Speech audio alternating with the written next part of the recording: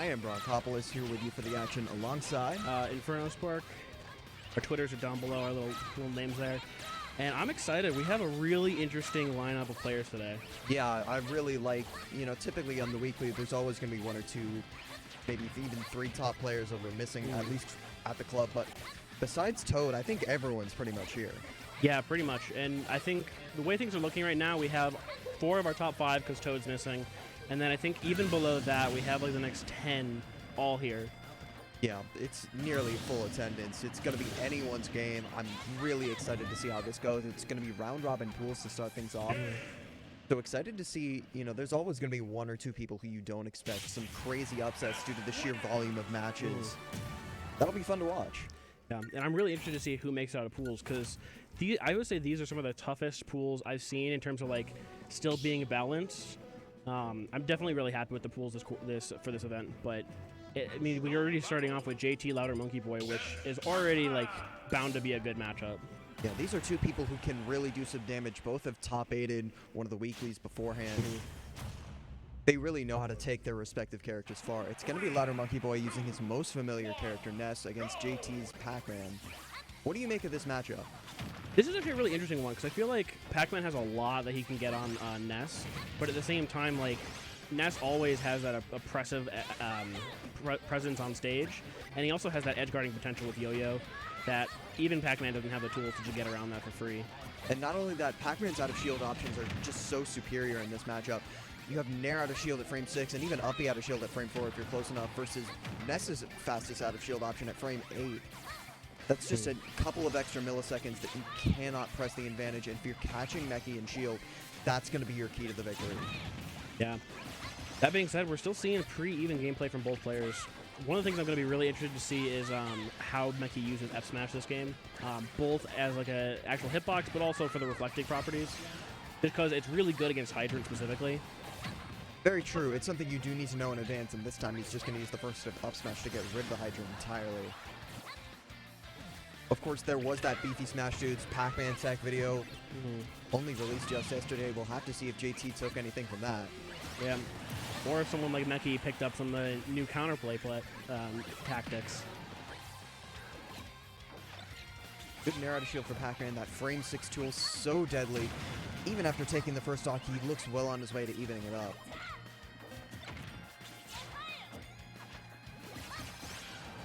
Meki doing a good job dancing around Bell.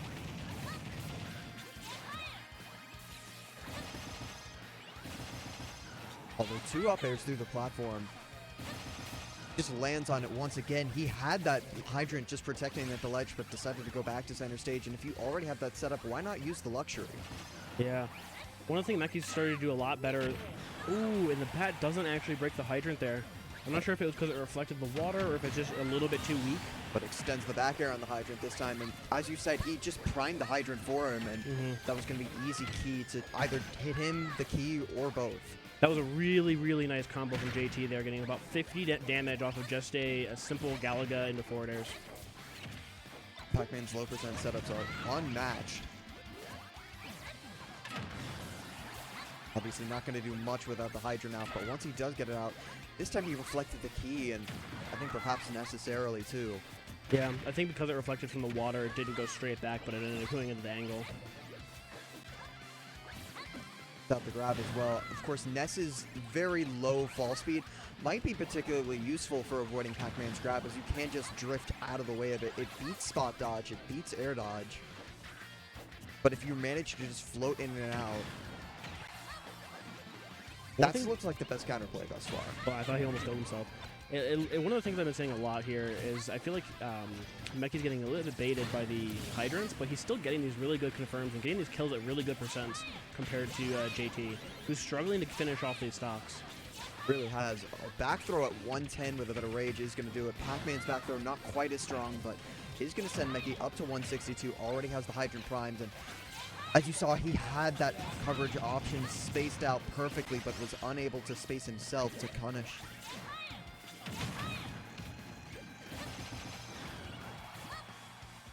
And now look at all this damage that's being added on with the Rage. 80% and counting.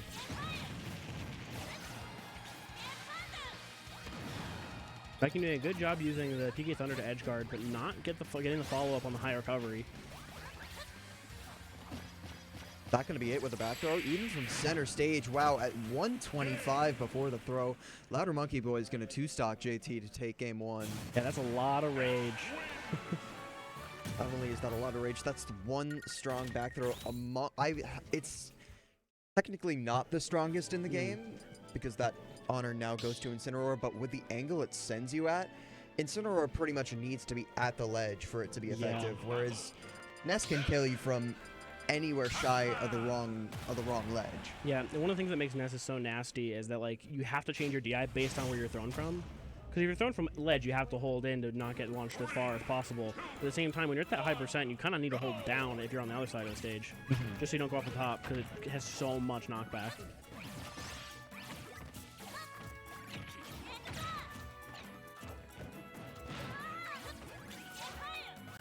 On to game two in Town and City. I like the stage choice for JT. Some of the platform layouts may get a bit of the way as far as hydrant placements go, but if he can manage to not get caught off in that, I think he should be okay here. Yeah, and I definitely think the platforms also give him some options in terms of recovering, maybe some platform camping if he needs to, which I think are all potentially really good tools versus Ness. Certainly, if Meki's going to edge guard with a PK Thunder 1 this entire time, then that gives him several escape options. Oh, and a great forward smash, calling out that forward air, trying to get out of disadvantage. Not able to get the up air out of dash attack, but Meki not used to playing at this deficit.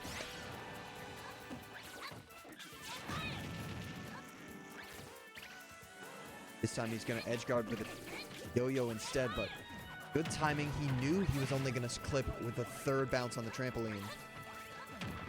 Yeah, it looked like Meki just wasn't ready for the trampoline not quite launching as far as he expected. It's a really good job using that back air to not get hit by that hydrant.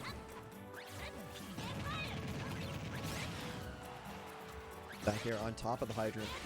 It was already primed, so another back air would have been enough to do it, as we saw there, but... Oh, and he got rid of the pellet, too. Is that going to be death? There was the yo-yo. Yeah. Yep. That was a much better version of that edge guard.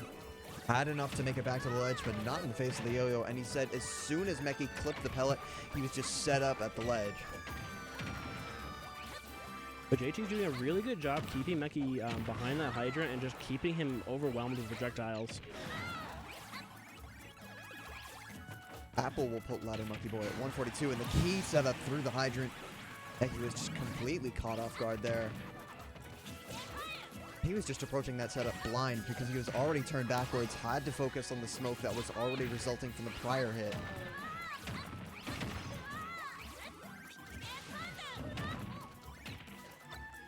JT's got a significant lead here. It'll be interesting to see because we saw that two-stock in game one from Louder Monkey Boy, so clearly this counter pick's working out in JT's favor.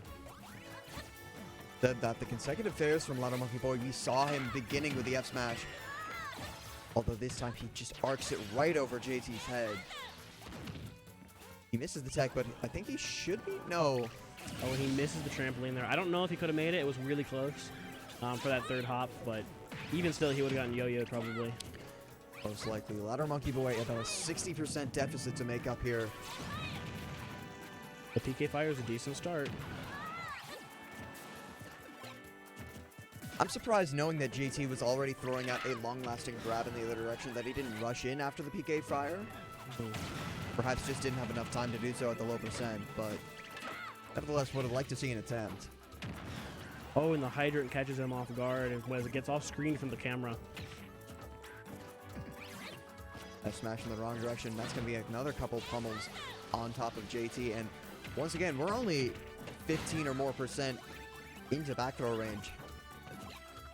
Yeah, JT's got to be careful here. I see him going fishing a little bit for these kill options and just kind of landing a little short on them.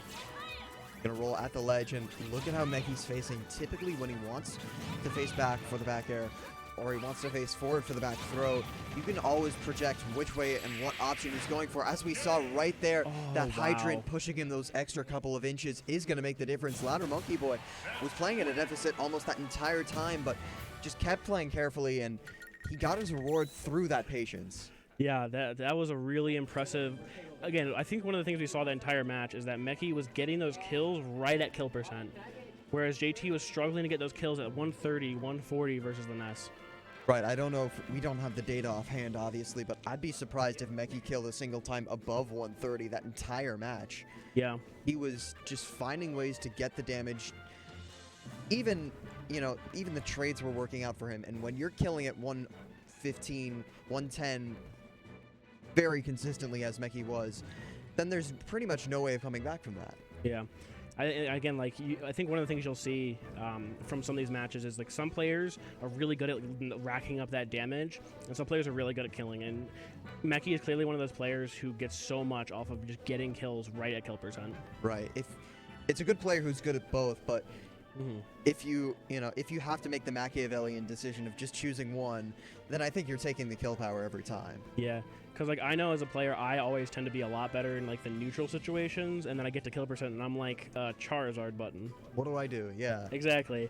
I feel like every player kind of has that lean, at the very least, you know, where they have one that they're better at, one that they're worse at.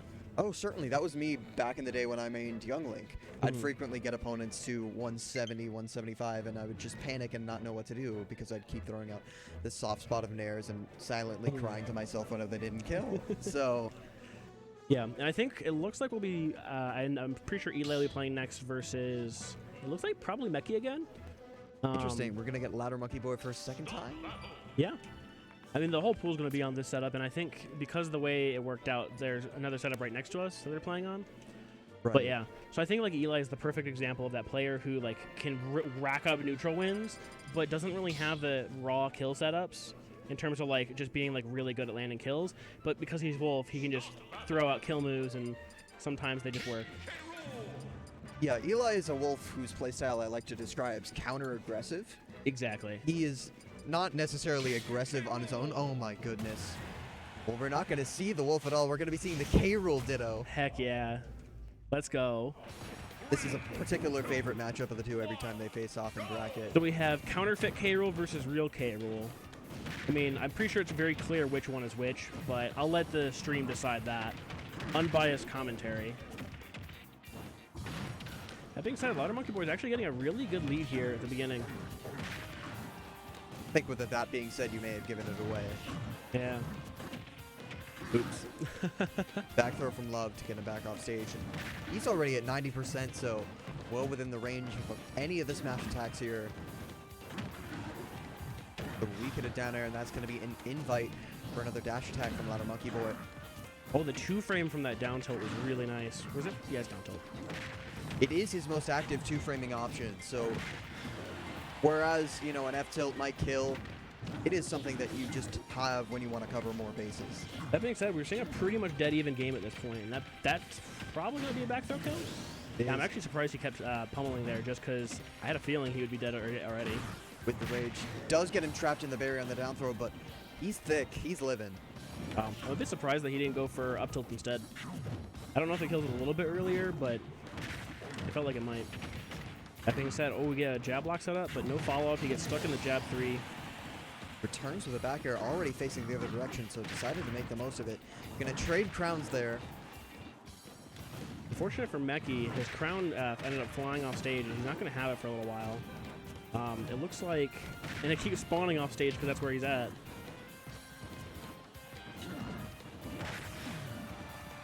Like, he gets his crown back, but at what cost? He's at 136. He's got a huge deficit to make up to come back. And despite the abundance of projectiles, the amount of cannonballs and crowds we've seen thus far, that was the first reflector all match. Yeah.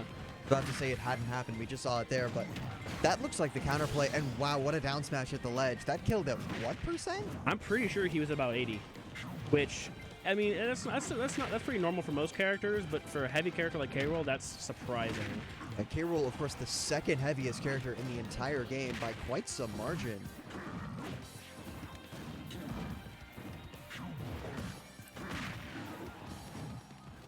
And a lot of the times for Bowser and K-Rool, you know, people just tend to group them in as quote-unquote heavies.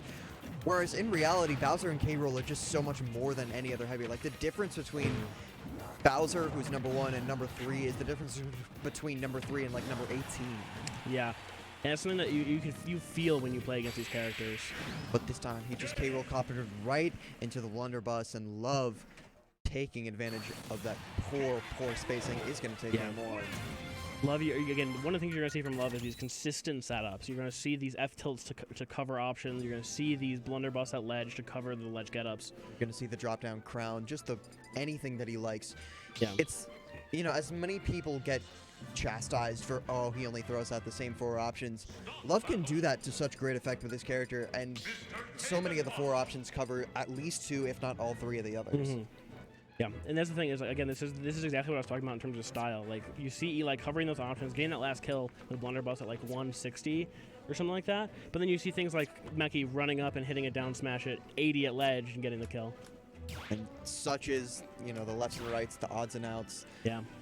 The twists and turns, the Ditto itself. But I saw before we backed out a moment ago, I saw the Mii from Ladder Monkey Boy as well as the Game & Watch from Love. So we may be getting a different matchup entirely. I'm excited. I've been waiting for Meki to pull out the Miis, just because I've played against his Miis a lot, and he has a pretty good overall Mii usage, and I think he does best with probably Brawler, but at the same time, obviously Sword Fighter has all those setups, so it looks like he's making a Sword Fighter here, potentially to counterpick the maybe K-Roll, although I wouldn't be surprised if Eli was like, okay, we did our K-Roll Ditto, now time to play my main. Yeah, sure.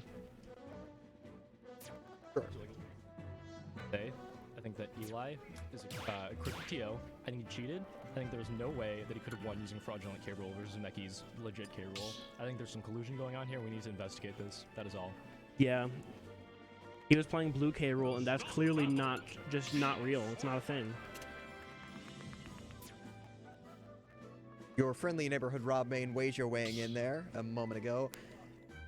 I saw the 1-2-3-2 Mii Sword Fighter from Ladder Monkey Boy. I know typically 1 is a given, and the 3 in the third position is also given. Many people go back and forth on the 2 and 3 in the second, but I don't see many 2s as the last option.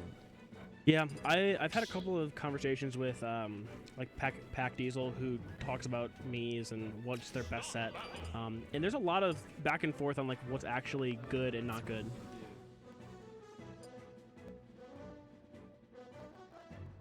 They're trying to figure out, I think, player position for stream, because going back to the menus, swapped who is playing what. Right. But, yeah, one of the things you see, like, sometimes you see discussions that like Chakram is the best like projectile version that you can get, but obviously I think Chakram is neutral B, right? Or Chakram side B. Chakram side B. Yeah, so you get the side B, but then you lose out on potentially recovery options, right? With the Ike style side B. So I'm really interested to see what he uses here. Knowing Meki, he doesn't really use like the traditional like best Mii versions, but he uses a lot of the setups.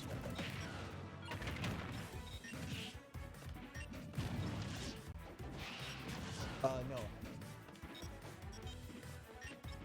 So it is going to be the Mii Sword Fighter, as we predicted, using the default skin. I'm Just pretty that sure. guess C. I'm pretty sure Eli requested that specifically, just because I know Eli often likes to complain about how costumes make the character's hitbox harder to tell. I think he just has something against Miis, but that being said, like, I get it, whatever. Fair enough. A lot of people, and I think that some of the debate that's going on here, because typically, the play for Mii Sword Fighter was already, tornado into hero spin. As we see him SD with a side special there. And Had not quite enough charge to make the whole distance back. It's clear he was trying to get that exact range so he wouldn't get two-framed, but... as I said before, the tornado into hero spin meta was pretty much for the first 4 months, and then people just thought, hey, wait a minute. Wait, what if I had an up B that could actually recover?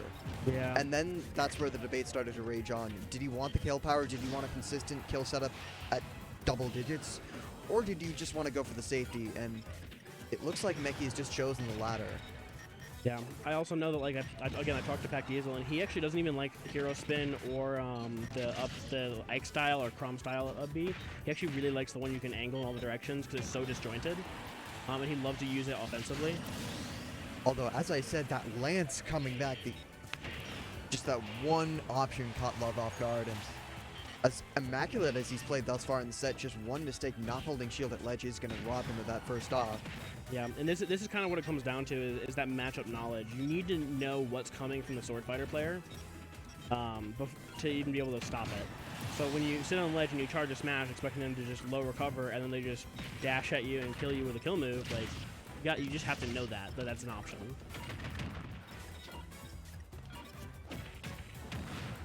Of course, we haven't even discussed the implications of the stage choice here. Game & Watch a character that gets so much mileage out of Battlefield. I think the Game Watch pick was probably because the counter pick Battlefield happened. And there we go, Meki absolutely taking advantage of the fact that so many characters with reflectors just lean on the fact that, oh, I have a reflector, I can just get that tornado right back, and he's going to SD by dropping too low without realizing that Louder Monkey Boy has a reflector of his own. Yeah. And that's one of those things where, again, like that matchup knowledge, especially because the Miis have so many options when it comes to building their kit, if you don't know that if you're not expecting them to use reflector, or if you know they have reflector but you forget about it, you might get caught by it. And it's such a useful tool for Louder Monkey Boy as well, even though he's just down in his matchup, because if you get one of those reflected all the way back, that's going to discourage any opponent from ever going for it again, but the side special not going to be enough room. I think it might have been if he released it a bit too high, but that would have been prime opportunity. Yeah, he for got the full charge, but I think the big thing was he either didn't release it high enough or he didn't drift enough before charging it in the first place. That was going to be you were just playing a classic game of pick your poison there. You were damned if you do, damned if you don't. Plus, Eli covered the high option with the back air, so even if he had gone high, who knows if it would have gotten back or if it would just been another reset to that same situation. It would probably be one of the two, as you said. If you're just joining us, welcome back to Northwestern University Smash Bash Fall 2019. I am Ron Kopolis alongside Inferno Spark, bringing you the action. Gonna be a good one. We have almost a full house here, 31 entrants. Round robin pools going on as we bring you the first wave. Yeah, this is also one of the first events we've had this many setups. I think so. We have, I think for the first time, 4 dedicated friendly setups. Yeah. So. And this is a good precursor because I think this is one of our events that we're hoping to test before we do ICs. Right. There's just a bit of technology being tested here. We have a commentator cam as well as a player cam for the first time. Very exciting, using the funds from the Mario Kart tournaments recently. Go check out the stream VOD or the clips from that tournament. It was like, I was going to say good time, but it was an interesting and fun to watch time. It was an entertaining time. Yeah, it would definitely entertain anyone who watched it. If it's a good time, it depends on who you ask. But yeah, so it looks like this pool's going to be waiting for a minute, just because I think we're waiting on the follow-up from the game that's happening over here. But if I had to guess, given that... Ooh, oh yeah, cool, sweet. Tell Bronk that I said hi and love that he's a coward for not playing K. Rool into me Sword Fighter.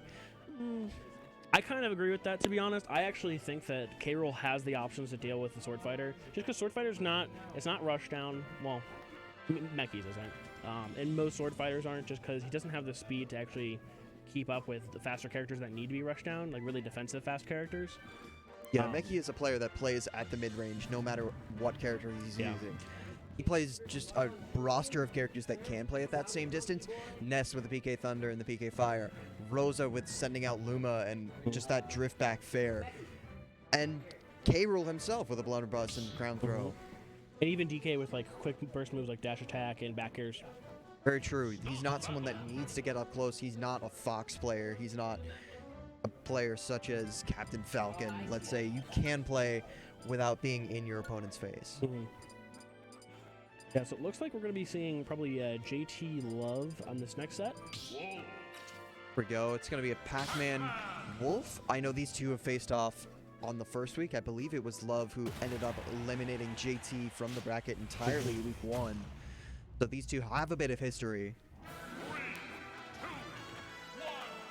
That was an interesting first stage choice for both players, just because I guess in a lot of ways both players are trying to...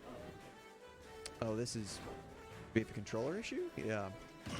Yeah, either that or they're just trying to figure something out about stages. I'm not sure. Who's gonna win? Let's find out. Oh, okay, so they were going to start PS2, but For some Got it. reason, they either picked because they were trying to like pick stages and they were picking characters and they weren't even thinking about it, or they just accidentally rolled over to Battlefield instead of PS2.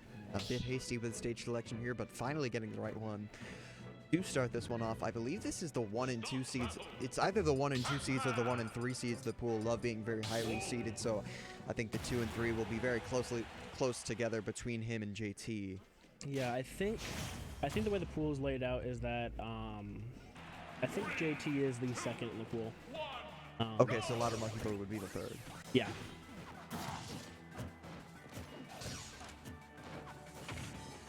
Yeah, I'm really curious to see how Eli handles Pac-Man from a defensive standpoint.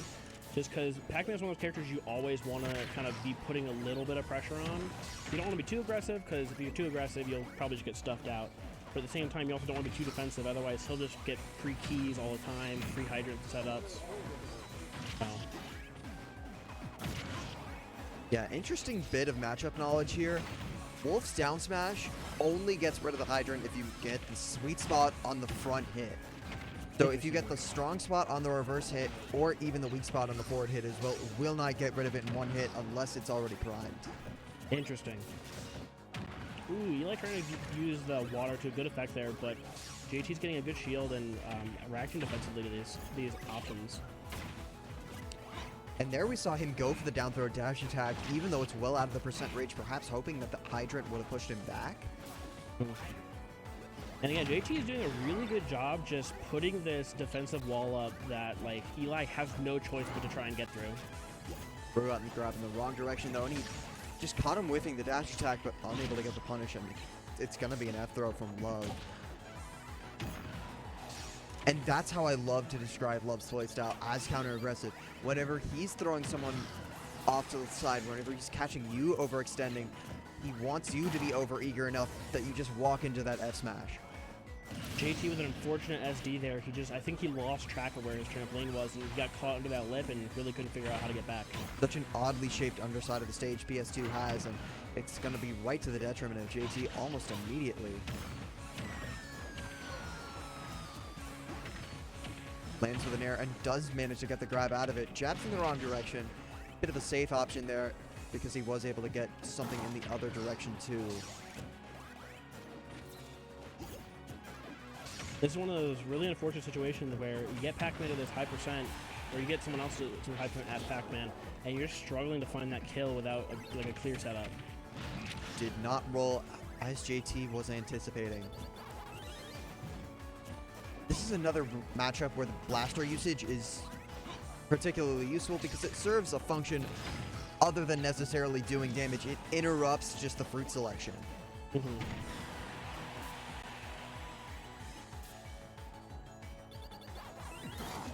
I really like that low recovery there. It was really smart using that air dodge to safely get past that rate of that blaster distance. Putting the hydrant, catching the recovery, that was a really nice placement. Yeah, using the down tilt right towards the right hand side of the stage and knowing that it would get just below the ledge. It was perfectly spaced and Love just wasn't ready for it. Yeah, JT doing a good job here at making up this deficit in percent. Good decision from Love to go for the F throw instead, knowing that the back throw wouldn't kill from the right half, or from the left half of the stage rather. Just saving it, making sure it isn't stale for when he does need it.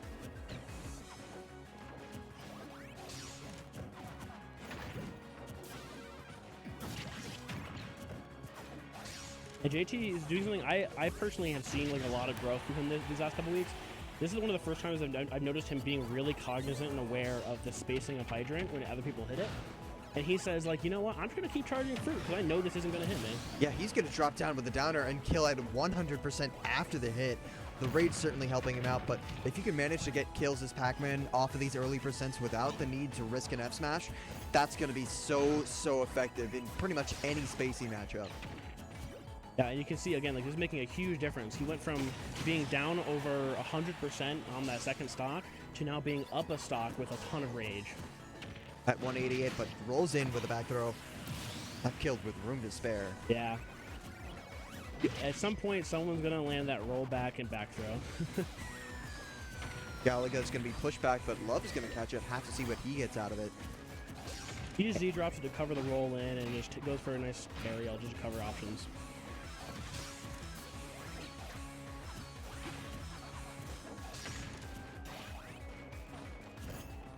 And I think one of the tools that Love has just used so much this semester, as opposed to last spring and in the year prior, he's really learned how to reverse the blaster.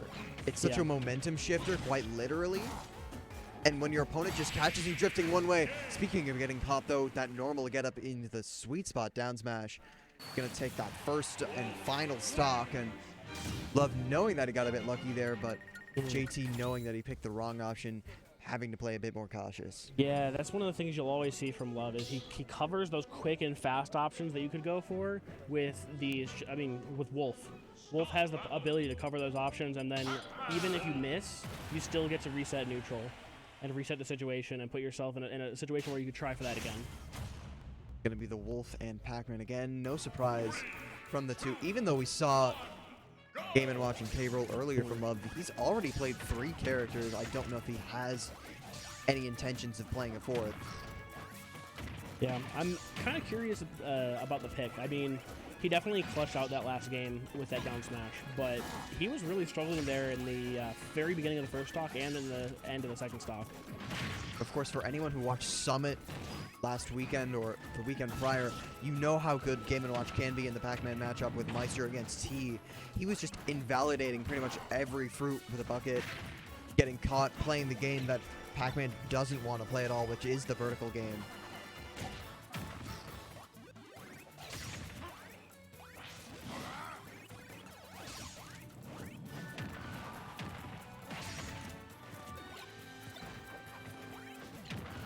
Love doing a good job there catching the bell instead of letting it pressure his shield.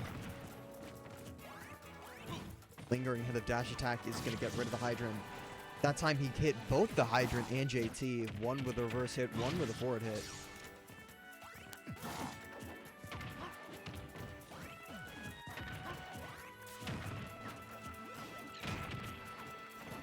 Landing there is going to cross up the Hydrant, but not JT as I think Love was wanting.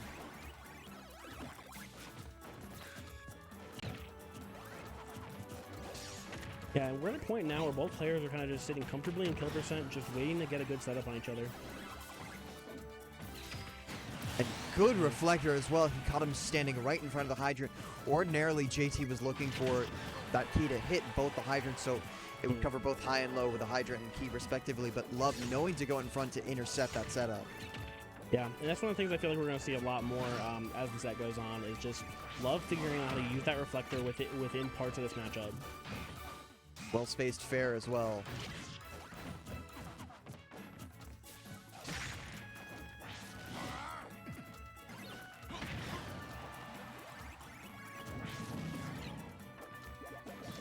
Living to 185. For a midweight character such as Wolf, this is pretty rare territory. Interesting, not sure if he knew the angle that jab one would have sent the Hydrant. Yeah. He had primed it for himself, but I'm sure he wanted to just send it drifting forward instead, although he managed to get the stun with the bell, not quite the F smash afterwards, despite already being grounded. Yeah, I actually think that ended up being a decent choice just because that Hydrant was coming in pretty quick, and I don't know if he could have gotten a smash out before getting there, but he did end up getting the fair, which clanked the Hydrant, preventing him from taking that knockback and getting hit really hard from it. Dash attack with rage, kills at 94%, and Love sitting at 202%, but 3 stocks up to JT's 1. Yeah, I don't think JT was expecting an option to just send so much directly out there, and I don't think he DI'd it very well. Perhaps not. Finally gonna get barely clipped on the foot hitbox with the melon.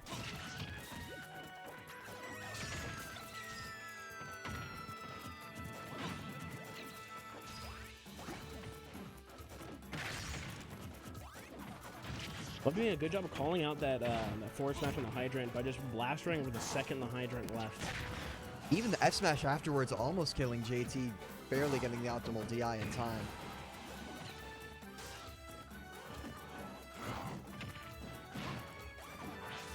Another tool that Love, in particular his Wolf, has been utilizing more recently is that up smash out of shield.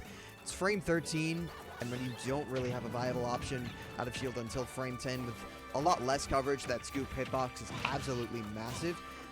A lot more worth going for than if you have a frame 13 up smash out of shield without these prior options. Yeah. We're seeing one of the things that Eli is doing so well here is just dealing with JT on ledge.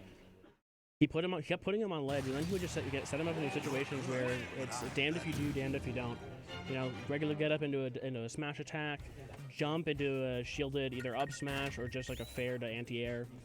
And it just kept resetting that situation and saying, like, you don't get to charge projectiles, you don't get to do your thing because you're not on stage. Certainly. And will Stash Attack, the best thing about it, whenever Pac-Man's throwing out a grab, he just hangs back and then charges forward, that little burst at the end, because you know that just that hitbox lingers for so long, and you can really just make it back. And the two almost move simultaneously, that little bar on the grab and the dash attack on Wolf himself. So if you do it correctly, then that's just a frame, I want to say frame 6 punish, which is unheard of. Yeah, and as you can see, like, it gets those kills at the percents that you need them, at least. Like, obviously that 100% kill was definitely due to rage, DI, a whole mix of factors.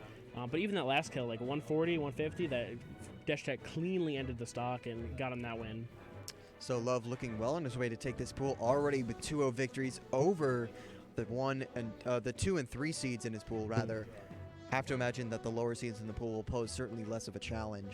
Yeah, I would imagine so, especially considering he's the one who seeded the pool, so if they upset him, then that's his own fault.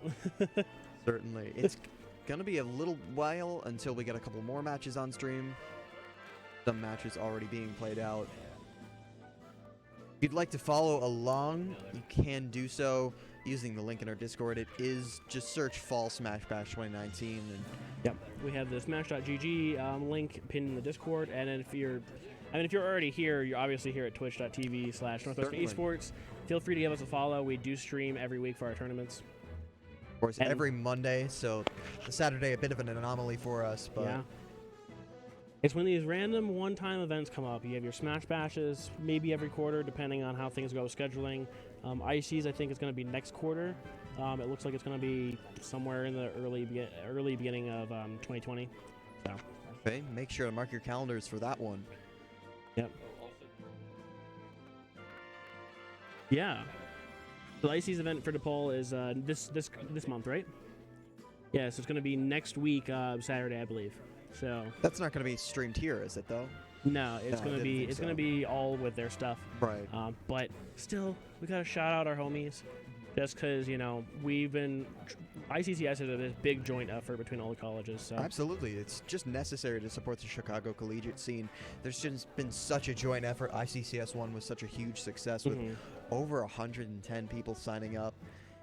Panda Bear, of course, taking it all, but so many talented players from all parts of Chicago just showcasing what they can do. I believe there were 8 different characters in top 8 as well. It's just always a joy when you see that. It was a really interesting bracket, and one of the things I'm really excited for is to see how the next ICC's events pan out, as well as like this event. Based on just the predictions, based on purely seeding alone, it's still looking like we're going to have a very wide variation of characters in top. I think it's top 16, or no, it'll be top 12 who get out. Right, yes. So. It is going to be a bit interesting because there is going to be a bit of an issue. Of course, there's 12 seeds, but as you said, it's going to be coming down to the set records as well as some prior engagements. Who gets that bye? Who gets that pass into the first round? Because as you said, there's going to be 4 and 8 split either direction. Yeah, and so I think what we'll probably end up doing, just because we haven't talked about it because we've been trying to organize the event itself, but I imagine it'll come down to set record in pool and then prior seeding. Just because that's probably the only fair way to do it. Like, people only get buys when they're the top couple seeds anyway, and if you get out of your pool with a 4-0 record or a 5-0 record... Is it going to come down to game count as well after the set count? Possibly. We'll see. We'll probably talk about it as a group. It'll end up being a group decision just because that's the best way to keep it as unbiased as possible. And I think the fair way is to, in my opinion, the fair way would be to put the second placers on the winner side as opposed to putting the first placers on the loser side. Yeah. That way you'll have, the top 8 qualifiers there, with the losers dropping down into the 9th place matches. Exactly. I assume that's what's going on. I'm pretty sure that is what's going to happen because I'm pretty sure the pools are their own thing, and then we're going to go to a full double elim afterwards. All right, that's good. So it won't be as dangerous as like, for example, like ICCS pools where you go on winner's side. If you lose one match in pools, you're just on loser's side now. So. All right, it looks like we do have the rest of this pool going on here. I think that's a little Zap. I can barely tell above this TV. This is Kenny over here. Oh, that It is looks like- Kenny. Okay. yeah, he's sitting down looking at his phone. The other hat-wearing, average-sized player. Yeah. I'm sorry? And then, oh, is it going to be Dr. Mega on stream as well? I can pull up the bracket right now. Oh, of course, Little Zap's in my pool. What am I talking about?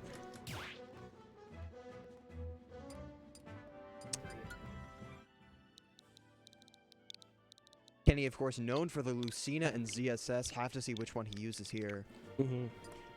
My expectation would be something along the same lines as just the Lucina, just for clarity's sake, just because I know he's always been really good with the sword characters, and having that, like, the utility of Lucina in any starting of the match is really good, because I feel like ZSS has a little bit more counterpick potential.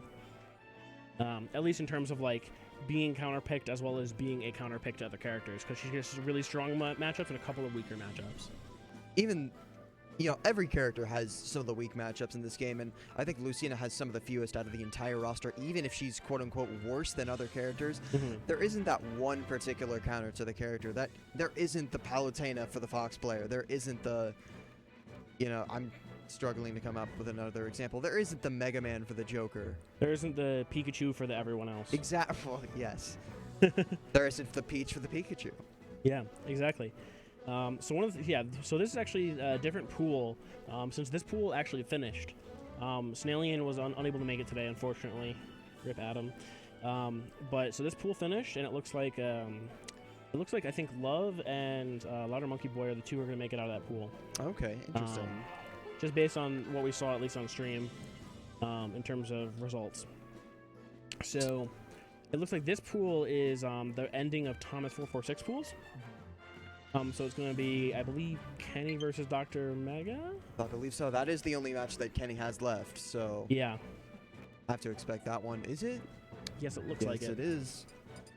All right, so Dr. Mega, one of the players who just, I know he hasn't been performing to the potential. I know those lofty expectations he set for himself in the weeklies prior, but he has quite the talent, and even more so than talent, he has potential, which I think is a lot more valuable than raw talent itself, Yeah. as well as the drive to make himself get better. I think he has a perfect attendance record at the weeklies as well, or Yeah. maybe he's missed one, but I think he's been touch and go. I think he's been to most of them though.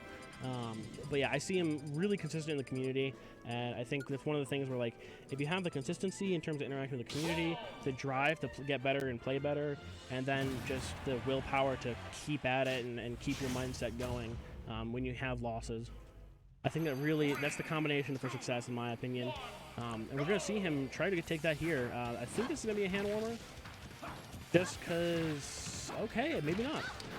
it is going to be the canon matchup, the Chrom and Lucina. Bit of family ties here. Marth versus more manly Marth. Sorry. Marth versus other Marth. All the Marth. But no, this is going to be a really interesting matchup. In my opinion, I think Chrom actually probably wins this matchup, just because it's a lot more difficult for Lucina to edgeguard Chrom as it is for Lucina to edgeguard most characters.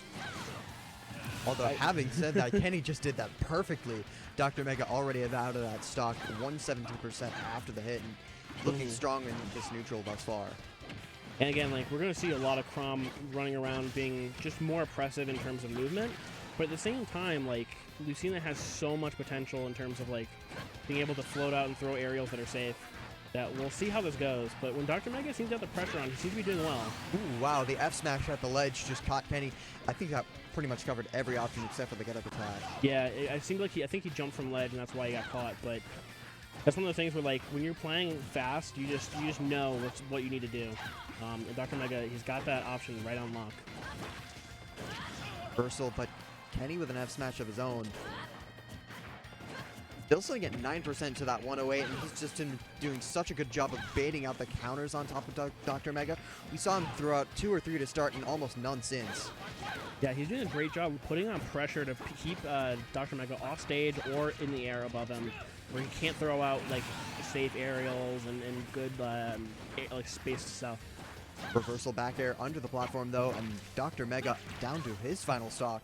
Of course, these are two characters with very similarly shaped nairs. They're not quite the same, although they both do hold the distinction of being without a tipper as opposed to their Roy and Marth counterparts. Something really interesting I found out, I did a lot of labbing when the game first came out, and Lucina and Chrom actually have a ton of similarities in terms of frame data and hitboxes. It's just a lot of times it literally comes down to Chrom's movement and his weight and his fall speed. That's actually the bigger difference. As well as the acceleration. That can't really be spoken about too much. We saw there, Dr. Mega, I think the downfall there was just not spacing the up specials correctly. We saw him going above the ledge, and that was just invitations for Kenny to counter. Yeah. It is the other side on the player cams, though, so Kenny is the one on the right who is taking game one. Yeah.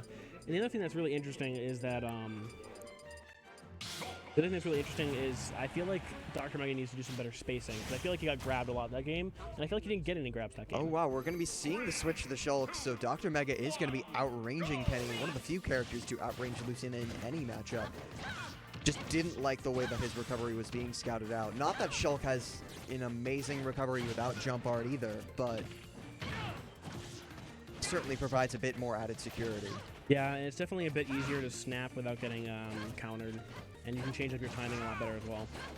Kenny showing his propensity to edgeguard too, especially within the first 30 seconds or so of that matchup. I think Dr. Mega already had the counter pick in mind at that particular moment. And one of the things you'll probably see from Kenny throughout any sets he plays here today is that he just has these really solid fundamentals. You rarely ever see Kenny get these like 4 or 5 hit strings, but you'll see him get these really nice clean edge guards, these really great just quick punishes, and just putting good pressure on the opponent's shield, just spacing really well. Forward throw will get him off the stage, but into the shield art, and good spot dodge from Kenny as well. Allowing him to continue to press the advantage. We've seen Dr. Mega be pretty light on the art usage thus far, and perhaps to his detriment there, would have lived if he still had that shield art active. Yeah. And again, like, Kenny just keeps putting the pressure on, and Dr. Mega's really trying to get use out of these arts when he has them, but he's oftentimes disadvantaged, and you feel like he needs to use other arts to get out of it. Wow, the fair with smash art almost killing. And that looked pretty much untaggable even. Yeah. That was really close. He was really close to actually almost saving Lucina there. But he gets away from it and doesn't have to worry about it. Now it's reset neutral, and Dr. Mega's definitely made a bit of a showing here, just so that he's still got signs of life. And as we said there from Kenny, it's just so difficult to tech that even if it was techable, because Dr. Mega can vary the timing on the second hit of air slash. Definitely. You need to react, and you need to get within 11 frames, which is pretty much unreactable. It's just a sheer guess. Yeah, one thing I keep seeing here from Dr. Mega is a little bit smash happy. Is it just like he sees these punish windows and he goes for smashes that are a little too slow to actually get punishes. That being said, when he does good spacing, he's actually getting a lot out of his exchanges.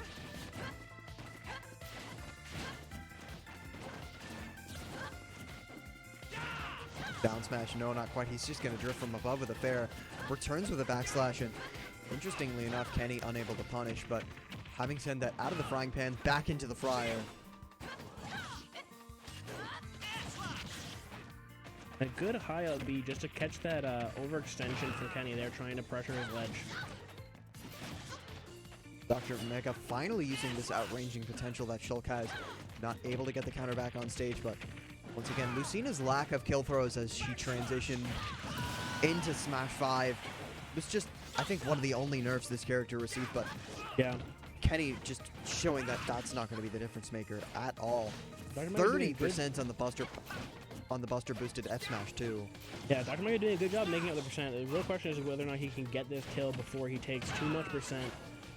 Smash being actually a really good, solid selection here, preventing any follow-ups from Kenny off that throw. But Kenny's just managed to waste that almost entirely, just hung back. Didn't even manage to go for some of these baits and challenges because they're not just worth the punishment. The risk is not worth whatever measly reward you would get at 18% onto a Smash Art Shulk.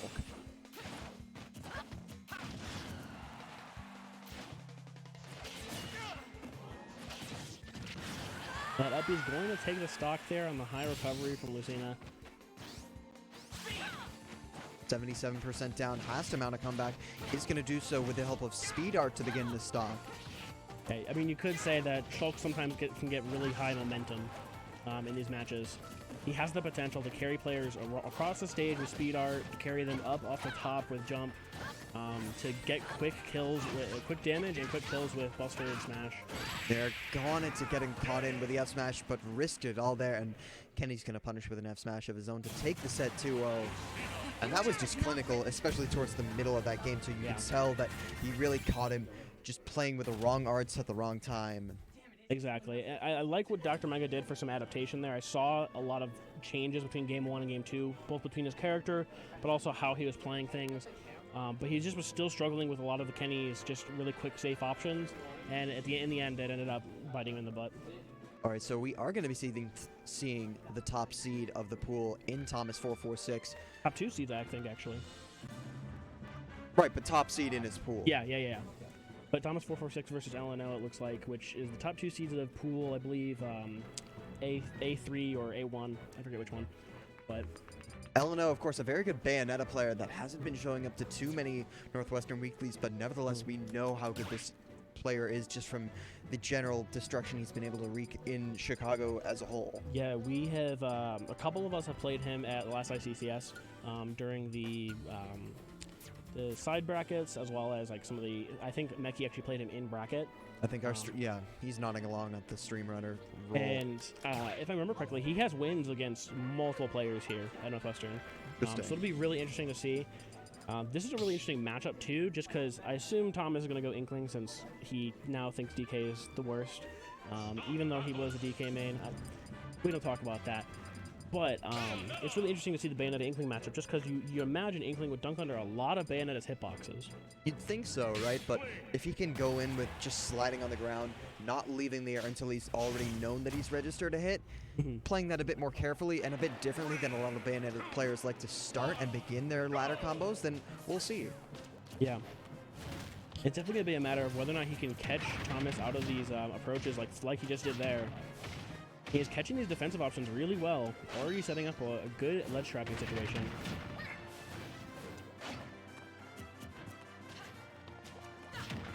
It'll be interesting to see how Thomas counterplays against this. One of the things that always is a factor as well is that Bayonetta will get those combos. Like, you can't stop it, but her kill setups are pretty often rare and far and few in between. So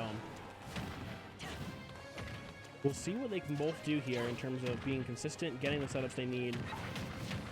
Oh, and a great witch twist out of the roller setup, recognizing that he was trying to go for a cheeky little jab lock setup, and knowing that he could get, if he DI'd up in witch twist, he would be able to get out of it and catch him. And we have a really interesting situation here as we see LNO go with that far-reaching F smash. LNO is sitting at a 2-1 record against Thomas's perfect 6-0 in games and 3-0 in sets.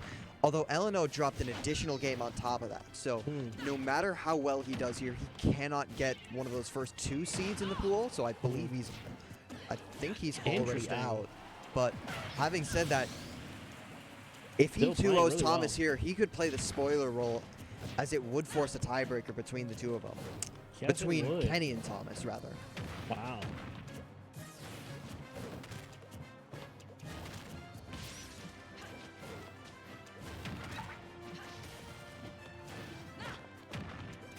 Makes it out as he drops down to the back there through the platform, and once again he's going to be caught with that witch twist, but manages to DI out of that safely. And we see him taking a pretty significant lead, both first stock and this stock as well. Obviously, Inkling has the potential to make this up in a simple, like, soft hit to jab combo, but nonetheless, Bayonetta always has that potential to take another 20-30%. Not able to spot dodge, not able to use that Bats Within to avoid that rapid jab from Inkling, and he's going to be all inked up, that Bats Within, saving himself from the roller there. Yeah, he tried to get the wish time on it, and he was really close to the timing, but Roller, again, having that really strange hitbox in the way it functions in terms of timings and stuff. And had enough time to cancel in the wrong direction and still get the up smash.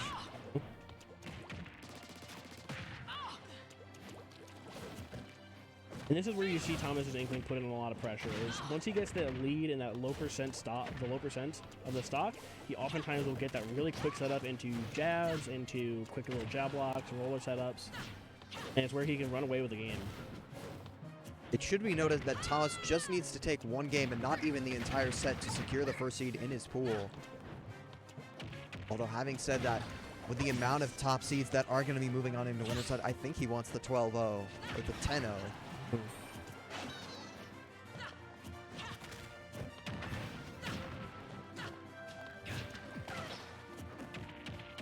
That can be a back throw from Inkling, barely not killing, but gets up right into that. We saw him go for that setup, and after covering it with a splat bomb, just drops down with a fair himself, finishing the job without even needing the projectiles. Thomas 446 is going to two-stock LNO. Yeah, that was a really interesting turn of events. You could see that Thomas was taking a while to adapt, but he got that momentum in the second stock, and he just carried it through all the way to the end of the game. So as we move on to the second game, it is going to be the Bayonetta and Inkling still. Thomas having secured top seed, but wants to go a bit further.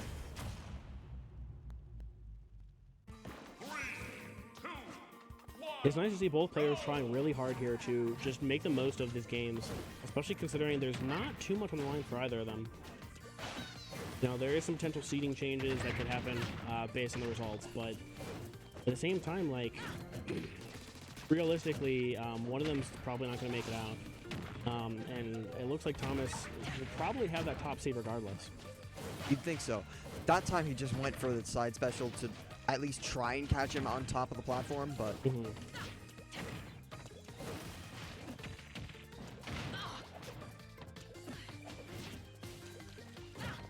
not working on his favor. Once again into the rapid jab, a half-inked Bayonetta. Whiffing that grab entirely, excuse me. For the rapid jab. I'm actually a bit surprised that he didn't go for a reset of that situation and he instead went for the full up air follow-up. LNO getting a quick kill there with that down air. A great option for covering those quick get-ups.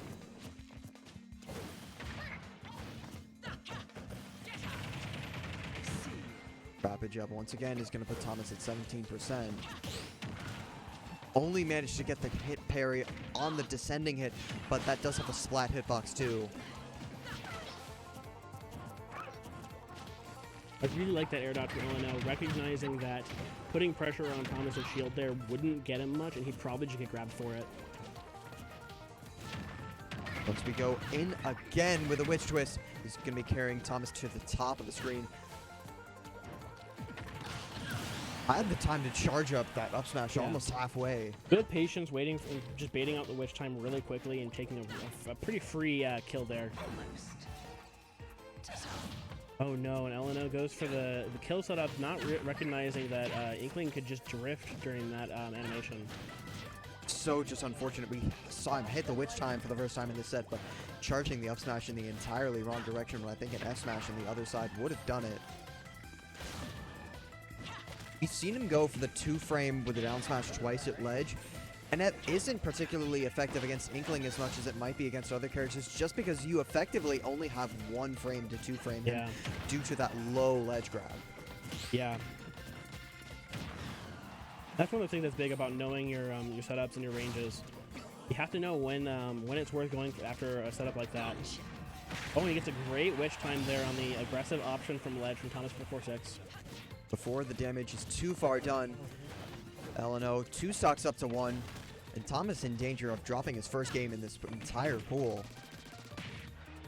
So it's interesting because we can see a bit of adaptation from both players. We see Thomas getting ready for more setups and kind of recognizing what's going to happen. He's not getting comboed as much from these witch twists, as I say that. But at the same time, we also see LNO doing a really good job at punishing the aggressive choices that Thomas is making in neutral and ledge spread. Slides into the grab once again and gets him as he goes to the ledge. That side B does not directly snap to the ledge, and playing to his advantage there because he did manage to get him with the dash, with the down smash. Excuse me. Yeah, down there, a really good catch.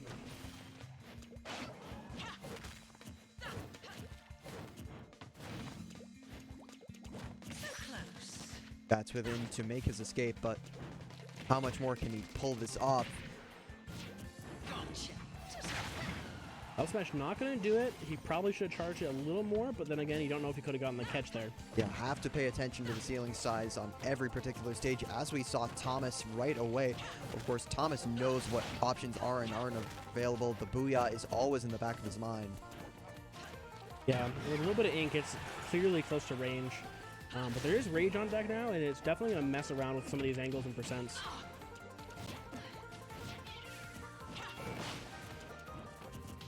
An interesting choice from LNO. I mean, he doesn't get punished for it, so it ends up being good. And that parry, oh, he gets the parry, but he doesn't get the kill set up. Still gets the up smash, and just in time, too. He just run out of ink. Yeah, the up smash just caught him going inward and already leaving the setup. Thomas 446 with a clean sweep through the pools, 2-0s the entire way through. We're going to be seeing him on winner's side. Definitely. It looks like we're going to be starting wave 2 soon, just because that's 2 pools finished now. Okay. And the other pool, based on the size, I imagine it's also pretty much complete. Think so. So it might be just about time.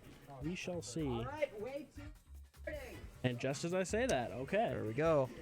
That's looks going to like be it for the two of us. I've been Broncopolis. I've been Inferno Spark. You're probably going to see either Loud and Monkey Boy or a couple other potentials. I think Thomas was talking about potentially coming. We'll probably see a couple of them hopping on comms in a bit. But yeah, it'll be a good time, and you'll have a whole nother wave of fools to watch, so it'll be exciting. Certainly. Stick around. Do not go anywhere. Catch you guys later.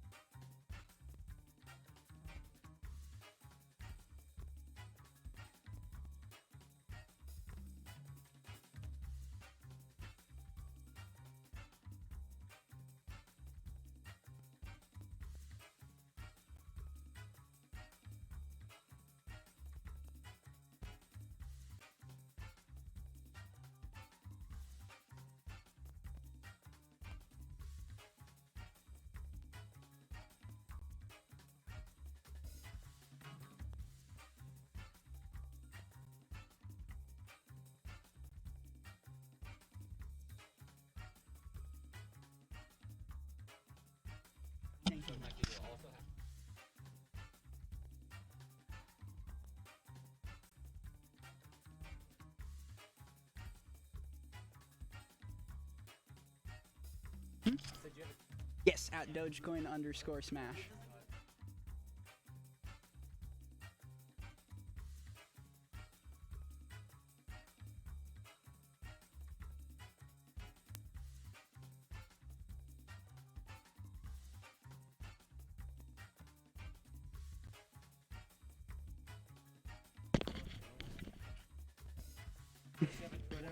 I like the new stream everything. I do have a Twitter. It's at @TheRealThomas44. What happened to the 6? There wasn't enough space. I mean, I think it's a cap. Do capitals even matter?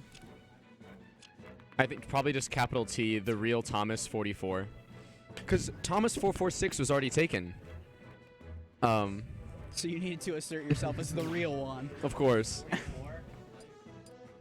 There wasn't enough space. The thing is too long. All right, welcome back to Northwestern University's Fall Smash Bash. I am Dogecoin here with Thomas446. Yo. And we are getting into our second wave of pools right now. Looks like we've got No Aqua and Lil Zap coming to the setup. All right. I mean, I've played both these players. Am I supposed to be able to hear myself or not? Yeah. I've played both these players a couple times. Obviously, Noah's a super solid player. He hasn't been coming to club as much recently because he's busy, but really good Greninja, obviously. And Lil Zap is Palutena, correct? Yeah, he makes runs at Mystery Mondays. Well, I guess now Combat Cafe, that it's on Thursdays a lot. I've played him. He's really solid. I remember he took Professor Oats, the Yoshi, to very solid last stock, last hit a couple times in a set, but Yeah. this could very well be his breakout tournament. It's a stacked pool, though, with these two plus Jabes. Oh, man. Yeah. Yep. No Aqua goes for the Greninja. Are you updating the names? There we go. I think there's an underscore in between Lil and Zap. Alright, just getting some details sorted out.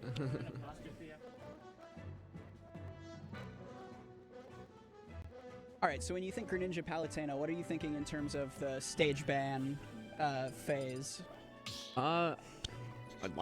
Alright. I guess it doesn't matter what I was thinking. Just imagining Palutena, to me it seems like her hitboxes, because like Greninja likes to get very low to the ground. It seems to me like Palutena might have a little bit of trouble like catching like a running back and forth. Yeah, the Greninja. slants at the edge when Greninja's trying to stab you with fair seem like not the best thing Yeah. between that and Shuriken, but who knows, maybe No Aqua has a solid angle on why we're starting. I also love that our Twitters are backwards. There it is. All right, sounds like we're getting into it.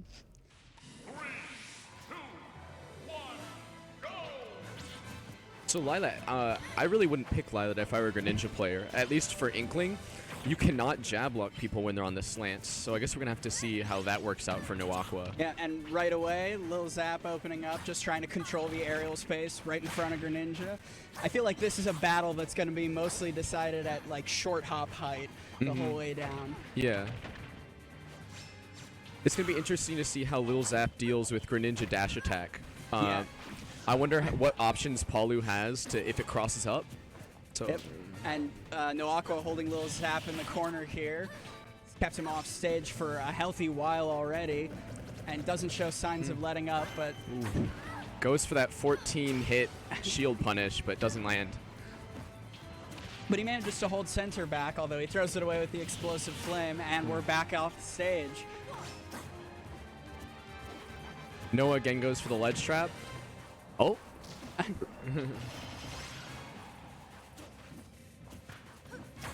Gets And- center stage, takes it away, and then And- gets oh, a kill for it. Well, Not quite, right. but that up smash just lets it rip. And there's the ledge Ooh, trap. that It was- feels like No Aqua may have tipped his hand a little bit early, because I know he has a habit of doing that later in sets to like seal out games. But right off the bat, yeah, it seems like Noah is doing a better job so far of getting back to center stage when he's on the ledge. But back throw? Not quite. Ooh! Catches the shadow sneak. But he's still in this and using Shuriken to get back. Oh, rolls away, does not punish the forward smash. There And it is. nice back Good- air, nice good back air. on the air dodge in. And it's still a fairly even game. That's like one Paul Lunaire.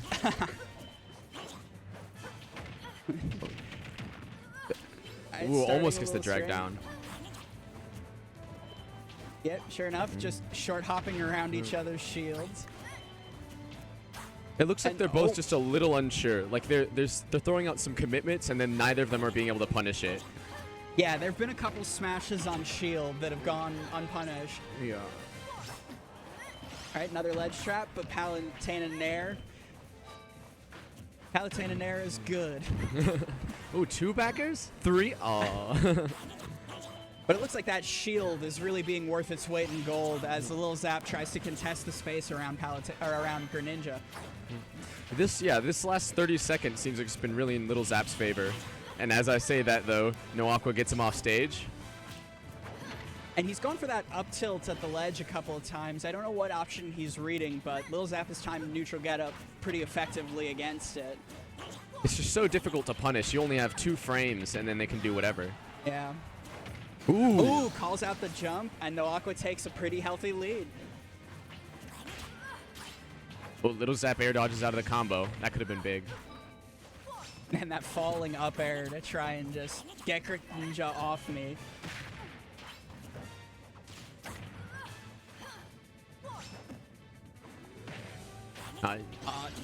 You can just see Noah's just so patient right now. He's walking back and forth. Got a healthy lead. He doesn't. Yeah. It doesn't look like he feels that pressured in center stage, so he's just gonna sit with it and rock with it. There's the Ooh. up tilt. And Oh, can't quite confirm oh it. And the reversal! Lil Zap not quite done yet, but that up smash, not quite. Ooh, nice teleport cancel. If he's confident enough to do that last stock, I mean, And Little Zap's he's still in it. turned it into an almost 40% string. Oh, but misses the ledge trap. Good mix up. Good mix up. Ooh, even with that Shuriken, Lil Zap manages to make it back and hold on to this last stock. Ooh, nice parry. No punish though. Every time seeing just how high Greninja's full hop is, like an up tilt at 140, and it looks like he can still get up there. But he's off stage now. This could be big. No Aqua gets center stage. Palutena bet it all on the dash attack and was not rewarded for it. And Ooh, misses the teleport cancel. Just talking about that. Good parry. will that be enough? Is up there going to do it? Yep, that's game 1 for No Aqua. All right, I think that was a really close match. At the end there, I thought Little Zap could do it. Yeah, oh my god. It's less of a big deal in this game, but I still reflexively feel scared whenever anyone's got that much rage. Like, oh my god, 1 string and I'm at kill percent. Yeah. With Palutena, I'm still like smash 4, roll behind to ledge, back throw, diet 70. Like, who knows? Those were the days. I think it'll be pretty evident at the beginning of game 2 whether either of them is going to adapt. I think Noah has a chance of just running away with it game 2, but let's see if Little Zap gets some of that momentum that he was getting in the middle of the second stock and at the end there. Yeah. All right, so we're on Smashville now. We got much tighter quarters. Hey! That's the adaptation. That's the moral victory. No, I normally think if this is a good Greninja stage because it's so small, it allows him to pressure them really hard. But I guess it must be okay with Palutena too because you get the platform extensions. Yeah, and I feel like your Nair covers half the stage as you're drifting with it. Ooh. Sure enough. There we go. There it is.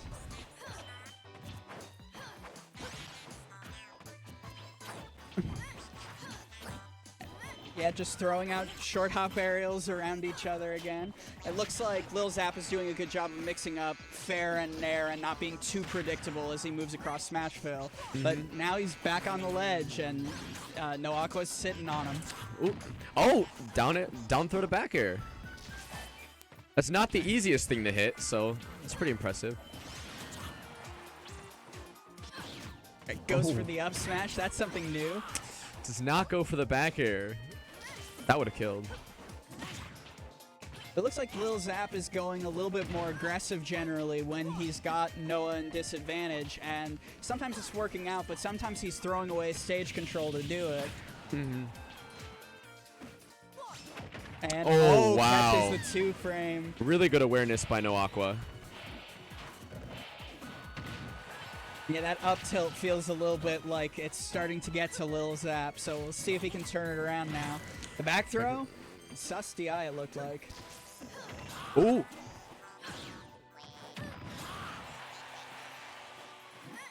See that, Really that aggressive dive, edge yeah. guard. Yeah. But he's keeping No Aqua off the stage, and that explosive flame is going to do it.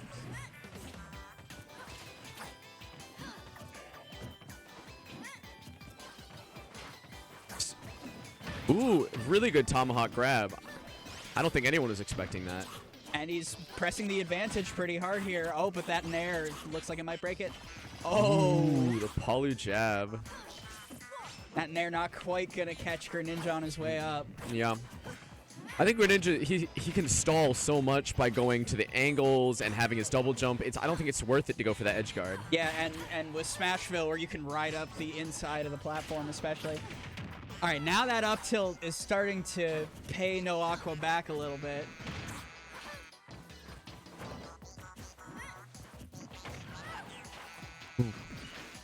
And that counter, not quite as effective as the beginning of the match. But Lil Zap is still very much in this, especially with Greninja off stage. Ooh, a nice recovery from No Aqua. That air dodge. But Palutena's going to make it back okay. He read that hard. Didn't quite get it though. Oh, the With shadow the aggressive sneak. shadow sneak in.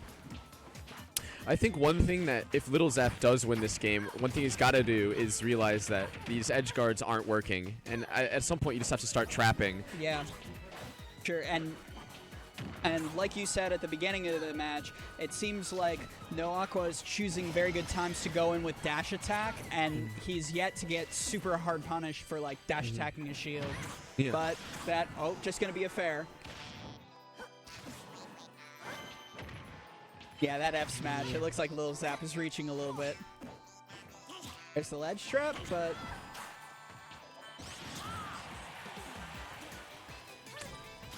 and the stallish shuriken to get out of the up air. Ooh, back. All And we're right. last stock. So 65%, but not undoable by any means. But if No Aqua keeps up this ledge pressure, it may be over for Lil Zap. Okay, gets one. The nair is such a Ooh. good combo break, it seems.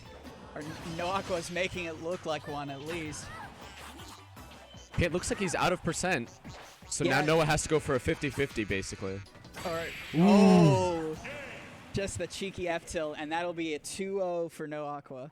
Really smart. I don't know if he was trying to jump or grab, but it covered a lot of stuff. Yeah, but good showing by Lil Zap for sure. And this was the first match of the pool, so he's got the opportunity still to make her on. Just upset James. Yeah, I mean, that pool's so hard. Who knows, maybe Noah will lose to Jabes, and yeah, he could beat Jabes, and he's back in it.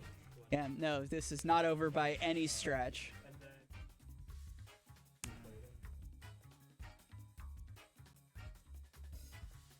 And they exchanged some friendly words after the match.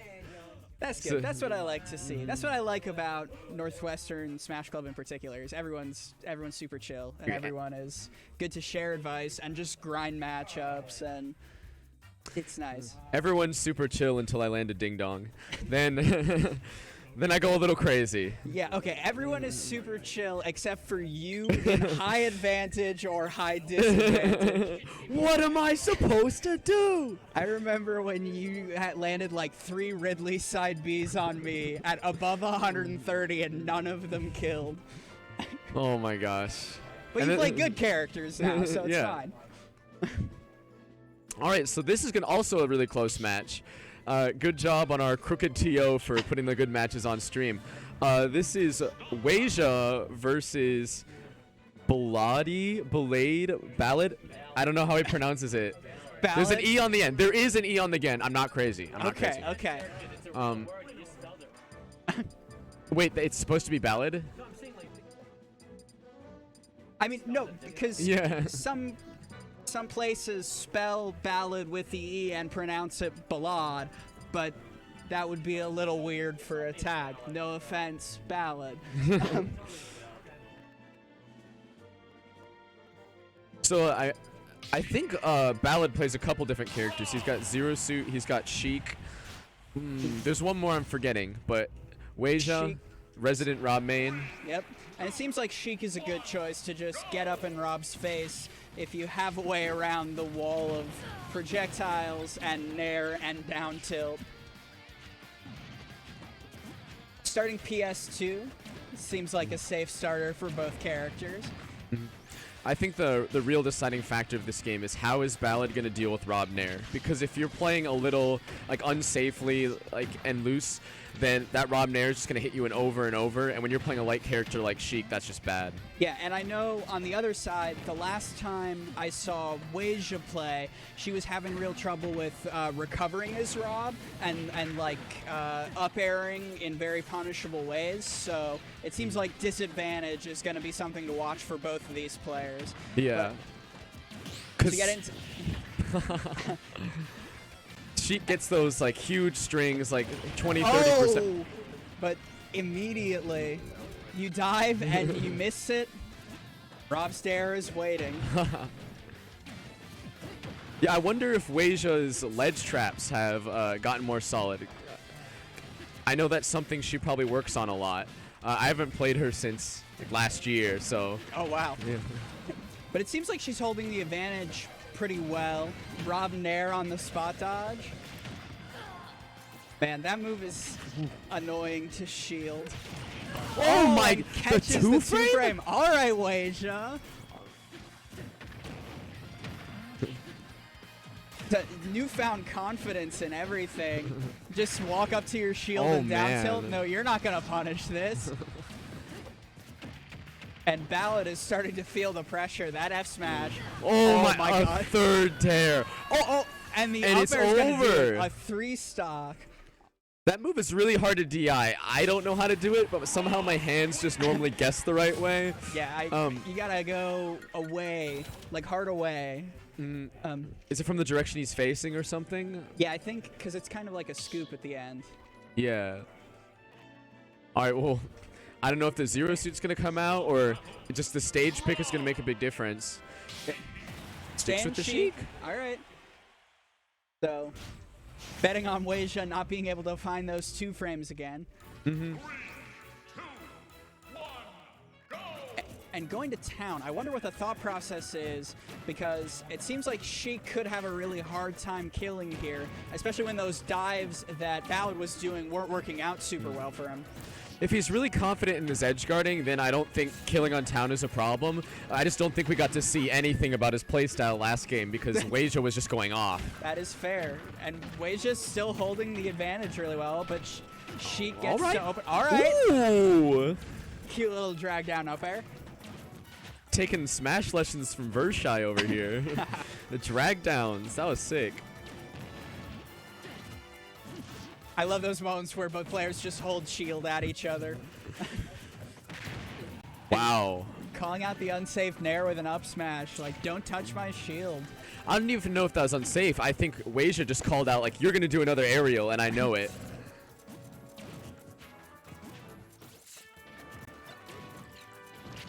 Ooh, does not cancel the needle charge. All right, but this is already a much more even showing than our game 1. But it seems like Ballad is really leaning on those F smashes as a way to try and secure kills. Which, like, this is sort of an awkward percent. But there's Nair bouncing fish. That wasn't like the true combo Nair, version, but yeah, it was still put him in the right place, and he wasn't ready. She wasn't ready. Yeah. And, yeah, sometimes air dodging as Rob feels unfortunate because you're just big, but what a dive there. All right, this up smash not working out so well, but Sheik not able to start a low percent combo. Oh. Will this do it? Not quite. Oh my my gosh! Do not recover straight up against Weijia. She is so on point with those down airs. At that point, do you just start recovering above the ledge, or? I mean, and that's an unfortunate SD. Yeah, I mean, I would start panicking and recovering super high. I don't know, like, Sheik has tools for it with bouncing fish and stuff, but... Yeah. Because Sheik's one of those recoveries where there's an animation. It's like Fox, so it's really hard to mix it up. Yeah. Because once it starts, they know the amount of time before it ends. Very true. And Ballad's got to dig deep and not get hit by any more nairs.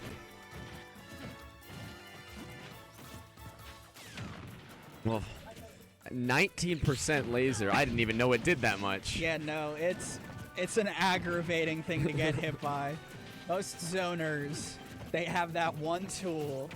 Oh, it goes for the bounce. Oh the my needles, goodness. All right, that's the first down air on the recovery that is not net a stock in some way. I'm wondering, maybe he's holding down or up, because it doesn't. Maybe he's not snapping the ledge, and it's making it easier for the down air to hit. Interesting. I didn't see Sheik's head pop above the ledge, but it could Okay. very well be.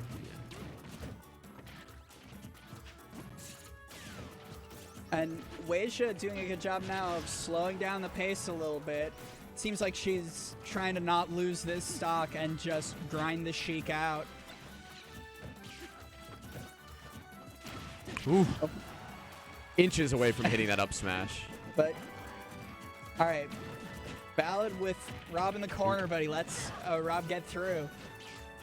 Just goes for the edge guard situation. Oh, and another SD. That's an unfortunate way to end it, but a really solid play from Weijia here. A 2-0 to be proud of. Yeah. I think at that point he was just so scared of getting two framed, he wanted to go for like the max snap distance and just was a bit too far. And Weijia walks away confidently. Not a single word. Segues right into being a pool captain. Well, maybe she is saying something. These headphones are very noise canceling. I can't tell. That's a good, yeah. Shout outs to the new commentary and stream setup for Northwestern. I think Did not have these nice things when I was a student. I think the true shout out is to all of us who tortured ourselves in that Mario Kart tournament to pay for this. Oh my god. Those Yeah. screams that you could hear from halfway across the room on the stream. Yeah. True gaming experience. And it's all documented on twitch.tv. I can't believe we had a Mario Kart tournament. So is our next match Ballad again? Oh, is there just a pool that gets the stream set up? It looks like that's the case. Damn, that's broken. I mean, with this stack to pool, I'm not complaining Yeah. about having these matches cycle through. I can't wait for Jabes's. We haven't seen him yet, but maybe he prefers playing on those gaming monitors. That's fair. Yeah. But also, I wouldn't mind seeing Jabes because I think I might be seated in his general direction. I wonder what's going on with Vershai versus Placebo right now. That's always like a really close set. That's Sheik Ike. Yeah. That's Well, Joker now. He plays both, but mostly Joker. Because good character. yeah, I guess. Oh my God. All right, so we got Ballad versus Lil Zap. It looks like so. Yeah. Return to two people to the screen. Yeah, I think this is where we get to see what Ballad is really made of. I think there's a lot of matchup unfamiliarity, and also just Weijia was playing out of her mind with those crazy two frames. Yeah. So.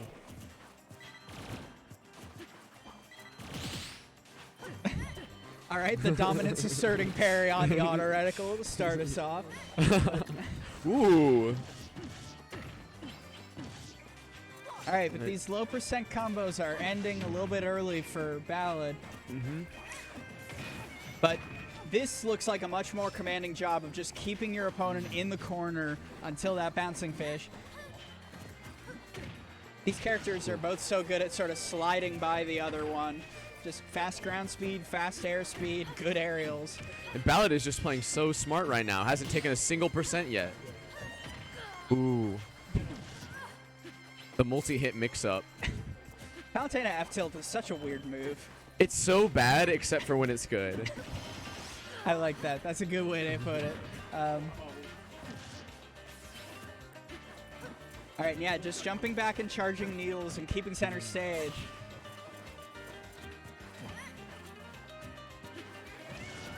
Gets the opening. And the counter! Landing counter, all right. Lil Zap making that work for him right now. It seems like that's the little Zap, hitting the counter in neutral. Right, and already that falling up air from Lil Zap as he was recovering, trying to preemptively call out a bouncing fish. But the diamond cutter, all right, all right. Now he has a significant lead. And with Sheik in this game, I feel like there's less incentive to like super hardcore camp with the lead. So it looks like we're seeing Ballad just go for the same strings, hold Palutena at the ledge, which is a nice change of pace from Smash 4 needle camping. Yeah, it seems like Lil Zap has been in the corner almost the whole game. Yeah, and when Lil Zap gets out of the corner, Ballad is doing a much better job of just slipping by him and re-grabbing, landing the fair or something. Yeah. And Ballad's also doing a really good job of keeping Needles, so he has a lot of pressure because Needles to bouncing fish, that's going to kill early off stage. Yeah, very true. And all right, there's the first F smash we've seen in a while, but he's still holding the stage control. Lil Zap hits a parry and then misses the punish again. I feel like that's what we've seen a lot today, where he gets the opening and then just barely misses the follow through. Yep, but starting to hold advantage, but quick fair break. I think, based on what I know of Lil Zap, it seems that he's pretty uncomfortable when he doesn't have the space to throw out auto reticle or throw out explosive flame, which he hasn't done in like maybe a solid minute. Yeah. Ballad probably let out a sigh of relief when he didn't get 2 framed. Oh, with the call out F smash. Can't be rising above the ledge like that. Ballad just can't catch a break with these recoveries. Which is rough for Sheik, who's got so many ways to get to ledge, but ultimately, that teleport is telegraphed. Good on Lil Zap for not getting hit by the Nair to bouncing fish. Oh, Needles, and that'll do it. There it is. Right away, charging them back up. Free pressure tool. This has been a pretty long game 1, it feels like. Very, I guess that's just the nature of Sheik. Yeah, she sort of has to nickel and dime you for the kills.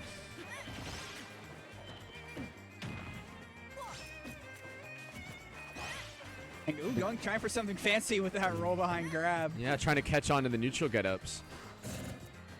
Point blank Needles into shield, but it's gonna go on challenge. I love the little short hop fair dance. Oh, the hardest of reads. Really good patience by Ballad. I rolled in there and died. Absolutely. He's like, you're not going for the jab lock. I'm going to wait and not get trapped. All right, a slick explosive flame, not quite going to kill. And yeah, now when Lil Zap has some stage to work with, when you're afraid of being right up in Palutena's face, it seems like he turns it on a little bit.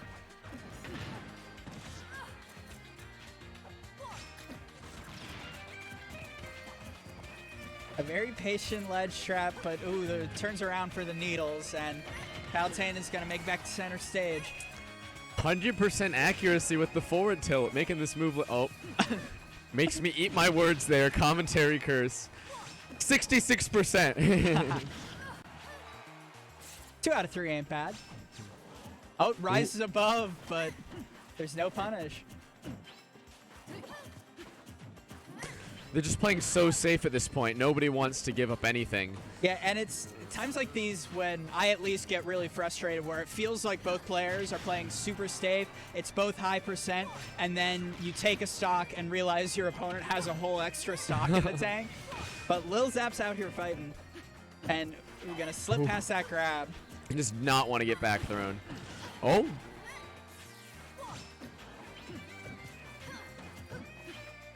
And, all right. Oh, but not quite going to make it, even with it seemed like, looked like he might have been holding down. Good patience by Lil Zap, but then great mix-up by Ballad. And, oh, goes for the counter again, but... And this ought to do it. Yeah, there it is. All right, 130%, but it's Sheik. Can you get the string to turn this around? There is some time pressure here because we do have the 7-minute rule set, not 8 minutes. And so 45 seconds on the clock. That is an excellent point. But all right, Nair's getting started. Keeping Sheik in the air, not a bad way to be. Yeah, I'm not sure if Little Zap's going to get that much percent on him. He's going to have to go for the kill. Go for something aggressive. And I wonder if Ballad knows about the time pressure. It seems like he's still playing at the same range sort of around Palutena. Yeah. I wonder if... He could honestly just start camping now and Yeah. win. Just win for free.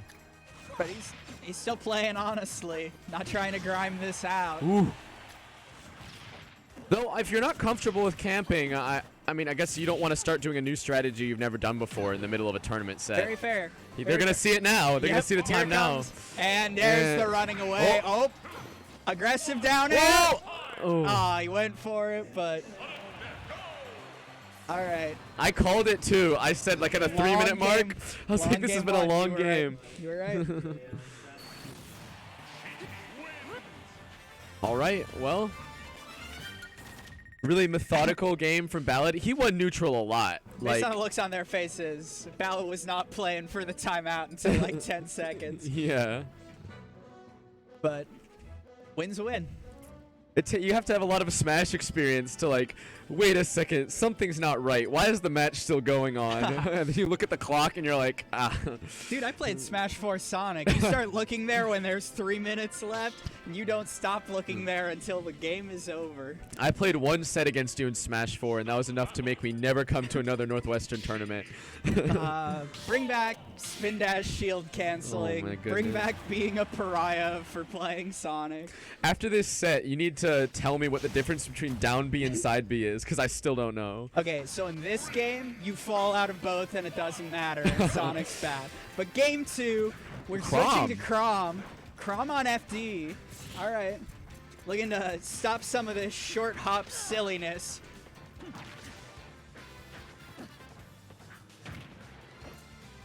And already... All right, but the thing here is Lil Zap already had some difficulties recovering as Palutena against Sheik, so he needs to tighten up the recovery a lot as Chrom, or else he'll die super early. What? Let the players play at the pace they're going to play at, but seems like, all right, drag downs. All right, goes for the aggressive bouncing fish, but mistimes it a little bit. It might be difficult for Ballad to... Oh, that is a far-reaching needles to bouncing fish. I'm not going to say the thing that I was going to say now. Ooh, good forward smash, though. Oh, tries to go for it again, but Sheik's aerials just come out so fast. So now I think Zap's probably going to be going for that jab to back air. I wonder if he knows how to attack cancel or if he's going for that IRAR. Good point. I saw the jabs come out, but then Sheik's got the low percent strings. I think Lil Zap, if he does get him on the ledge with jab, that is the end of the stock. Oh, but that does not bode well for the jab back airs coming after this. That did look like an attack cancel because it was a short hop, so we'll see if that's the method he's using, which means it won't work at high percent. So... Oh, is that? I thought that was reversed. I may be wrong on my part. Yeah, attack canceling is only short hops. IRAR is you can do a full hop or a short hop. Gotcha. The cheeky up B, and wow, that had sparks. It does like 23% too. It's so frustrating to get hit by. Good up B's out of shield in this game are so infuriating. Yeah. Shout outs to Game & Watch. Shoutouts to not Inkling. Though I have done it by accident before and not gotten punished for it. Hey, that's my favorite thing. To whiff up B out of shield as Duck Hunt and then nair someone who doesn't know Duck Hunt can act out. Oh, and there's the Ooh. F smash. All Nice right. F smash. So Ballad with a pretty commanding lead this still. Yeah, Little Zap's probably. This could be his tournament stock, Fair point. depending on how he does versus Weija.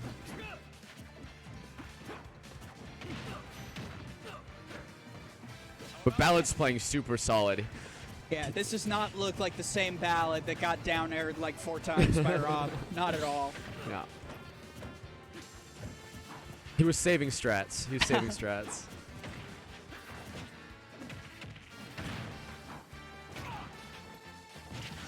Yeah, it seems like Ballad is just much more comfortable in landing a combo starter and knowing exactly what's going to string out of it and how to put Lil Zap off stage. And these F smashes are just not working out. All right, I think he is in jab kill percent. Ooh, Oh! he went for the down dare. That does work. I know at least it can really easily 2-frame DK up B. But Lil Zap holding on to the stock. But oh, that'll end it. The true near to bouncing fish. A traditional way to close out a set. Is this the last match before top 12? Well, because isn't it this pool and then... I mean, this is the second wave of pools, and it's... Yeah, it's only this wave, but I feel like there are still a few more matches in this pool. Because I kind of just... I want to get lunch. Like, is there a break between pools and bracket? Eli, is there a break between pools and bracket? Or are we going... Because then I want to eat. Do you have anyone that can cover?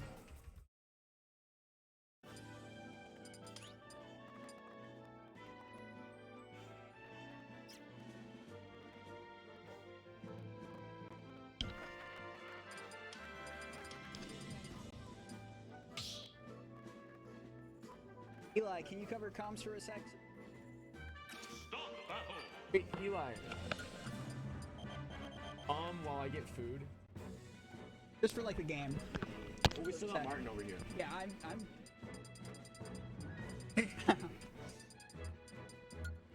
All right, we're doing a quick commentator swap as we cross into the lunch hour. For you.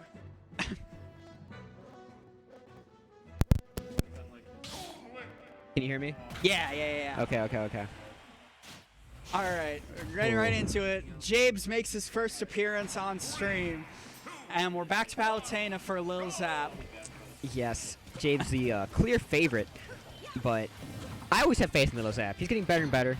I've seen him at Mystery Mondays. He's grinding. Oh, now Combat. Combat Cafe is. Yeah. Sometimes Lil Zap just turns it on, and he looks so intimidating, but his match against Ballad that just happened was not the most inspiring, but he's off to a good start here, but bets a lot on that smash. Oh, safe as hell. I mean, the one thing I will say is that kind of cruel on the stream people to keep putting Lil Zap on stream. I mean, with a 5-person pool, there's only so much you can do. I know, What's- but man. I mean, he's a good sport for going into it, and That's he true. started out good. Jabe's trying to do the Zan, back air, back air, back air, back air. I mean, Lil Zap is a student of the game. I'm sure he enjoys having these matches to watch later, figure out what he's doing wrong or right. That's what surprised me that Jabes was also off stream for a while, because I know he gets super into going over his matches. Yeah.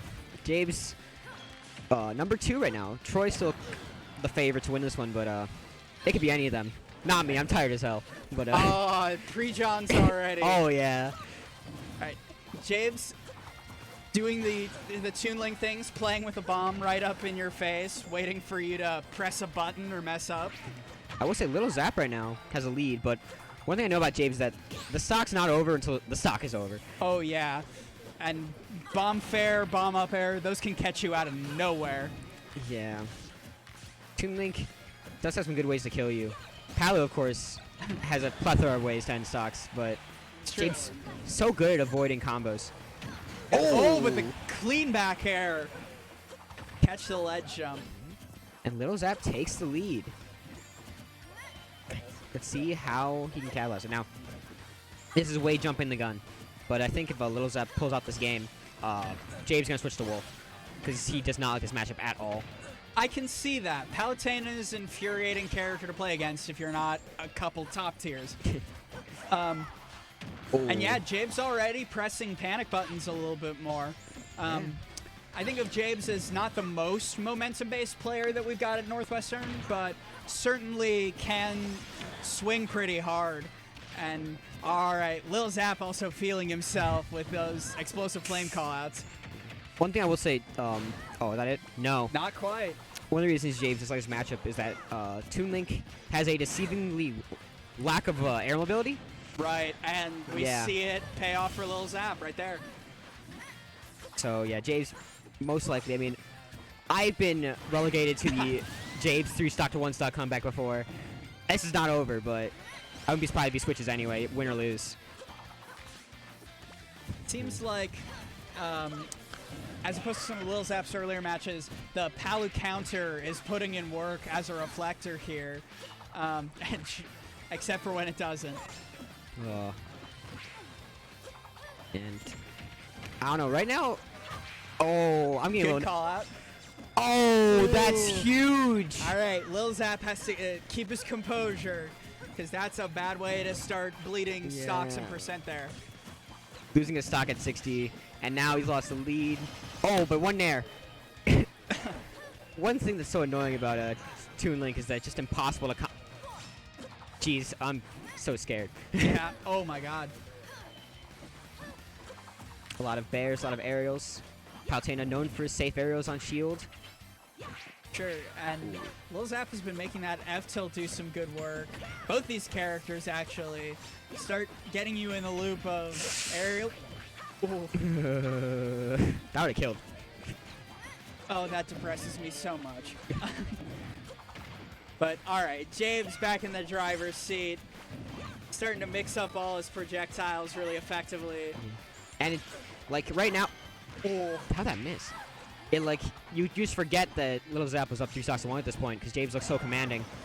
Give me a punish, good grab. way through the uppy. He's looking for. Oh yeah, James not gonna let him get any edge guard there. Oh, that's gonna be it. The classic James 3 stock to 1 comeback. And we'll see if he switches.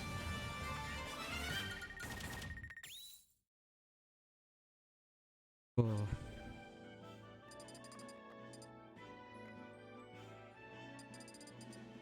Lil Zap not looking too shaken up by that SD.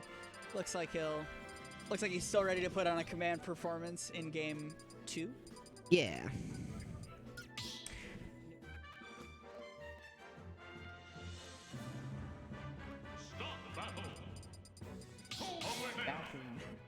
All right, and James staying with the Toon Link. It seems Interesting. that comeback was enough for him to keep his faith in the character. Yeah. All right, let's see if Little Zap can recapture that magic we saw in the first 2 stocks. I'm ready for Lil Zap to go off for a stock or 2. But I mean, James' momentum so hard to deal with, Oh, for sure. and the juggle starting. Oh, good parry. That's something I got to implement in my gameplay more is parrying. So bad at. Oh, God. Any aerial that hits and catches an item is so cool. it's a flex, pure and simple. Yeah, I will say, even after last game, this is still close. Like, Yeah, Little I Zap mean- clear has not given up yet. That's the competitive spirit you gotta have. Yeah. Oh. A lot of aerials. James with a slow walk up with the bomb. Oh, It's when they stand there menacingly. cost me many a Smash 4 set. Good parries Yeah. from Lil Zap. It's just about capitalizing after it. It is very obvious Lil Zap like has played James before. That almost killed. Wow. Yep. Oh. Oh, a good nair past the ledge. Great up B by Jay. He's gonna get punished though. Oh. Air dodges through the up air. All right. Jabe's still hanging on. Ooh. Makes it back. See, when you're in between that boomerang, it's a very risky process. For sure. Oh. All right, and Love popping off to go fulfill his TO duties.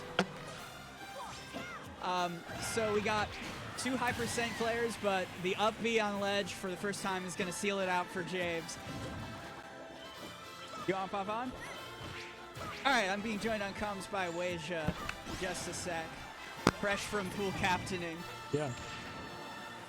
And so, James, from a 3-stock comeback in game 1, looking to hold on to this lead at 155%. Yeah, I'm kind of surprised he didn't go Wolf, because I know that he hates this matchup and he tends to go Wolf Yeah, to play against Fallow. that's what Love was saying, but he's been able to hold his ground. Yeah. Yeah, and I mean, maybe just the stress of the event, you know, don't want to try to pull out a secondary that might not, you know, be up to the task. That's fair. Yeah. That's when you go random. That's when you pick like 6 characters. Oh, yeah. But Lil Zap not out by any means. He's had the lead before in this set and even in this game. Right. And so he can just tighten up how he gets out of these projectile traps. Yeah, I'd like to see him play, I guess, a bit more aggressive. Like, I know that Toon Link can kind of punish that, but there's no way he wins the projectile war against Toon Link. Yeah, it's Especially against super Jabes. intimidating. Oh, really nice bomb there from Jabes, just catching the yeah. beginning of the teleport. Goes for the up B. Teleport through it, though. And, yeah, I was saying earlier, I feel like Lil Zap is most confident when he knows he can sit back and just throw explosive flames at you. Yeah. And even though Jabes is not always up in your face, he's really denying Palutena the opportunity. For sure. And just wall him out. I also feel like Lil Zap isn't getting that much when he wins neutral. Like, he'll get like a hit or two, whereas like I feel like he's not really confident in like trying to like extend the hits just because he's, you know, lost game 1, probably maybe a little shaken by that. That seems fair. And how's he gonna let? Nope, lets him get back. James is so on point at chasing people's jumps up. Oh, yeah. That fair.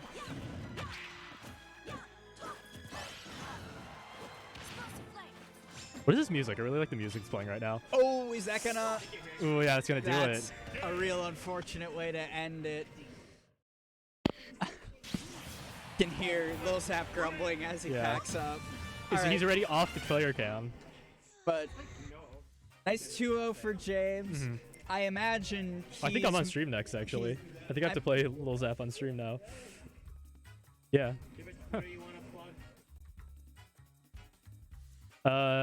Palu is a garbage matchup for Rob. That's all I'm gonna say.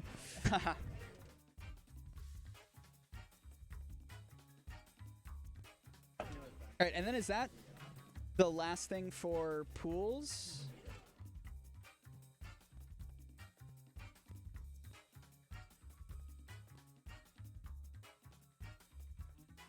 What, James? Oh, okay. So are you playing Ballad on stream and then Davis is playing Lil Zap somewhere else? Cool. Because Lil Zap's been on stream a whole bunch. Eli, can you hop back on comms for James Ballad?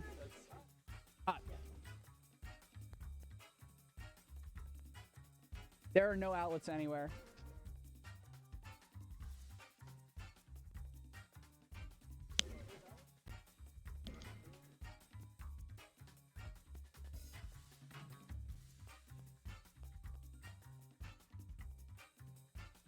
What's that smile, Mackie? Cat saying mean things.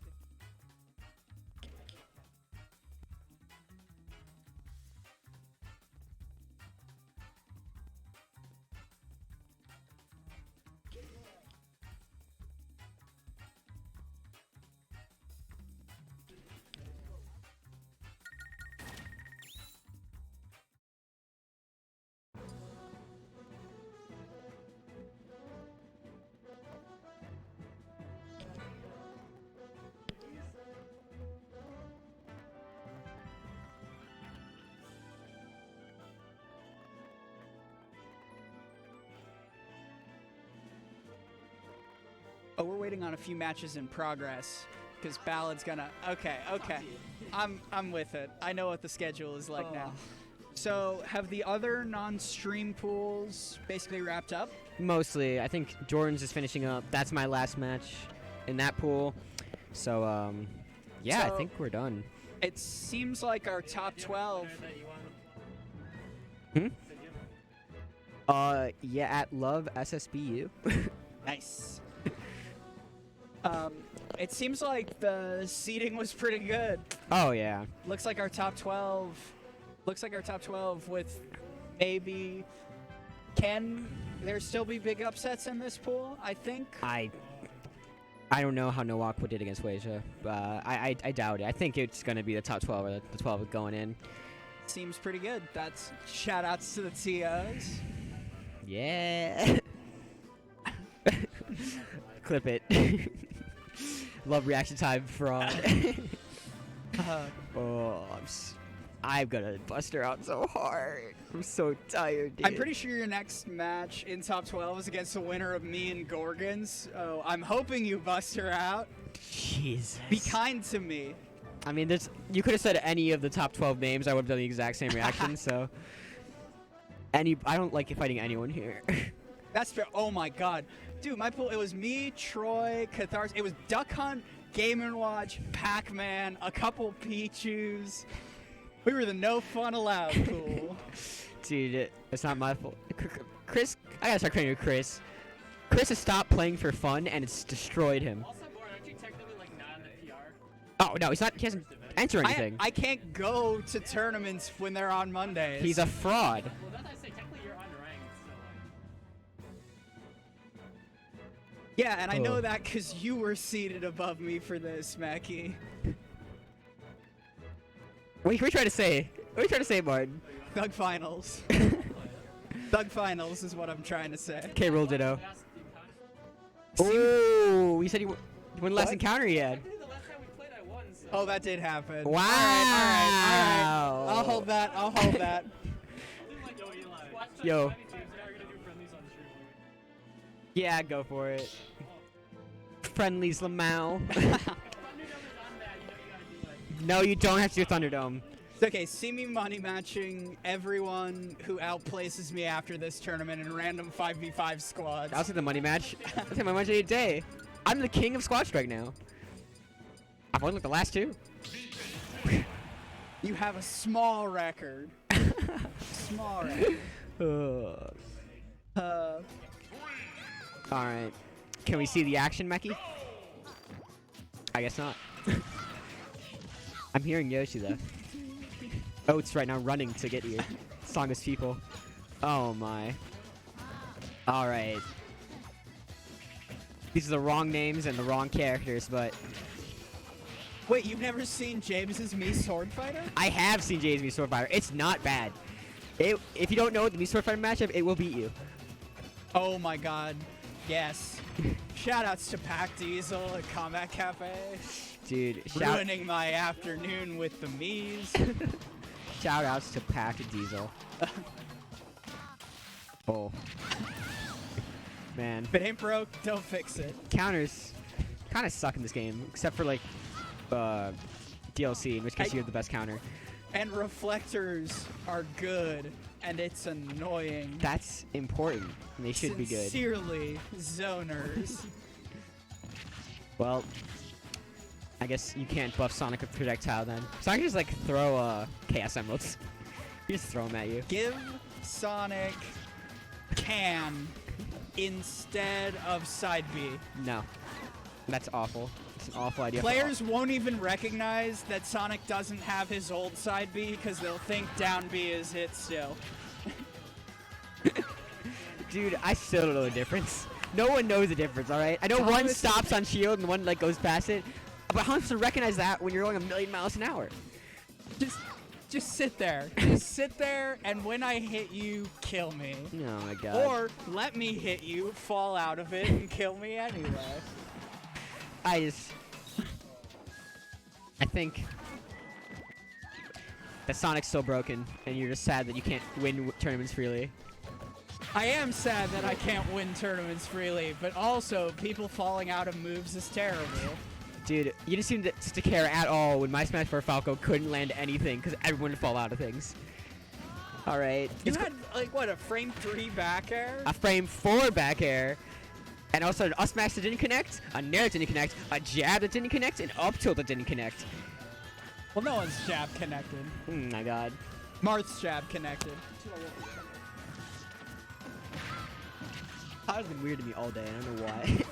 All right, I gotta do TO stuff. Commentate this friendly, Martin. You know, I do what I can.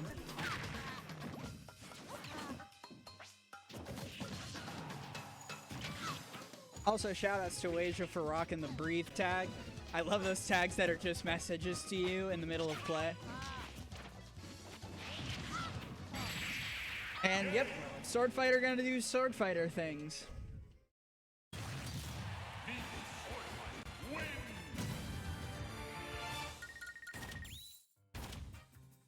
Alright, I'm actually gonna step off for just a sec to grab water while we're still in friendlies. Be right back. Alright, all our commentators are gone, so I'll handle it for now. I'm Louder Monkey Boy, the guy running the stream. We got a Mii Sword Fighter coming out, one of my personal favorite characters. We'll see what James can do with it.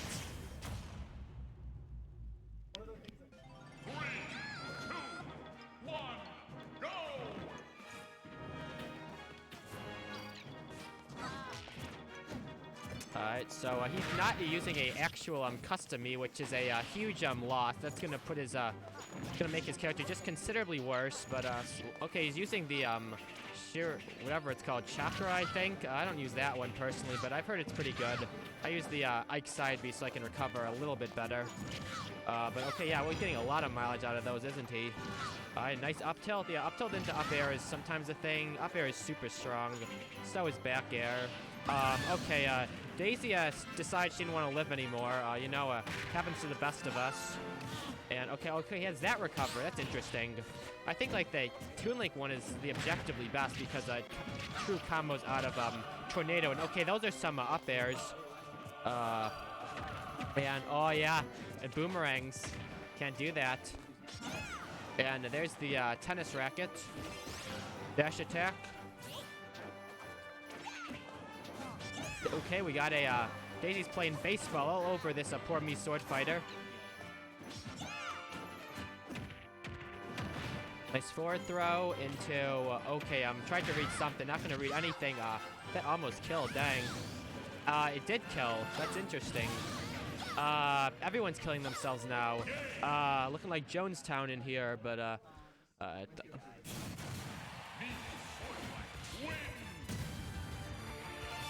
I know it's because like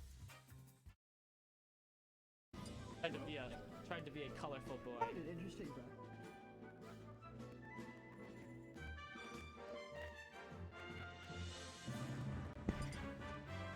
Oh, I'm so tired. Not to fight people next.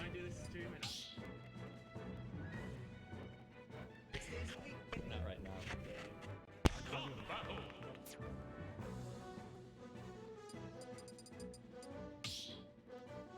No, you can call him Mackie. Start the battle.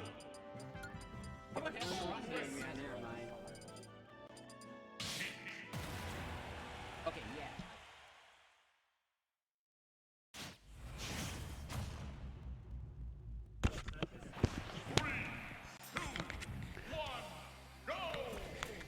All right, we are back. Dogecoin here, Nawakwa here. and we are back into James versus Ballad. All right, and this is back into our pools matches. So we got, I think, pool B3 that we're in right now. But this is going to be one of the final matches of the pool. And I don't know Ballad's set count, but is he? Can he make it out if he still loses or no? Because he lost to you in pools. Yes. I believe so. So, yeah, in my pools run, I only lost to James, and I don't think James has dropped any sets to anyone. So he's definitely making it out. James trying to avoid the three-way tie, but.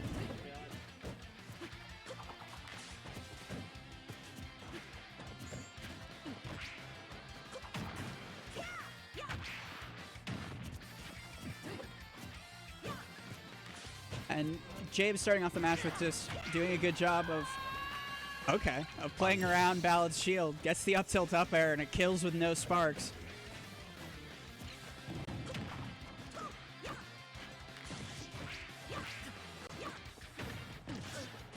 I think Toon Link's size and his weight means that Ballad is going to have to work a lot harder to string some of these attacks together as Sheik. Yeah, he I just definitely- flies so far. Oh, yeah. Yeah, definitely an advantage for Toon Link, just being a little bit floaty. It's a little bit more difficult to combo him, and obviously he has a very good neutral, lots of tools to win. Yeah, that wall of projectiles is so frustrating to deal with sometimes. It's true. I mean, Sheik does have some good mobility to potentially work her way in. However, Down air, up air. yeah, when James just is able to get the conversion, then he does rack up damage relatively quickly. I find that Jabes is really feeling himself when he starts stringing things into up air instead of forward air. Like, either it's dire last stock, last hit, or Jabes is like, yeah, I got this. Yeah, he's like, I know you're going to DIN. What are you doing? Yeah, we see some conversions coming out from Ballad here, but not enough to get a kill. Probably, maybe we'll see Nair to Bouncing Fish or something like that. Yeah, Ballad's been, he goes for it aggressively right away. Ballad's been doing pretty good at landing needles to Bouncing Fish off stage against some of the other characters we've seen on screen today, but James just makes it really hard. If you're never off stage, you can't get killed off stage. Yeah, and just being able to tether to that ledge really quickly and mix up the timing is pretty advantageous for Toon Link. And some solid ledge pressure coming out. Oh, with the... It's a sick way to end the game. Yeah, Trumpster is really sweet. The way I ended the set with Ballad just earlier was Oh yeah, Trump did the back air. Trump back air. Trump in this game I feel like is a really good option. It's like an underrated option. Especially if you have a really good tool to sort of catch the opponent after the Trump. Like up B right there, as we saw, is a really good tool. Back air for Greninja is really good because you have multiple hits. Oh, and Ballad bringing out the Zero suit. I think it's the first time, at least on stream, that's the first time we've seen that. So, a little less about stringing together 45 hits for 13%. A little bit more about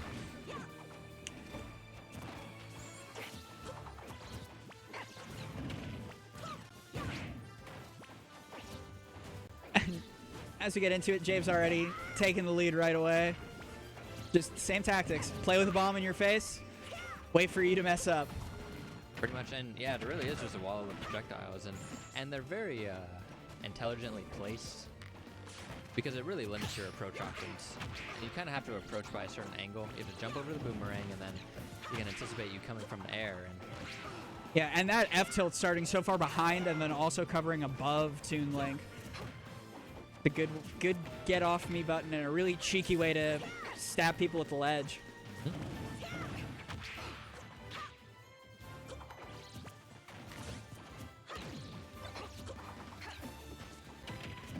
And the returning boomerang. yeah, James is really good about knowing when that boomerang is going to be coming on back and just really being able to capitalize on it. Oh, starting to try go for the cheeky early dunk, but It's not going quite to come able together. connect. All right, Sometimes forward you smash. just run up and forward smash.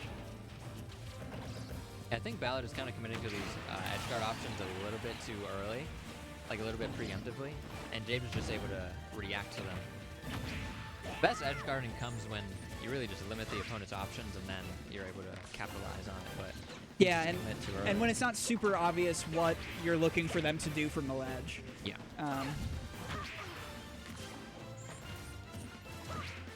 The second time that Ballad has gone for a couple of these down airs in basically neutral, and he's not getting hard punish for them because of the timing mix-up, but still seems like a bit of an odd decision. Bets it all there, gets swatted away in return. yeah, those up Bs are pretty risky, but I think Ballad's just trying to find a kill here. And Oh, will that do it? Not quite. That will, however. yeah, James that up air just catching the air dodge. not letting people get back to center stage.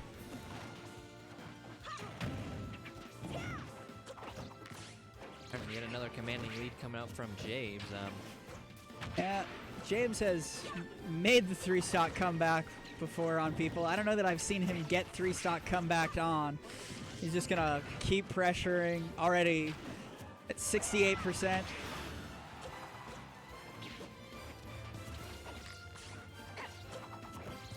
Really just immaculate play coming out from James here. Like, I don't think he's barely taking 90% this stock. Oh, but that'll do it. Teleport you to the blast zone. Yep.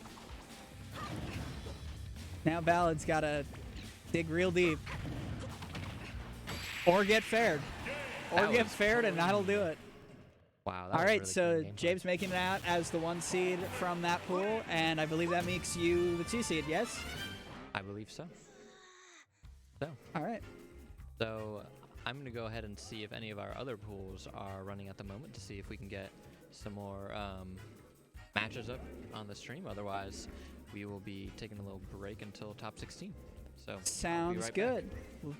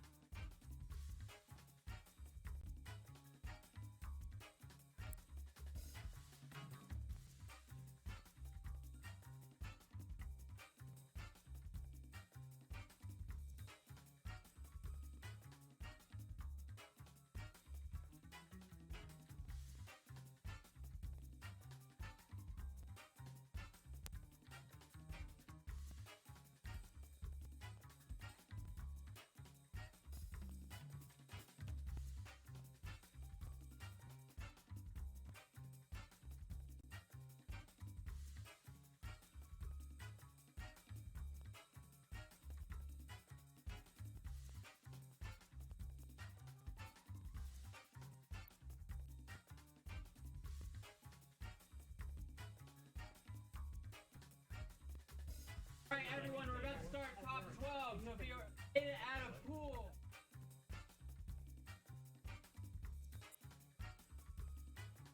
Okay, Gorgon and Dogecoin.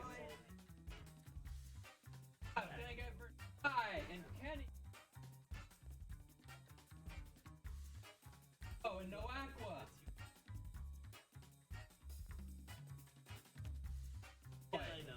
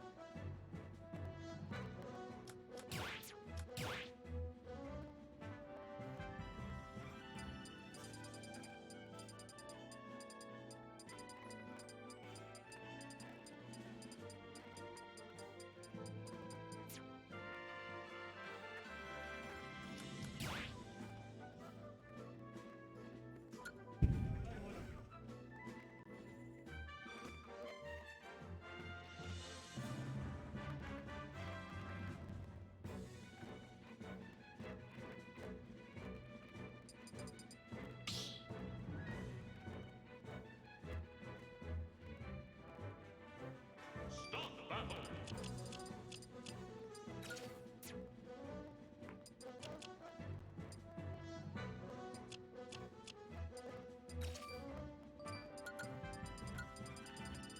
Fox.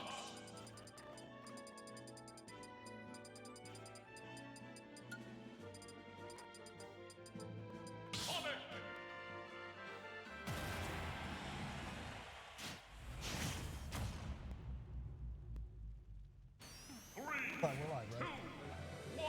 So going into this one, the first match of our top 16 winner side, we have Dogecoin going with the Sonic, a character that he's been practicing, labbing out all summer, against Gorgon with his main Fox. Gorgon, of course, took the 1 seed in his pool, managed to do it without dropping a game, but still going to be in this latter half of the bracket due to his particular seeding. Dogecoin, meanwhile, got second place in a very stacked pool, managed to overcome Catharsis, who finished in third, but unable to defeat Nuck, so he's going to be dropping down into second. Still on winner's side here as we move on for game 1. The venue will be Lilac Cruz. This is a stage where I hesitate to say it, but it looks like Fox might have a bit of a home field advantage here. The up air does travel through the platforms. It's going to be great for platform trapping in the first place. Sonic does have the ground speed to maneuver around it, but charging F smash at ledge isn't going to stop that. An attack to get him on top of the platform after he missed the tech too, but that time, and that's going to be key. If Gorgon can get into spaces where he... If Gorgon can get into spaces where that Fox illusion isn't going to go too far before you have to drift back to life, if it's going to basically directly snap, Sonic doesn't necessarily have a great two-framing tool other than down tilt, and that's really hard to get follow-ups off of, so Gorgon knows that he can use that tool a bit more safely than he might in other matchups. Good stall with the illusion too, but scouted out with the up air by Dogecoin. Drops down with a back air. And he's going to illusion, but that will not interrupt the special from Dogecoin. He's enjoying about a 14% lead thus far. The spinning attack will put Gorgon onto 104. Fox is a very light character, so some of these setups will work for a bit longer. And they might kill that slight bit earlier. Gonna use the down air and cross him up, actually. I think Gorgon was anticipating him dropping on the right side, but managed to drop stage side. That time he almost caught the illusion too. That spinning attack putting so much shield pressure on, but gets the up smash off of that soft hit of the aerial. Gorgon showing the resolve with which he used to win that pool.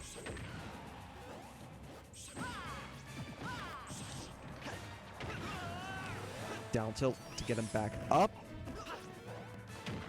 Going on top, narrowly misses with the up air, but finally lands with the reverse aerial, and now Dogecoin finally has Gorgon down to his final stock.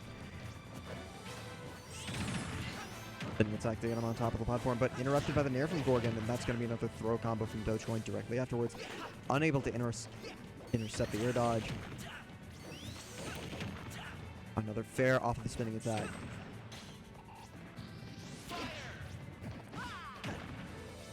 Dash attack narrowly misses the upper. He had just enough iframes to avoid it, but trapped once again. Narrowly got the forward air too. Got him with the spring, but Fox still has the vertical recovery to make it back.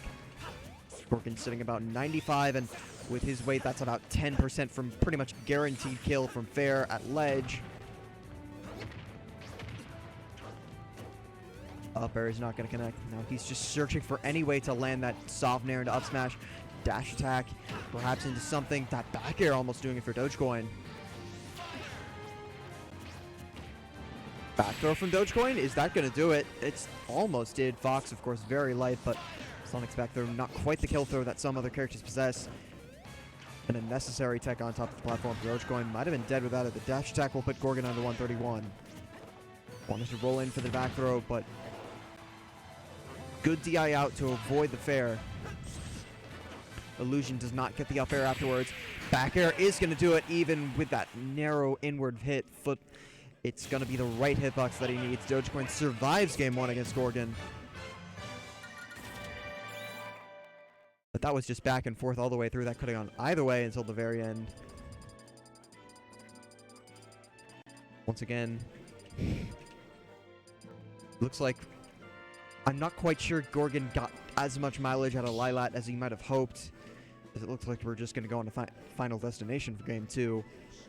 Some of the platform traps that weren't necessarily working as well. Dogecoin was pretty perfect with his techs. Even the tech in place can't avoid the up air because of the iframes associated with it. And Dogecoin was able to get back airs through the platforms pretty much at will towards the end of the game. Let's see if FG is the difference maker. Rolls around the rapid jab, but no hard punish.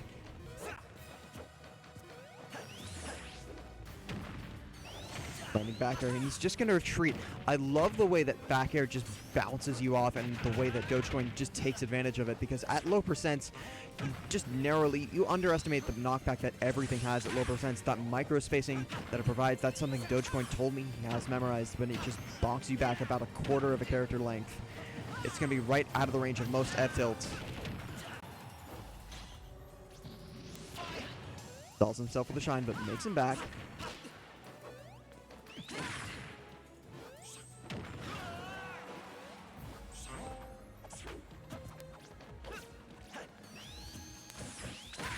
Crosses him up, it goes directly back in and finds the falling back air. Dogecoin takes first blood in game 2. And that nair to put him on top. Pharisee returns though. Crosses him up with the dash attack. That's such a useful tool. No one expects, you know, typically dash attacks that cross up are associated with the likes of Snake and Wolf, but Fox's little known fact also does it too. Something you have to be aware of, and it only does in certain hitboxes. Good back air from Gorgon to even up the stocks. Once again, into the rapid jab. This one will do 18% completely unscaled.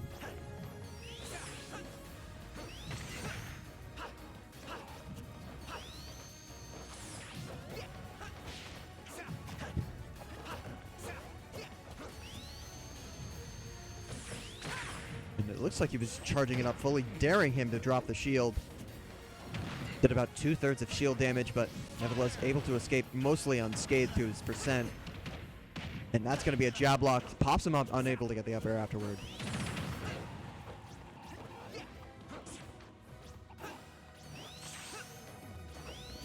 Avoids the illusion with just a down special, I believe that is. Just the beginning, the startup of it.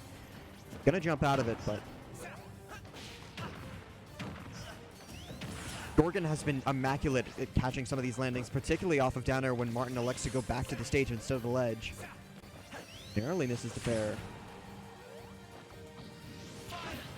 These are two characters without the greatest of range, but what they lack in range, they make up for in spades with their speed, both ground and air.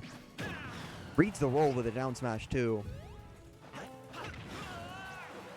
This time skips the ledge with a fair, rolls back, wanted the back throw. It's going to be Gorgon who comes out on top, though. His aerial just the slightest bit faster, but the back air from Dogecoin going to put this into a last stock 0% apiece situation. The rapid jab will take first blood on that. Intercepts it with an air this time. Wanted to go for the Shine Spike to end it all.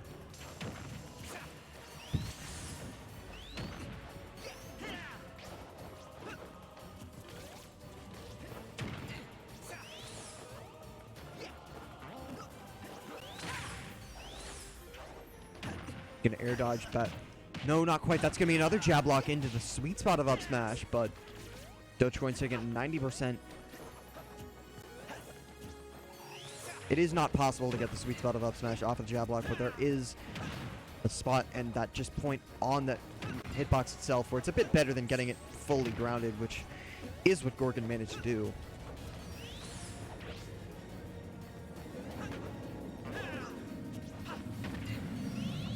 Important to note that Gorgon is facing forward at the ledge. He's not fishing for back air necessarily. Knows that these up smash setups will come to him if he's careful enough.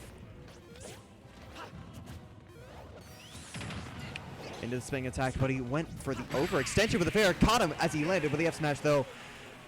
And he's going to land enjoying that one. Dogecoin with a quick 2-0. Almost too easy, he says. I'm not quite sure he saw the battle there because, again, game 2 was just a battle until the very end. But it's going to be Dogecoin who emerges victorious, taking the set 2-0.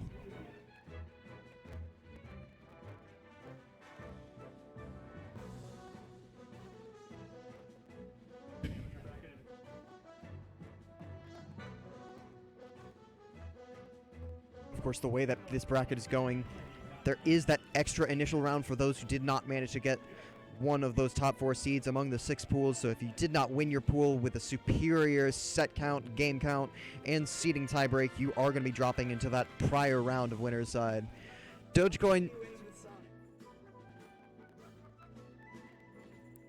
of course, mentioning terrible character, not so terrible results. He's smiling through it, but he seems a bit, you know, perplexed with himself. It's as if he's saying to himself, how did that work the entire time? But nevertheless, moves on. Of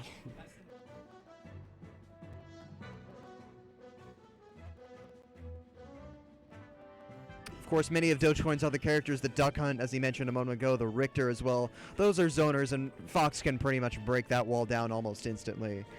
So I think the Sonic was pretty much his only choice. Unless he wanted to pull the Inkling from retirement.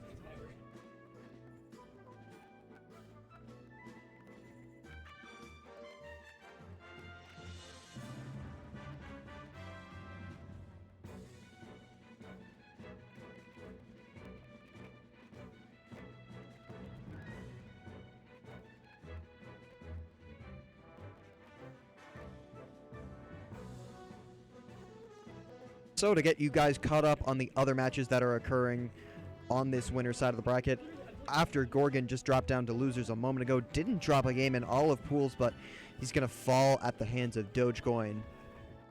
Perhaps a matchup he's not as familiar with. Very few people have a Sonic in region, especially those limited to the Chicago area. It is going to be, as predicted,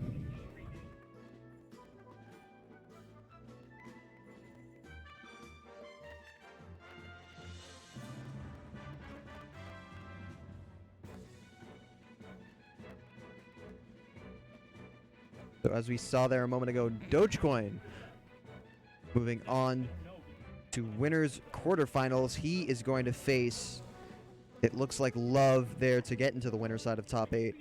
For Shy and Kenny, still yet to play. The winner of that facing Jabes, Placebo, and Noaqua against the winner of Thomas 446 and a late entrant in Finks.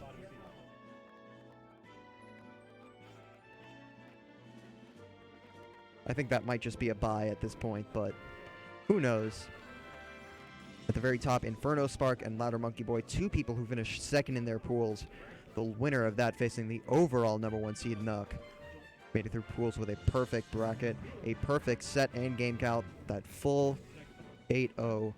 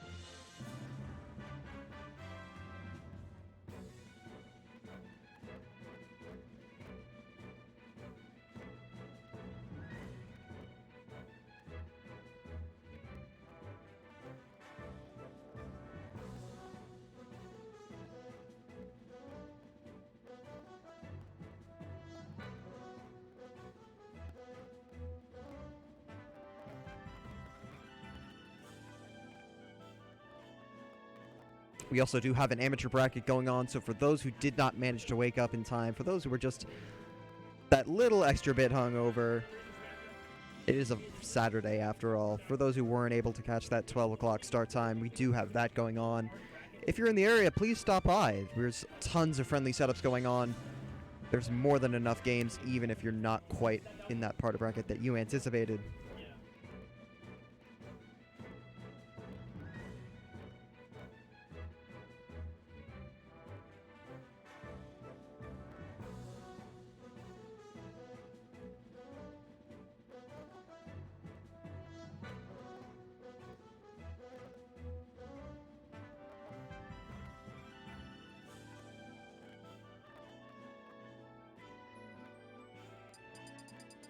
So it looks like we do finally have a couple of people walking up to the setups.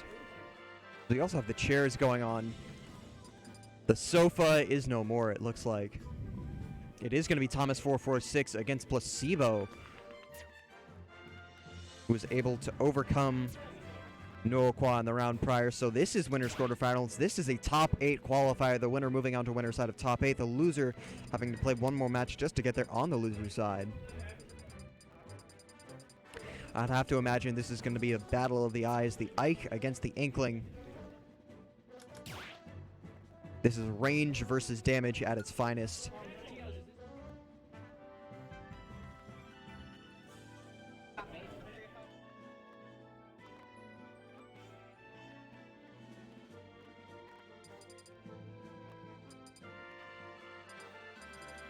As a reminder, it is going to be best of 3 until top 8, so this one going to be one of the last sets that is going to be 2 wins to advance.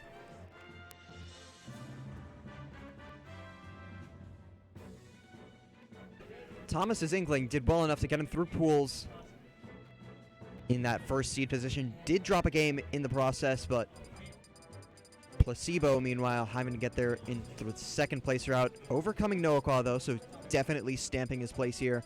Earning that second and coveted spot out of pools. Such a highly contested event between just so many great players. As we said earlier, pretty much everyone who's a Northwestern regular, Toad excluded, is here today, and 31 people are vying out for this one, so this one could go either way until the very end. It is going to be Ike Inkling. Thank you. So Thomas with the Inkling, and it's going to be on to Lylat. Interesting thing to note about this stage, and pretty much any stage with a slanted ledge, is that Thomas's Ink Bomb, his Splat Bomb setups, his ledge traps are going to have to be spaced a little different to begin with. He will be diverting himself to the same position towards the end, but well, something Placebo might have to be cognizant of. Good 2-frame with the down tilt, but at much too low of a percent to capitalize on pretty much anything. He is going to be going for the Eruption at pretty much will, considering that down tilt is going to be so difficult to time against Inkling with such a low ledge grab. Spikes the downer, but unable to get the fair to follow up. Out of the range of the down tilt and F tilt, but Placebo making his presence known here. But that's going to be another jab block. He's just going to go for the rapid jab instead. Fair to back off. He's going to go high. And I like that decision from him, just perhaps to dissuade Thomas from going for some of these Splat Bomb setups a bit earlier. Maybe going for these predictions rather than having the time to get his foot planted in the ground and camp at the ledge. We saw at the beginning of that F smash coming out, the Ink Brush was narrowly avoiding him, but he is going to get the roller. Meanwhile, only seconds afterwards, and Thomas, after falling behind, is going to take that first stock. That's going to be another missed tech, so back into the rapid jab. And this is a fully inked Placebo. He has to be careful here. Okay, we'll put him at 151. Uses the iframes to avoid the tilt as well. He's charging at the Eruption too. And the way Lylat's ledges are shaped, he might be able to get that when he's underneath the ledge a bit more often.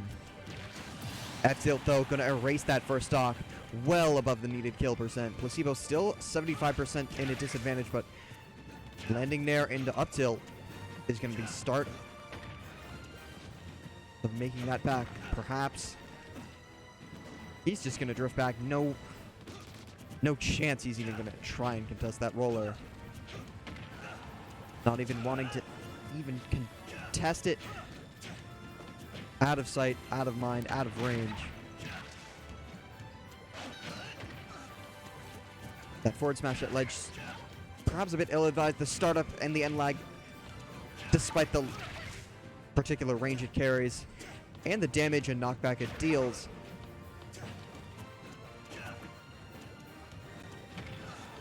Inkling setup attack, of course, one of the most underrated in the game, since he does attack with the gun in hand. Looked like he wanted to just go for the grab out of the dash there, but Placebo varying his timing well there. Has to not get trapped on the platform. Good, just safe aerial there, well spaced, and managed to get the F-tilt afterwards as a reward. Thomas needed to roll out and failed to do so. Back here to put Placebo back off stage at 167. But speaking of get-up attacks, Ike's among the best in the game, and that F-tilt is going to put Thomas onto his final stock. Down tilt will pop him up, but unable to get the fair afterward. Out of the range of the down smash, and once again a landing there into that as well. He's charging up the Eruption. He wants it all. Charged it up so long that he managed to get the second pillar of fire as well, but the back throw, no, not quite. It's one of those moves that kills well at ledge, but the scaling makes it so you're really going to have a tough time if you want to kill before 200 at center stage. Fair follow-up to put Thomas at 114, but pokes through the platform with the up air. Still a significant disadvantage. F-tilt on top of the shield, and this time he slices through him, but the F-tilt is narrowly going to leave him alive.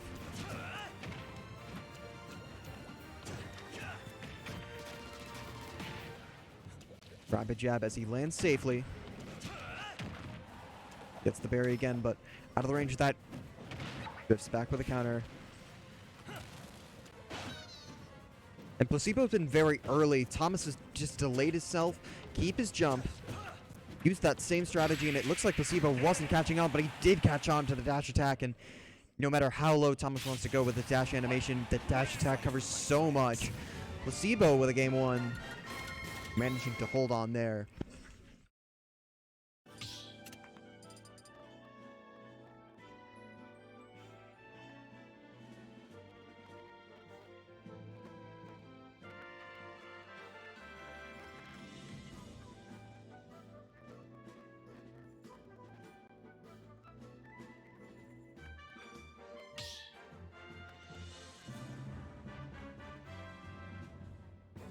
Start the battle. Inkling. Fight.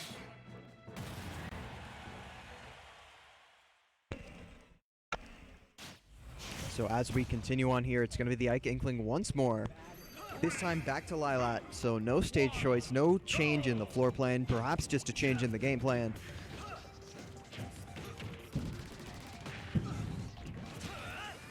Thomas, of course, proving that even with a retreating fair, you need to be perfectly spaced to avoid that Inkling rapid jab.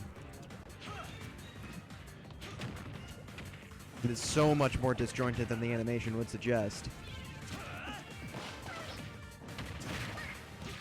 Finally getting the first damage with that down throw to fair, but still a lot to make up. Another nair to back air, and he caught him missing the tech on top of the platform. That up smash covers the entirety of the side and middle platforms on Lylat. It's going to be an up air. Not quite the Booyah percent just yet. Well within that range now, but that nair into up air might have just taken him out of it with a rage. Thomas is going to attempt it, nevertheless.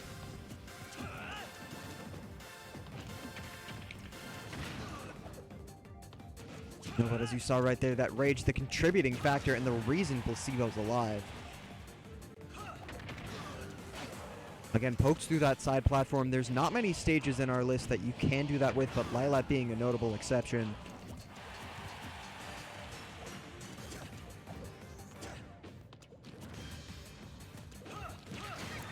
F-tilt, meanwhile, Placebo sitting at 163, so complements that F-tilt with a bucket load of rage, but the up air from Thomas 446 going to be the leveler. Into the back air, and once again, Placebo has caught Thomas on top of the platforms, missing the tech. That's twice in this game alone. Just only capitalized on the up smash the first time. If I'm Thomas, I might start missing another tech when he's not away. Perhaps on purpose, just as a bit of a mind game. And then attempt to hit the techs later. Because if you do manage to get him up smashing with those iframes to bail you out, you can drop down with a back air as Inkling.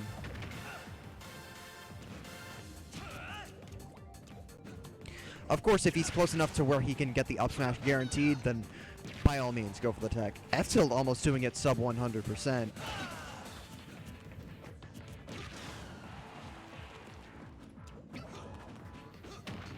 This time he drifts back on the other side of the F-tilt and gets caught by the splat bomb too, so he's going to be half tanked and gets back in the roller again. Had enough time to put a bit of charge on the up smash too, and I think that was vital, but the dash attack right after from Placebo.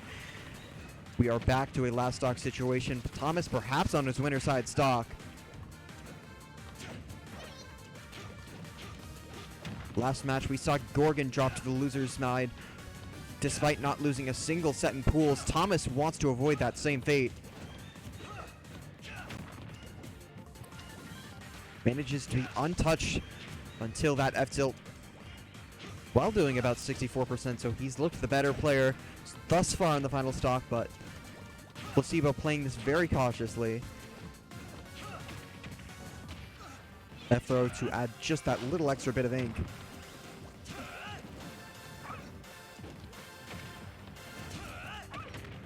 Down tilt to get him back off stage once again, and if you can catch him going for the side special, that's going to be the berry in the F smash though. Thomas 446 played a near perfect final stock, and despite some early troubles getting around these grounded setups and getting trapped on a few platforms, recovers well in time, and this one's going to be sent to a decisive game 3.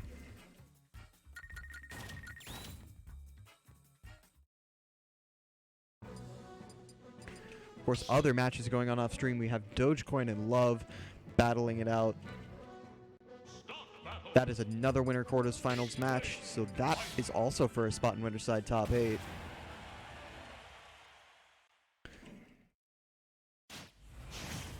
And despite what he said a moment ago, he is going Inkling for that one, so we'll have to see how that plans out. But Placebo and Thomas,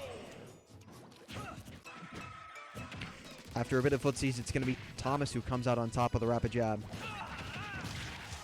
But skips the ledge with the Aether instead. That's the first time we've seen him done it. Of course, Lilat does not lend itself well with the ledge shape, but Yoshi's might be a bit better suited for that.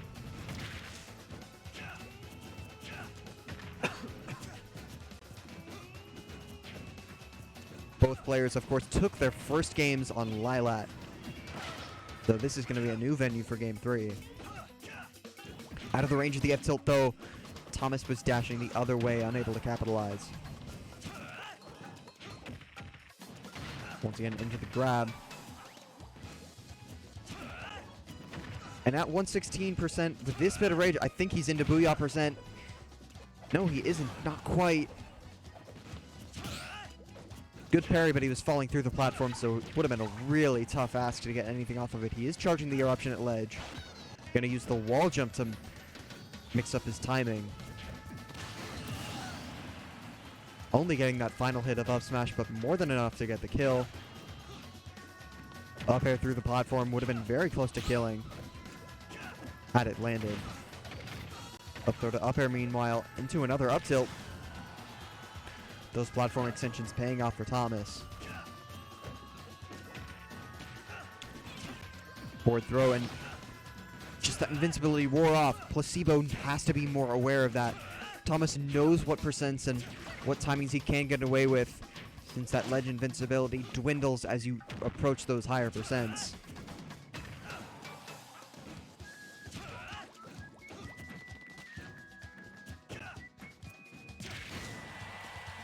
Dash attack is going to narrowly miss. You saw from the minimap there, Thomas was DIing directly to the corner. Wisp with the F smash, but Placebo in no position to punish. And that unsafe dash attack.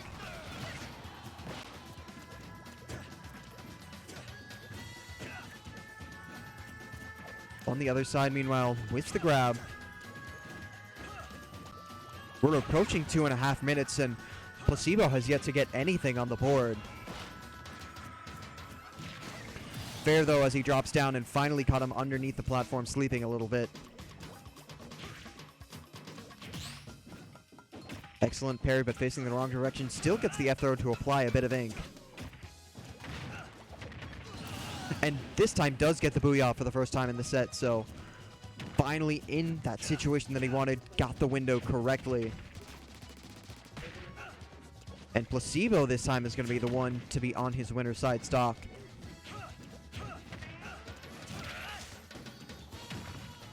Gets buried again. He's not going to be able to kill. He's going to be able to mash out, meanwhile. They're not even able to get a soft punish grounded, but Thomas well aware of that. Over 100% and an entire stock down. This is looking really rough for Placebo. Has to be near faultless if he wants to make this back. Out of the range of that, gets the nair into up tilt, into up air rather. I'm not sure he wanted to be on top of the platform though, and Thomas goes for the up air to get himself through. Takes it in 3 games, and he's going to be moving on to face the overall #1 seed, Nuck. I am not Dogecoin or Noako. We will get that fixed in just a moment. If you're just joining us, welcome back to Top 16 of Northwestern's Fall 2019 Smash Bash. I am Broncopoulos. That's BRONCOPOLIS, as you'll see on the screen in just a moment. Twitter's the same thing. Hey, there we go. Thomas punching his ticket into winner's side of top 8. The other top 8 matches are going on off stream. Nuck is walking around looking pretty pleased with himself, so I have to imagine that he just won his qualifier as well. If you'd like to follow along with the bracket, it is pinned on the Discord. Just go ask anyone on the Facebook page, ask anyone here. we are getting the confirmation from the TOs that top 8 will be best of 5, so those longer sets allow for a bit more adaptation to take place. It is Nuck walking up to the setup as he takes his own seat.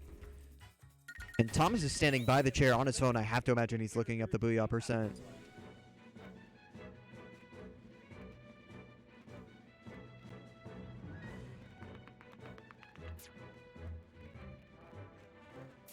Elsewhere in bracket as we get the setup.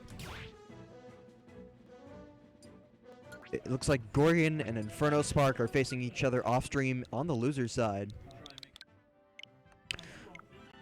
And this is a bit of a rematch as it happened in pools because Gorgon actually managed to take out Inferno Spark, which led to his overall #1 seed within the pool itself. Hello.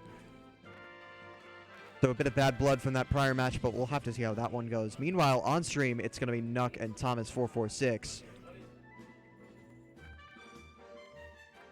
As we see that RPS coming out, this is winner semi, so best of 5.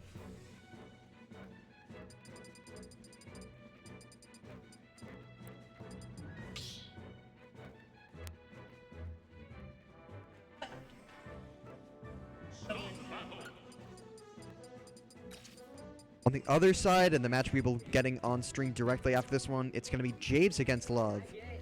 To get in to top 8 loser side, Dogecoin facing off against Lateral Monkey Boy off stream versus Shy and No Aqua. That'll be interesting. Greninja Joker. I'll have to imagine. Placebo facing off against Kenny, so battle of the sorties there. And as mentioned previously, it's Inferno Spark and Gorgon on that bottom side. Battle of the yellow characters here. Nuck with a Game & Watch. Thomas with the Inkling. As we go to Smashville for Game 1. And I know as much as Thomas likes triplats in ordinary circumstances, this is going to be one situation where I have to imagine Battlefield was one of his bans.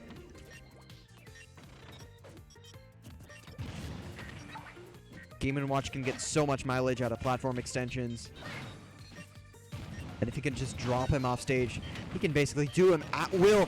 Down smash into F smash at such an early percent is going to be the first kill within 30 seconds, already taking control of this match. And a commanding start to this Game 1.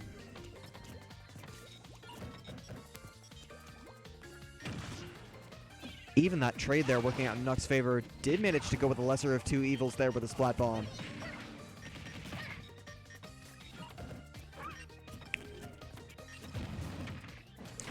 Bit of shield pressure with the forward air, but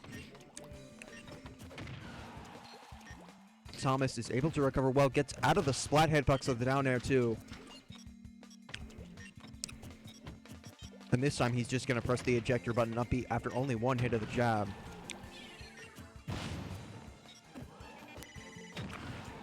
Whiffs the get up attack and invites a back air from Thomas. Even that trade isn't going to kill. Crosses him up with the dash attack and another up B out of shield into an up air. Thomas has to be careful of going for those setups right there because Nuck wasn't too far away. Thomas just managed to get his shield up in time before the down smash hit. Caught with the Splat Bomb though at ledge and takes the opportunity to recharge Ink.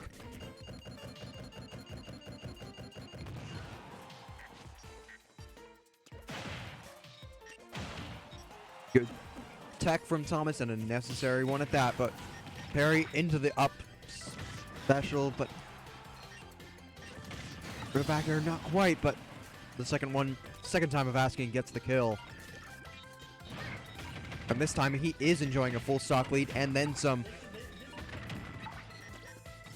Thomas can hardly land at this point.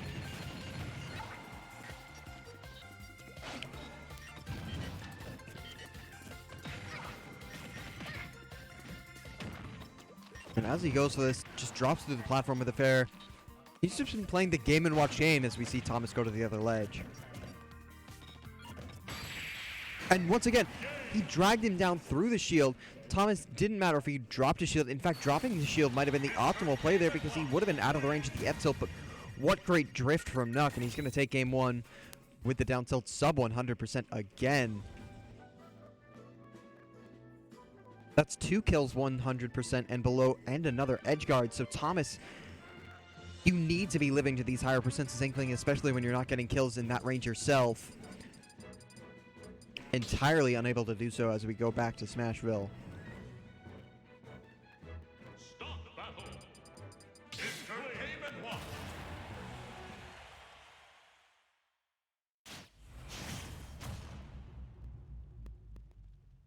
Three, two, one. Will this trip to Smashville fare any better for Thomas? We'll have to see. Mono go hard to get much worse than how that game 1 began. Gets every hit of the neutral air to boot. And even after whiffing the grab, had enough time to throw out an up special. That shield looking pretty small from Thomas, and probably didn't want to contest that. Although being in the corner, I'm not sure he had too much of a choice. Well-timed roll to get him out of danger, but Nuck still yet to take any percent at all. Buckets slap on back, and that's going to be a 0 to death off of that down smash, F smash. Thomas 446 still reeling from that game 1, and game 2 thus far isn't looking any better. Game & Watch is just playing his own game. Nuck just knows he can safely sit and shield without the pressure of the Splat Bomb, continue to corner him at ledge and play how he likes to play, especially on a stage such as Smashville. Good air dodge to avoid the nair, but Thomas has to find some way back to center stage, because if you look at just time of possession of the stage itself, it has to be at least 3/4 in Nuck's favor. A throw into up air, just out of the Booyah range, but at 99% he isn't too far from another.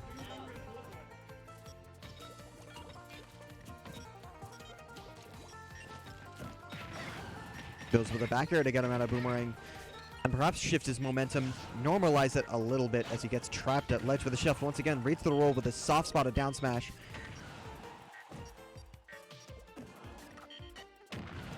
Jumps over the down smash this time, and he's just going to momentum shift with the bucket. Eschews the ledge too. Thomas's up smash comes out first, but not parachutes back in with a down air. And another down smash, this time another soft spot, so Thomas is going to be living again, but who knows for how much longer. The splatter shot is only going to register a tiny bit. But this time the up smash out of shield for Thomas. Finally going to be taking that first stock, but over 2 minutes into this match. Another early kill would be a godsend, but against Game & Watch as Inkling, that's just so difficult, and he had time to even walk up and up smash after that down smash berry.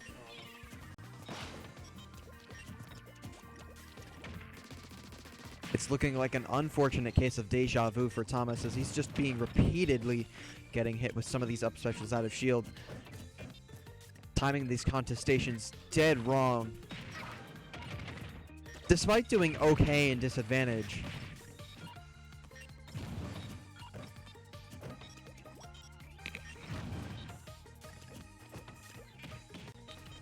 Another grab from Nuck. Back into the cycle, and here we see this rhythmic play that Nuck is so famous for. You cannot contest that up smash. The invincibility proving to be Thomas's downfall there.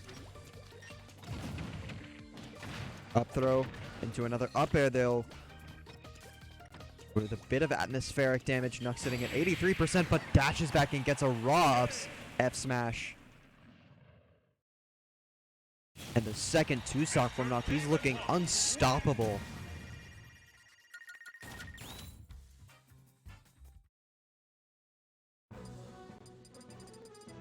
And if I'm Thomas, I'm certainly considering a different stage.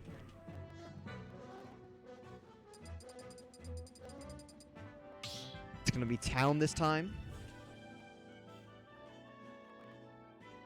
Start the battle. Mr. Game & Watch, Fling. So the Game & Watch from Nuck, as well as the Inkling from Thomas. 3, 2, 1, go!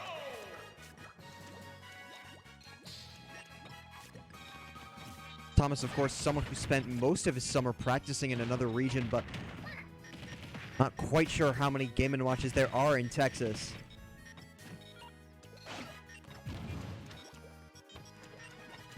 Of Of course, everything is bigger in Texas, including this damage that Thomas has been taking.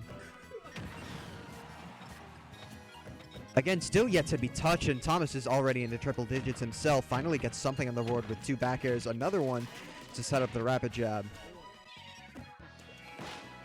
This time throws the splat bong in the other direction. Facing the stage instead of the ledge.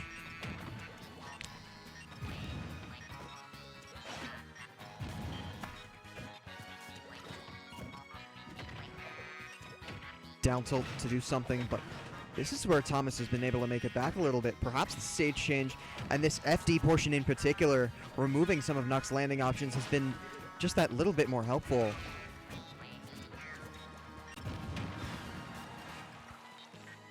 Lanes, but directly afterwards with the F tilt, and gets the sour spot of down smash, but that's more than enough. Flips him in the last remaining hits of back air and grabs him out of the roller too.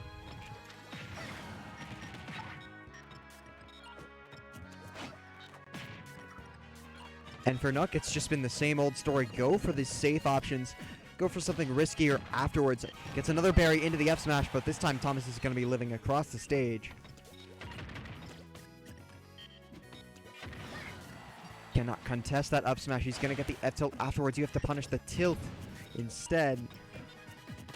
The animation just so hard to gauge the timing. Spikes with a beginning hit of down air, but unable to get the rebound. Catches him stalling with a bucket though. Thomas finally gets that first stock. Although in all 3 games thus far, Nuck has been able to get over 2 minutes without losing a stock and gets another one of Thomas's gone. Directly afterwards, Thomas, at the risk of being 2-stocked again.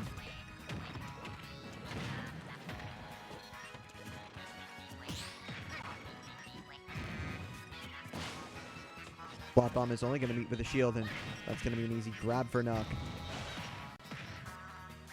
Doesn't even want to risk that and misses the tech, but he's going to live anyway. Gets the berry though. Wanted to get a bit greedy with a bit of charge on the F smash, but he's going to mash up nonetheless. And what an edge guard from Nuck. He proved his willingness to go deep, even though he would have died afterwards. It's going to be yet another 2-stock from him. 3 2-stocks to make it into winners finals. And a 3-0. That was about as one-sided as you can get there. Excellent work to him. He's going to be facing off against the winner of Japes and Love as I bring on my co-commentator. Hello. Hi, it's Inferno Spark. I'm back at it. I'm out of bracket now, but I'm ready to commentate some matches. There you go. How's it going, no one? You can just put at Inferno Spark. So elsewhere in bracket, as we just saw Nuck taking it into winners finals a moment ago, Dogecoin managing to make his way into top 8, facing off against the winner of Oshai and Noakwa. That's still going on. Placebo facing off against Gorgon on the other side. Of course, the winner of Dogecoin and the unknown opponent will be facing the newly minted losers opponent, Thomas. Yeah, it's what we expect after pools. That you have a super stacked bracket, right? Every single match and every single set I've seen has just been an absolute slobber knocker. I mean, you do not want to drop to losers here. There's an absolute murderer's row of opponents that you're going to have to face all in a row. Yeah, and you got Nuck sending people one after another to losers. Just crossing people off of this hit list. It's going to be Jabes against Love in the other winner's semi. This is another best of 5. This will be a really interesting matchup. I haven't seen the two of them play on stream in a couple of weeks. I think they played this week at one point, but I wasn't watching. Right. So I'm really interested to see how this matchup goes, especially because I think he actually took out Jabes this week. So it'll be interesting to see. It's very good. It's probably going to be a very slow game, at least for the start, just because both players are going to be stealing each other out in neutral and using their big spacing tools to really try and open up doors for more options and more combos.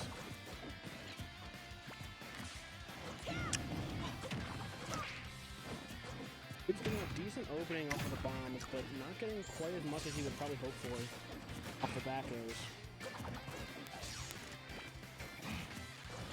Yeah, the amount of disjoint that Wolf's Fair has makes it just that much more difficult to contest. You have to be perfect with the bomb timings. Yeah, that stubby little sword, not quite enough to just, outrange entirely. Especially against Wolf. Effectively long range can always be a problem. It has been Japes who's managed to be in the percent lead thus far, but if Love can get this ledge trap going for a little bit longer, it might have been his. Yeah.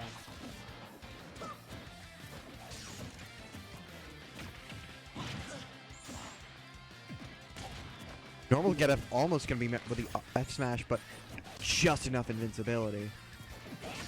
Yeah, Love having a good read on things and playing very safe and just keeping, resetting the situation at ledge.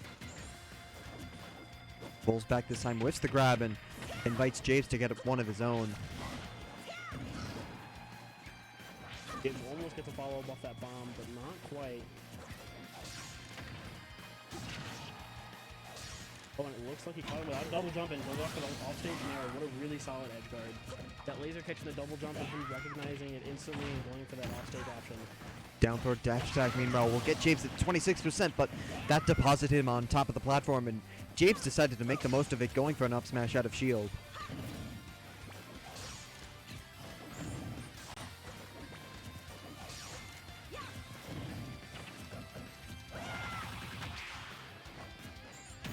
Good up B out of shield, not getting the follow-up and getting punished for the whiff. This is a particular matchup where if he knows Love isn't going for the grab, Japes can safely stick and shield himself because Wolf doesn't have the greatest out of shield options on his own. He has, down special at frame 9, but that's not of too much particular use. So besides that, his fastest option is frame 10. He has grounded up special on frame 6, and also, I believe, Nair out of shield at frame 9, so multiple routes he can go. Yeah, and I think a lot of this is really going to come down to how Eli plays around the ledge pressure that Toon Link puts on. Because with all the setups for the projectiles, delayed boomerangs, and stuff like that, it really messes with timing, so it makes it hard to get off that ledge. With the bomb in hand, that's going to be another reflector from Love.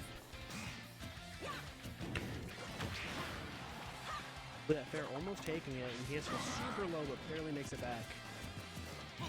Both Love and Japes on 2 stocks apiece. This is such a tide turner, whoever gets this next stock.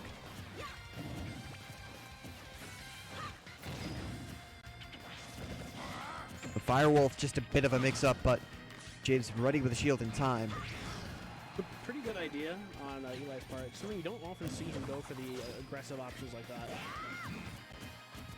But he knows he needs to mix things up because him and James play just enough that they know each other well. Of course, it should be said that James plays this character to himself a little bit, knows what tools he has in his disposal. That shield looking so small for Love, but he manages to get it out. That was just Halloween, Bowie, that I managed shield. Yeah, Halloween might have been yesterday, but that was still a pretty spooky situation for him. But we're seeing Eli getting a little bit of a runaway with this percent lead. Even after going for the hard read with the down smash, F throw is going to be nowhere near enough. But gets the wrong angle on the Firewolf. Looks like he went for a really early up B, trying to get an angle and could have just double jump up B. They just didn't want to get hit.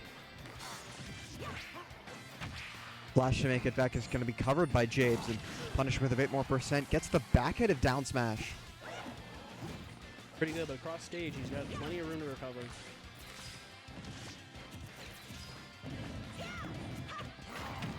Into the cycle that is that up smash, though. Scoops from such a far distance. And if Really? Japes has improperly spaced anything, he's going to get caught by it. Yeah, that was really smart awareness from Eli, recognizing that that was not going to be safe on shield. Because Eli is often known for just shielding something and just either staying in shield or getting out of there. The reverse Seeing him go for the out of shield options is really nice. Bit of a movement mixed up with a B reverse on the blaster. Japes sitting at 144. Though a sweet spot dash attack will certainly kill. Even a lingering dash attack might almost kill. Oh, but James gets the advantage here and sets up for the ledge trap. Back throw. Oh no, not quite. Oh, Eli hoping to get that back throw, but unfortunately just not getting enough space between him and the grab. Excellent awareness from Japes because he knew ever since Love was just holding his shield at ledge, did not even want to risk going for the back throw.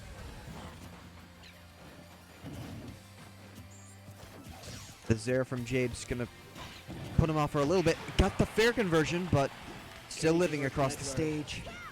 Edge guard or ledge trap will do it. And that takes the first game. James with a monumental comeback in the last stock there.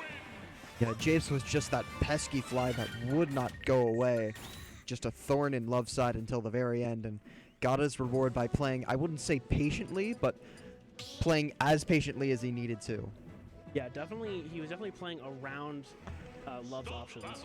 And it wasn't completely defensive or completely evasive. It was just knowing that Love is going to be fishing for those kill options, and the only kill options he has access to are that specific range. He's playing reactively instead of proactively, always being the one to make the second move. As we move on to Town and City for game 2.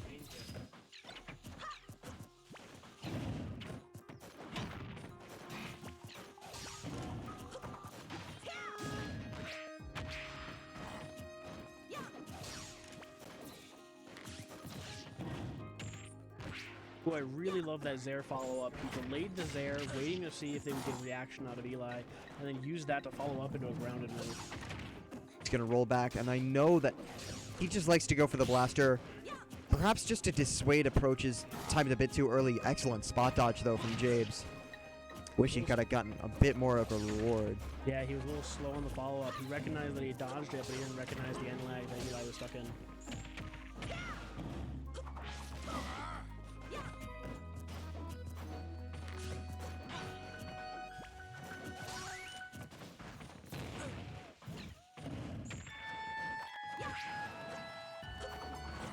And if I'm Jabes, knowing that Love has gone for the reflector so many times, I'd pull a bomb at center stage like I did right there, and if you can catch Love in that reflector state once again, that's when you approach right away with an air.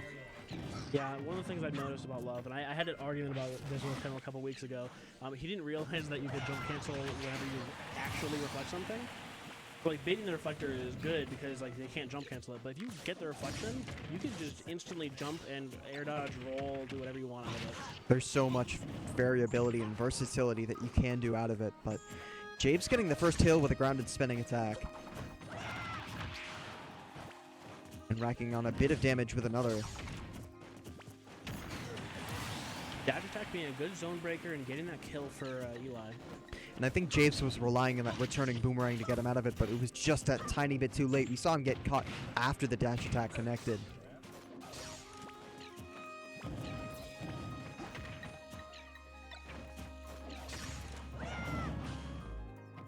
Oh, he doesn't get the punish. The moving platform catches Jabes before he lands.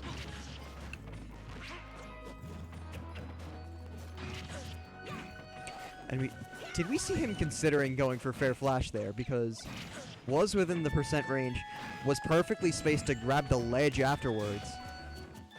Yeah, Eli is known for knowing all the setups, but never going for him because he's worried about missing or whiffing and getting punished. Yeah, very risk averse.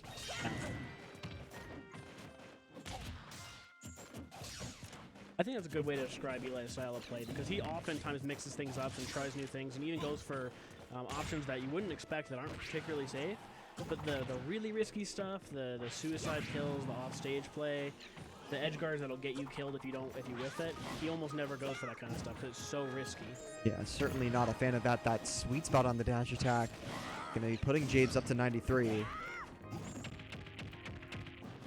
That being said, this stock is, if anyone's to take, and I think it's going to say a lot for the momentum for the rest of the match. Rolled in, but caught the roll perfectly. Jabes going with an up smash of his own to get Love onto his final stock.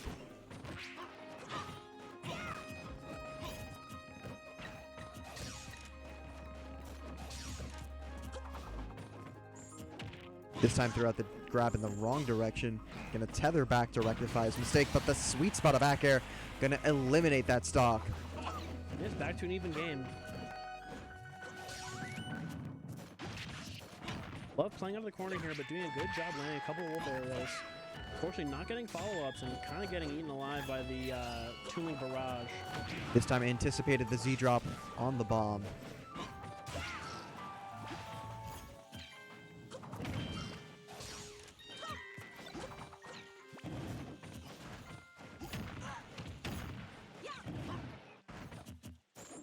And you heard the sound effect there on the F tilt a moment ago, but Javes interrupted it.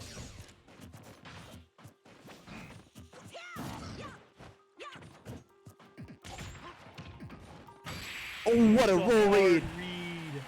Oh my goodness. He knew. He knew well into advance. My man could see the future.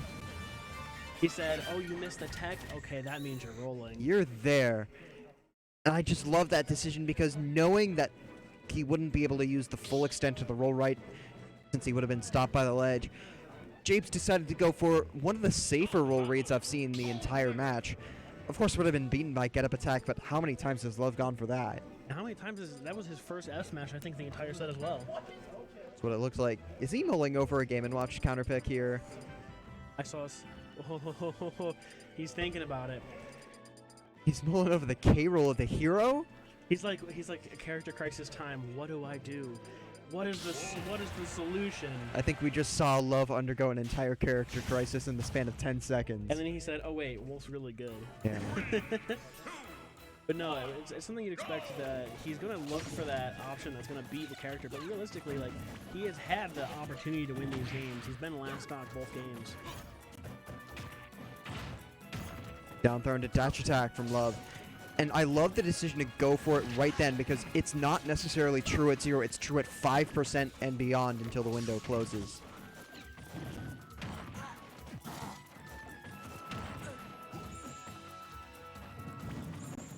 Eli taking a really aggressive and fast start to this match, getting a lot of percent racked up. Oh my god, and using the throw armor to not only do damage, but also get off extra damage from the throw. Reads the jump from ledge though with the up air. Gonna be caught by his own Z-dropped bomb. Yeah, he was clearly hoping that he would catch Eli underneath him trying to shark.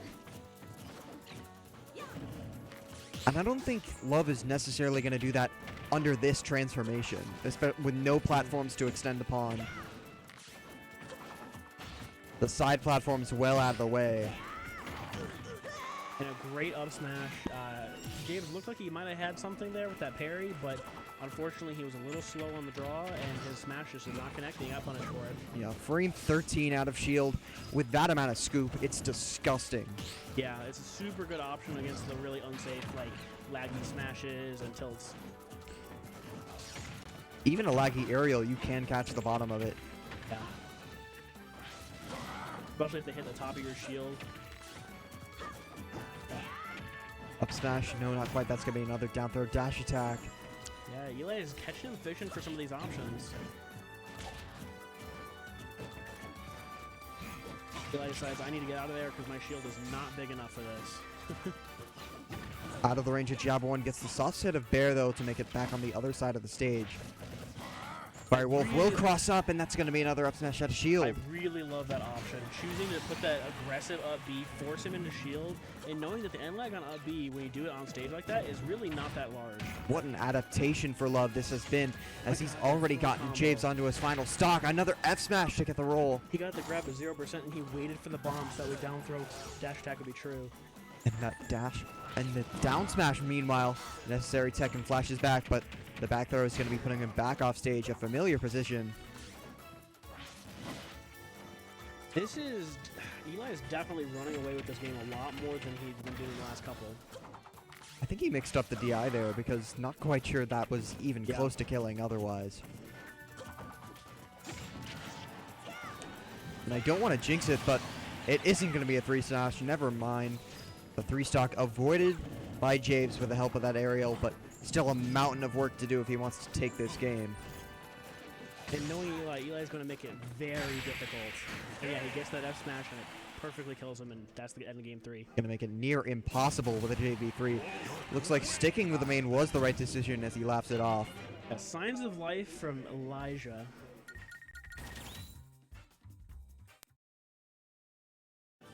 And we definitely saw a very different style kind of adapt in that game. The first 2 games, we saw that very slow, methodical style we're used to, but we saw him with a lot more aggression and a lot more sort of active, putting out hitboxes against the Toon Link there. Certainly, and that was a lot more calculated, especially down the stretch. Not going for risky options as much, but going for options with moderate risk and high reward. Yeah,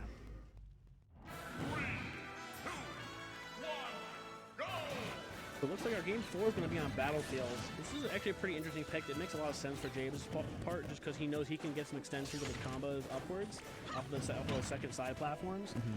And Wolf really doesn't get much outside of juggles on these kind of platform setups. Good F smash to just catch him at the ledge, but this is a stage depending on how your playstyle as Wolf is, and I think entirely how much you up smash out of shield, because those high ceilings are pretty much the only way that up smash out of shield is really the only way any Wolf player will be killing off the top, other than maybe up tilt.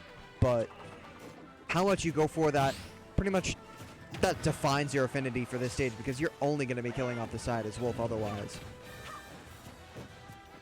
For someone such as Love who doesn't go for it as much, this is a fine pick. Yeah, I definitely don't think Eli has any problems with this stage in this matchup. Ooh, that's a really small shield. Another spot dodge and rolls around before the final hit of the gentleman. I think so. It's a pretty even game on the first stock. Eli had a really strong start, but things have started to slow down. James has reclaimed the pace of this match. And Eli putting him in another ledge trapping situation. And this time, instead of going for the back throw, I think Japes was anticipating him to whiff a grab. He went for the dash attack instead, and is going to kill off the top with the up air. So yeah, I stand corrected. That completely unstalled up air is definitely strong enough to kill against a light character like Toon Link. And Toon Link isn't even necessarily light. He's pretty middleweight, but yeah, if you can get that center hitbox, that's what you really want. That's the angle in particular.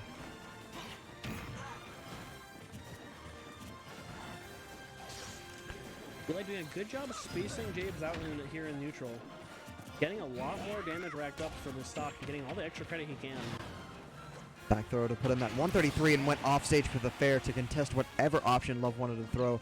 I think he wanted to interrupt him during the startup of either Flash or the up special, but didn't even have time to throw it out. Yeah, it looked like he was going for maybe potentially an air dodge on a stage because he kept drifting in a lot more than he usually does. Iframes to get around the down smash, not going to get into the F smash either.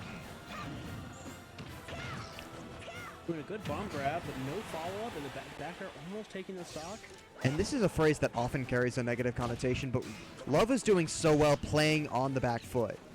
Knows that he's just retreating with a lot of his moves, playing secondary to what James wants to do, and then executing the game plan. Throws in a risky move once in a while, but executing his own game plan, and only when he needs to. Oh, the jab lock setup? This could potentially set up for an edge guard. Eli doing a good job recovering underneath the lips so that bomb does not catch his recovery. And managed to cop the outstretched leg as well. Not quite enough, but this is really close. And James doing a really good job of retaking center stage and reclaiming the rest of this stock, making the extra credit not worth nearly as much. And once again, you see him catch that outstretched leg of the up smash with the disjoint and got his reward directly afterwards. It's so difficult to space because it's active well beyond the horizontal reach of the leg itself. Oh, and that dash F tilt was really smooth, a really great way to end that stock at like 130. Yeah, set up by that forward throw as well.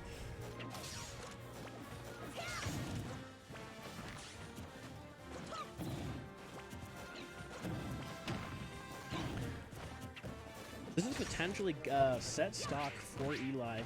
We'll have to see if he can make a decent attack here and potentially finish off this stock before he pretends to get too high for either player. Bit of a game of catch there with a bomb, but it's going to be Love who comes out on top.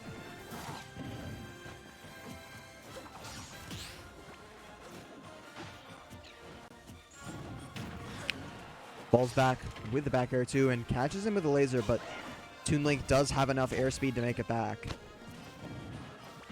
He's doing a good job going for a lot of safe options, anti-airs to try and get some extra damage, get some pokes in before going for, ideally, a kill setup. Forward throw to get him back on top of the platform. Rapid jab as he misses the tech. Smartly rolls outward though. Oh my goodness! That bomb fair taking the stock so cleanly at about 90%. Perfectly read the rebound off of the underside of the stage, and What an entirely well-placed setup from Japes. He just knew that coming. That's the type of thing you have to anticipate at least a second and a half beforehand. Yeah, you have to know what's going to happen, and obviously when you main a character like Toon Link, that's the kind of setup that you have to be expecting and prepared for. Just caught him taking upwards in that wrong direction. Knows that if he missed the tech, he was dead anyway, and he just covered everything. Yeah. What could he do? Could he reflect it in time and still have enough mileage to go for the up special? No, I don't think so, because I don't think he has double jump, so he'd have to wait for Reflector to end, and Yeah. he might be able to make the distance, but even then, after all that option coverage, he could just run off and potentially back air him and put him in another stage spike situation. Wow, what a calculation from James on the fly, and he's going to be moving on to face his own personal demon, Nuck, in winners finals. Nuck, who's currently warming up against Ladder Monkey Boy off stream. Yeah, warming up, you know, with Little The Mac. casual Mac Ditto. I think I've started something and I feel terrible about it. One Mac You Ditto in should. bracket- No, you should feel terrible about it. One Mac Ditto in bracket, and all of a sudden now people are warming up with Mac on the side. I was about to say don't feel terrible, but I will make an exception for that character. That is... Yeah, so we're probably going to be seeing Jabes Nuck, if not, no, yeah, it should be Jabes Nuck on winner side for winners finals, I think. And losers side, I think, is still all the way in quarters, working their way to semis. Right, we'll have to see how that one goes. That's going to be super interesting, because we might see some people who haven't even been on stream who just blew their way through losers and ended up taking a bunch of games. Looks like it's going to be Love and Placebo facing off on the other side. Placebo managing to take it in 5 games over Gorgon. What a set that must have been. And Dogecoin and versus Shy facing off. I think, have we seen everyone left on stream? And I know we've seen Dogecoin, we've seen Love, we've seen Placebo. Have we seen Vershai? We've not seen Vershai on stream Okay, yet. so that is the final one. I don't think my mic is working. It is, I can hear you. Oh, you can hear me? Okay. Yeah, I keep hearing the echo, and when the echo is good, like I know it's happening. Yeah, I hear myself intermittently but it too, keeps, but keeps cutting in and out, so I don't know. Regardless. So it looks like we're going to have a minute while they're figuring out who's playing and taking a break. I think James wanted to take a breather just because that was a pretty long set he just played. certainly.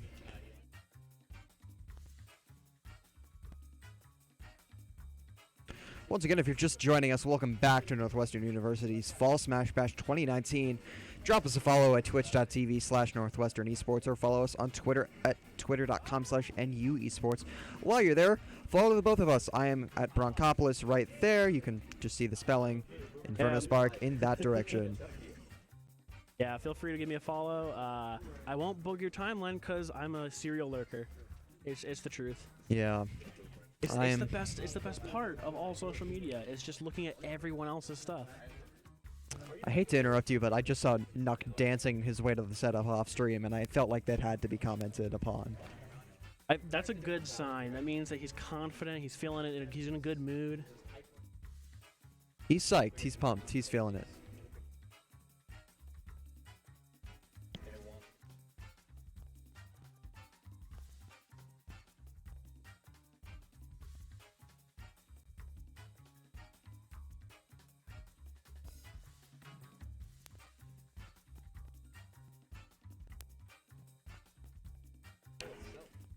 So you were in top 12 as well. Recount how your games went. I was in top 12. I won my first game actually, which is pretty good. That ended up putting me technically. I think that guaranteed me top 8. Since it was on winner side.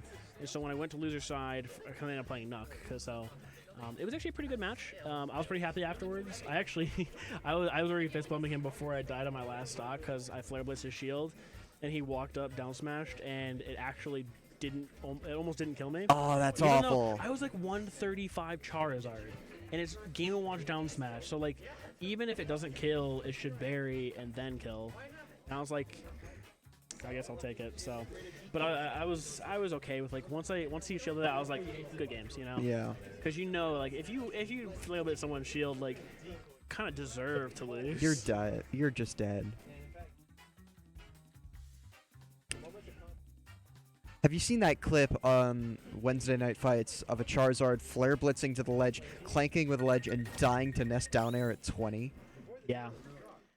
The thing is, like, they sort of fixed that. They made it so Flare Blitz can snap at the very end now, which is a huge help. But even still, like, Flare Blitz as a recovery option is so rough, and it has to be so specific that, like, it's definitely, like, a worse version of Fox Illusion.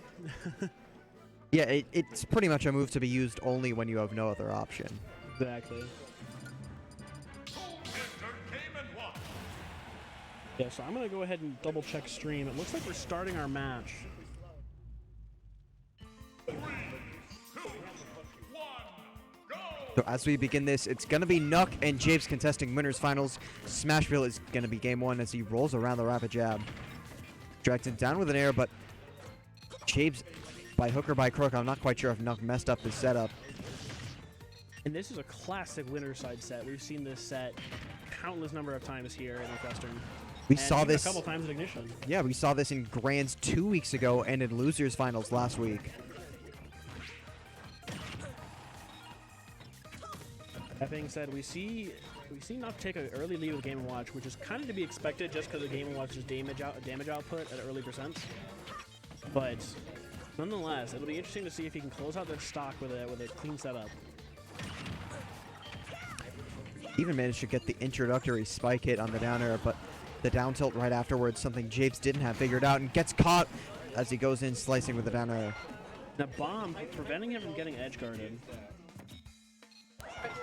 Waits out the spinning attack though and drops to the fair of his own, even as it takes over 40 frames to activate. When you get caught in that much end lag, nothing you can do.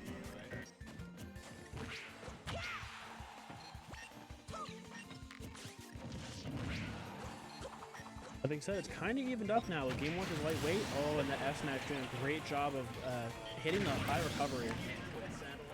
But right afterwards, Japes finds the stock himself. It's going to be Nuck and Japes down to 2 stocks apiece. We're playing Smash 4, baby. Oh, and that's a lot of damage from the Bacon. Oh my goodness. Each hit doing almost about 5 or 6. And if you get 1, you usually get 2 or 3.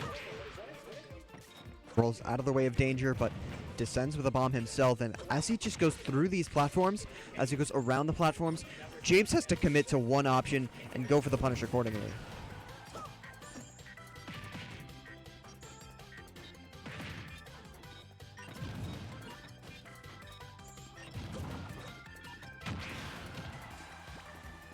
He's living to 106, had enough time to pull the bomb on, well, just out of the range of the up air afterward. Oh, and his tether gets caught by the Bacon. Takes a lot of damage for that, but he potentially has the option of getting the follow-up. That lingering fair is going to be Japes' undoing, and as you said, the Bacon at the ledge is just Japes' nightmare scenario. He's been caught by it so many times, and it can easily do 20 to 30% if 3 or 4 of the hits connect. Yeah, and with a floaty character like Toon Link, you're going to have to worry about being able to get down even if you jump over the Bacon.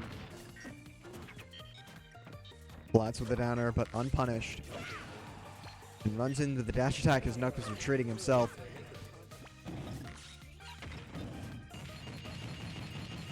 If there's one thing Game & Watch doesn't necessarily have too much, it's ground acceleration. Yeah. The top speed is acceptable, but just going into that, it takes a while to get there. That uppy doing a good job of catching the dash in.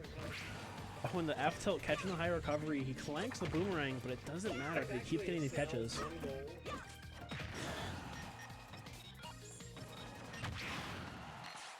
Spot dodges to avoid the up air, but as he returns to the ground, gets his few pummels in. I think the positioning on stage not quite enough for the back throw, so he has to go for the forward throw, reset that situation, and hopefully he can get an edge guard. Drops down with a fair though, and gets himself back with another fair.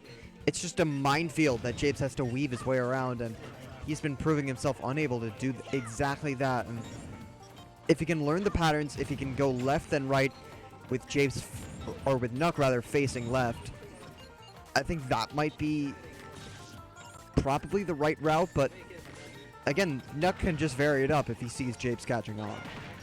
Yeah, both players playing really safe here. James using the bomb to actually block a lot of the Bacon hits. Actually a pretty smart strategy to help him get off ledge. I did not know Pan could actually bat the bomb back, but Yeah. that's exactly what happened from Nuck a moment ago. This must be how it interacts with the extra hitbox. It's disjointed. That being said, Jabe still has a lot of potential here to take this game. He has to make a big comeback, but Game & Watch is a character you can definitely do that against.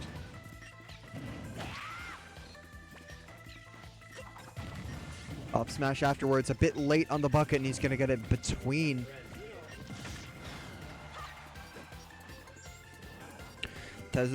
Tethers back around the bacon, but regains stage control once more and returns with the fair to really cement his place there.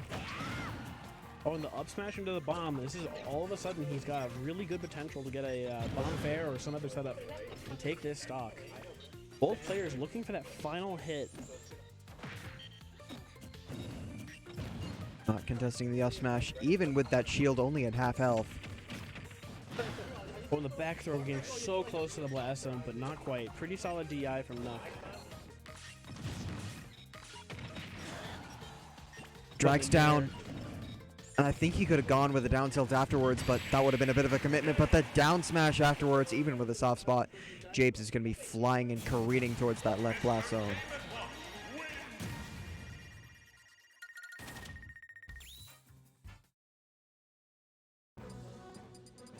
And for the way he started that game one, Japes did well in bringing that almost all the way back. And that just goes to show you how good his temperament is as a player and how good his mindset is. Is even when he's behind by that much versus someone like Game & Watch, who we all know can't be tilting, he's always able to keep that his rock steady focus and just keep working towards a goal. Yeah, Japes is one of the hardest Northwestern affiliated players to frustrate in any situation. He will keep his calm. If something doesn't work and you see him, you know, burying yourself in a way that would invite the same mechanic to go back, the same move, he'll do it again. He doesn't care what worked prior, he just cares about what will work now.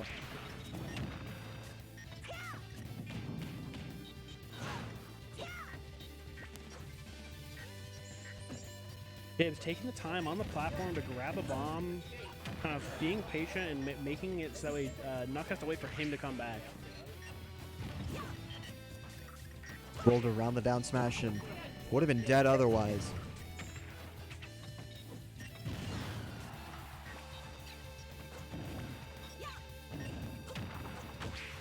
And a great follow-up and throwing that boomerang to preemptively knock away any attempts at approaching from the air there.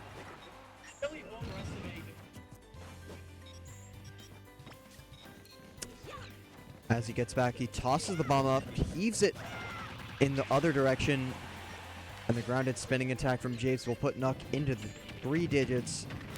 Another few pummels. I'm curious if you can be reverse grounded spinning attack, because I know spinning attack actually sends you in the direction that you're facing. I believe you can.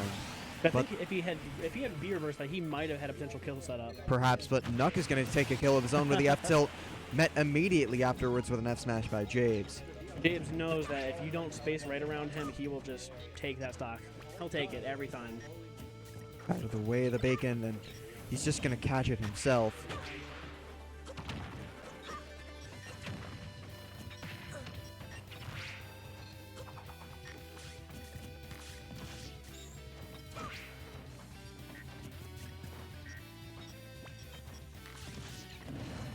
And that's just something that comes so naturally to him. The bomb fair got that 9 on the hammer as well. He's going to have to get...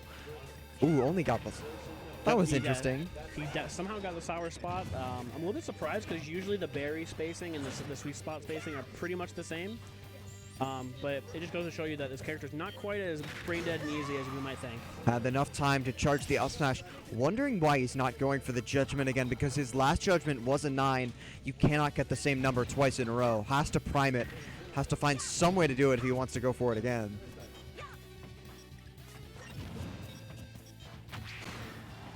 The up air catching Nuck out of the air. And this is back again down to a 1-stock game. Game Watch up being right through that bomb, just completely ignoring its hitbox. The invulnerability doing wonders for the aggressive and defensive play of Game Watch. Getting caught by the bacon once again, but that up special is going to make it back. Another up tilt into Nair.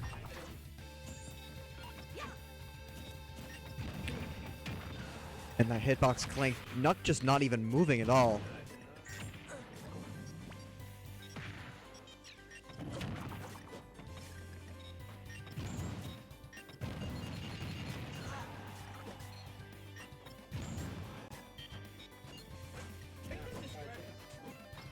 Enough iframes to get around the F smash and the up smash 2 in a moment ago, but goes deep with the back air. The turtle is going to take Jabes' second game away from him. That was the first edge guard we've seen Nuck really go deep for all set. Yeah, we saw it against Thomas in winter semis, but in winter's finals, he's been respecting Jabes a bit more and going for bacon setups. Yeah.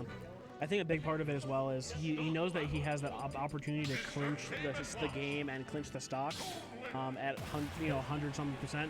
Whereas if he sees that the percent's a little bit lower than that, he's going to take that time and say, like, you know what, get through my wall of damage and bacon and all the things he can put out. And it's a lot of individual matchup knowledge as well. He knows that in that last set, Thomas would not have been caught by as many of those bacon setups, as he immediately gets a jab lock and another roll into the up smash.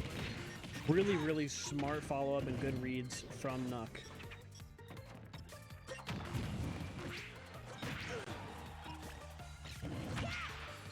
Yeah, I'm pretty sure that you can't bury an opponent who's still in tumble or who's in knockdown on the ground, so that's why I think he went for the up smash read on the roll, which is really smart by him. And he takes that stock pretty early. Yeah, what a parry into up smash, making great use of that. So difficult to land timing, but the get-up attack from Toon Link, I think perhaps it was a bit telegraphed. Wanted every opportunity to interrupt the ledge bacon, and that time it was on purpose. Dragged down with an air into another advantage state.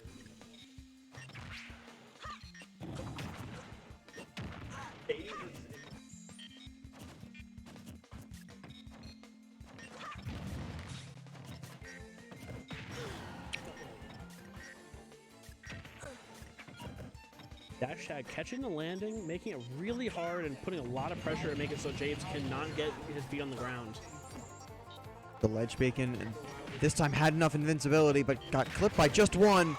And the roll through, just not enough distance to get out of up smash range. Yeah, Jabes just panicked there, and all of a sudden he's down 3 stocks to 1. Yeah, it looks like Nuck is potentially running away with the rest of this set. The first 2 games were super close, but we did see Jabes come back a bit in the game 1, so it's definitely not over yet. Caught at the ledge with the F tilt. And again, the bomb is going to interrupt the up special. What a conversion for the F tilt on ledge as well. Oh, he goes for the trump up B. A little desperate, but at the same time, if he had got it, it would have been a nice clip. Interrupts it, and the back throw is going to kill. Yep, Game Watch definitely not surviving that one.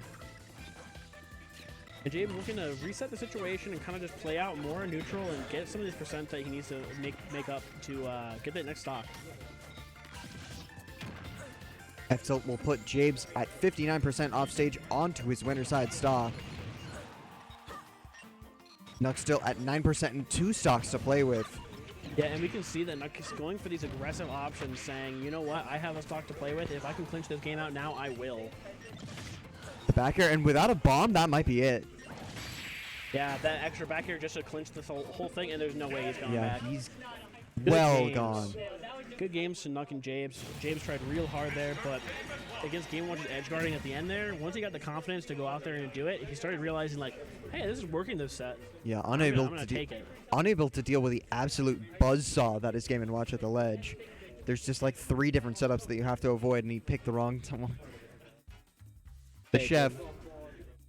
Just Chef Nuck in the kitchen. That's our second chef at Northwestern Smash Club. Oh, that's true. We have Chef Royer D and then Chef Nuck. Shout out Chef Royer D. Didn't make it out of pools, but Yeah, he had a stacked pool, I will say. yeah, he did. He was the 4th in his pool, and his pool also had, I think, 3 other players who were serious contenders.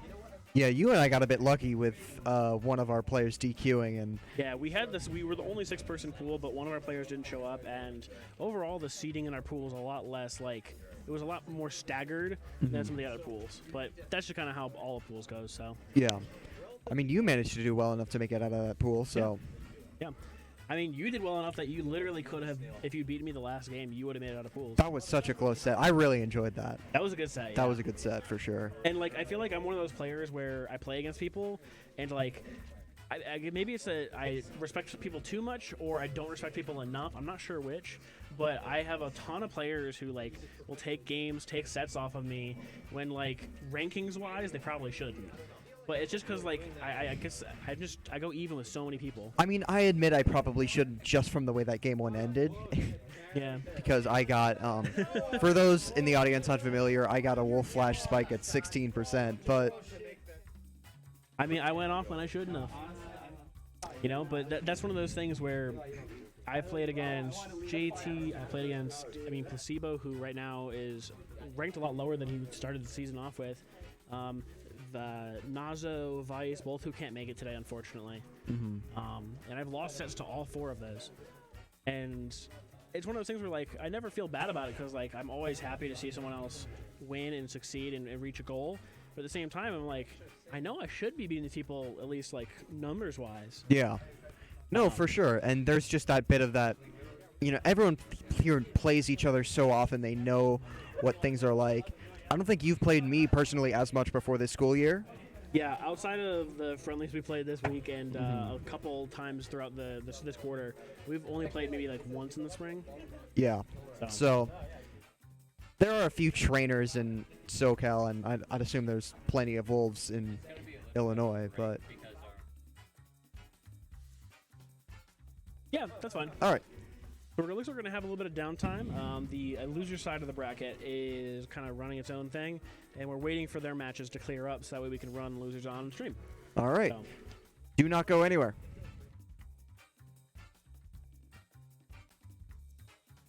I'll do it. I think I'm actually down to take a break too.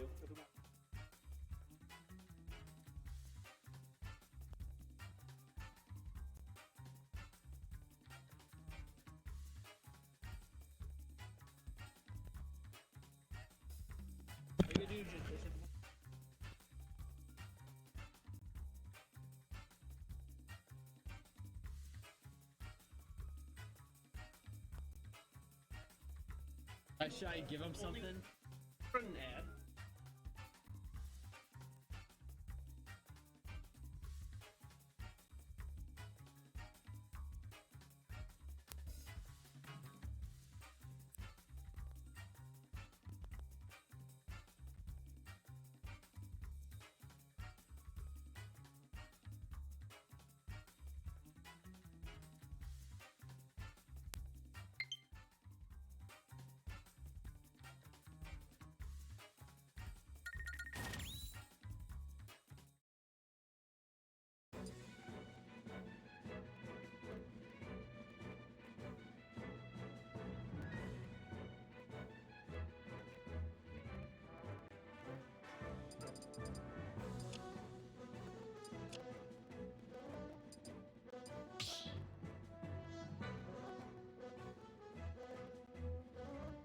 Stop the battle.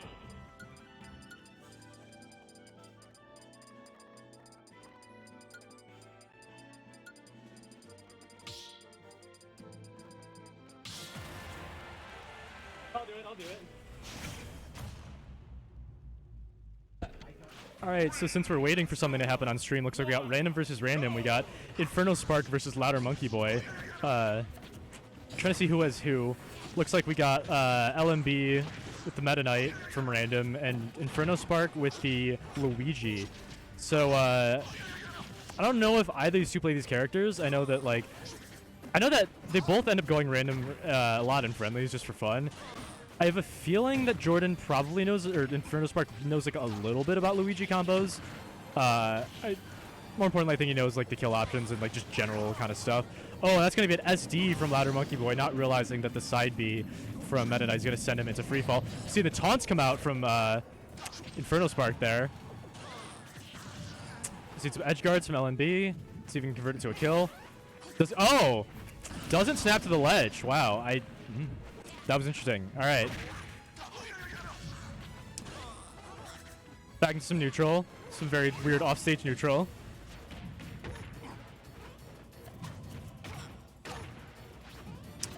looks like, yeah, like I was saying, Jordan or Inferno Spark looks like he's getting some of these like small combos, not like the big Luigi combos, but he knows like enough to get something started. LMB again, guys from the side B off the side of the stage. You would have thought after the first time he might know that it's sending him to free fall, but he doesn't.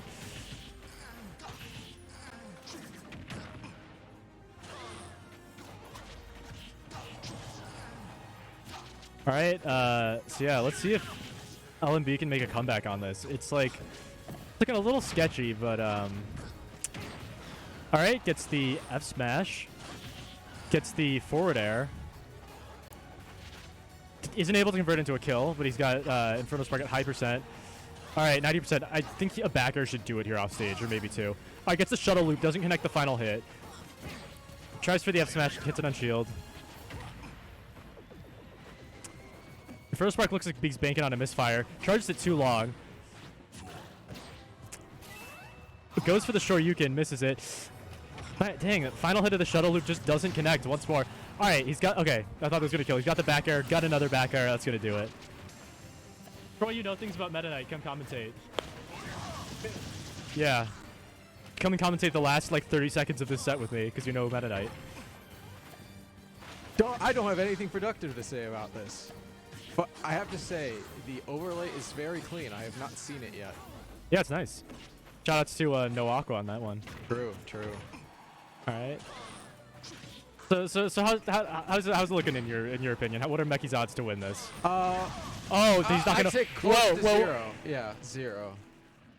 But he just did a side B off the stage and he won. I thought George was playing Meta Knight. No. Wow. Yeah, they're just going random v random while we're waiting for something to happen. Yeah, yeah. I think we're about to have. Wait, did Martin win or did Thomas win? I'm not sure. Oh, well, the friendlies continue, and we have Piranha Plant Roy. Ugh. I don't know who wins this matchup. I really don't know either. Because I feel like Roy tries to dash attack in and then. Oh, okay. Oh, looks like we actually have something on stream then. Okay, cool.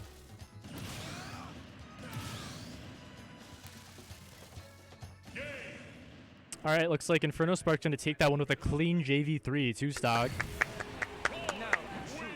Nice job, Jordan.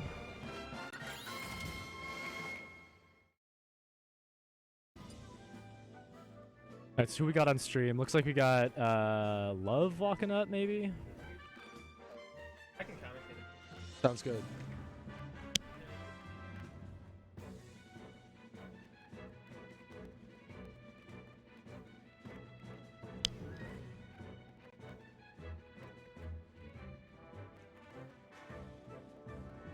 All right, so let me see who's. I believe it's Thomas versus Eli or something. Oh, the classic. The this one always entertaining when it's on stream. Particularly at Smash Bashes. Sometimes entertaining after the stream. Thomas, put on the DK suit. This is your chance. You're on stream. Yeah, Thomas did bring the DK suit, even though he's a fraud now and plays Inkling. If this is ever a time to put it on, like this is it. Yeah, like for sure. Of course, Thomas switching from DK to Inkling because he's just wants those top tier characters, but he still has the DK suit and claims that he will put it on once he gets to grand finals. I mean, I think like this might be his last chance. I mean, it really might be. I don't think he's historically does. Oh, he's running off. Wait. Oh, there he goes. Oh, there he goes. Get it. Let's go. If there was one time for him to put on the DK suit, it would be versus Love. Please, Thomas, do it for the fans. Do it for like 4 people watching. He's got it. He's got it. Let's go. As you may recall, for people who know the deep lore of Northwestern Smash, during the first Smash, or was it the first or second Smash Bash? First or yeah, it was the second one. No, it's the first one that he put it on. No, it definitely was the second one. But yeah, whichever one it was, he put on the first one he put it on, then he lost to Luis. Oh, true. The second was the one he won, but like he didn't wear the suit. Yeah. But anyways, while wearing this DK suit, he had the craziest pop-off in the history of Northwestern. Yeah. All right. Get fucked, Eli! Oh, is he gonna pull out the DK? Are we gonna see Thomas? Please do it. At least if you're like down, if he goes down 2-0, he better pull out that DK. Like I'll be upset if he doesn't. If anything, I'm worried, you know, because this was such a totem of good luck for him when he played Donkey Kong. But now that he's playing Inkling, will this actually work against him? I guess Will we're about to find out. will the spirit of the angry Kong, will that work against him when he's not playing Donkey Kong? We're about to find out. It looks like. If anything, I think if he goes DK game 1, he can get so much off the fear factor. You can see true. you can see Eli trying to keep a straight face, but the fear is Eli, just in his yeah, eyes. that's the face of someone who's not going to be sleeping well tonight. Like, No, not at all. Eli knows he's feeling the pressure right now. It's like you see him like smiling a little bit, but like nah, those eyes are filled with fear. And Thomas, stone cold killer over there, playing a schoolgirl, truly the most fearsome of our Smash characters. Uh-huh. All right, we're starting on PS2. So, all right. Eli starting off with some wolf things. Yep. So if these two are really, really hype, we'll see a DK versus K rule. Oh, That's absolutely. that's what I truly want to see. I feel like Thomas will go DK, but then Eli will stay Wolf. Yeah. Eli only switches against me. Uh-huh. I have to coax that out of him. Alright, so Eli starting off pretty strong. Uh-huh. Yeah, looks like Thomas is having a little trouble getting in. Like he doesn't. It feels like having a hard time breaking through these Wolf defenses. Yeah, Eli definitely doing like, because I think Thomas definitely needs a lot more like hits to get any kills, whereas Eli is just kind of looking for like these raw attacks right now. And like at this point, so many things will kill Thomas. Yeah. Like F tilt's gonna start killing it a little bit. Dash attack will do it. All right, so only 32% on love. Maybe looking a little rough for Thomas, but if anyone can bring it back, I think he's probably got it. Of course, Inkling doesn't have the highest comeback factor, but Inkling definitely has some tools, no doubt about it. Yeah, Inkling, he's definitely going to be looking for, probably want to go for some gimps maybe. Yeah. Wolf's recovery, not the best. If you could like throw him off and like maybe up-B him, the up-B like shine, that could do some damage. Oh yeah. Also, one thing that happened a little while ago that I want to point out was pretty cool was Eli didn't do the throw immediately. He actually held onto it because he saw the splat bomb was coming up and waited till it was going down to actually throw Thomas to get that invincibility. So really smart of him. Very smart. Really risky roller there from Thomas is going to get punished for it. Yeah, I'm surprised like the roller didn't make contact. It seems like it's kind of weird. Like sometimes it like pushes you in trades. Sometimes it just like gets defeated. Tries to get an attack. Yeah, Eli's facing just out of it. All right, so this is looking very rough for Thomas. He has a 2 stocks to come back, and Eli not making this any easier. Wow, getting the grab and dash attack, grab dash attack. Yeah, this is, I'm not sure what you do in this scenario. I think this is when you realize that the DK suit's working against you and you switch to the Kong. Exactly. And, yeah, this is like, Thomas is like 1 hit away from losing game 1, but pretty much, yeah. He's 1 hit away from like kill percent, and then things will kill.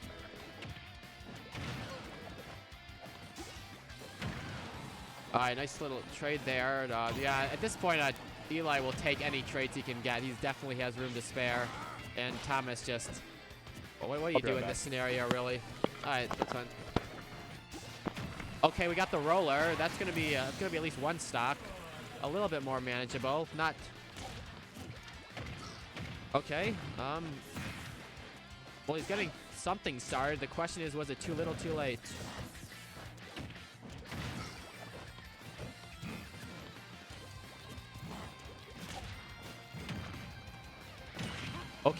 Okay, all right.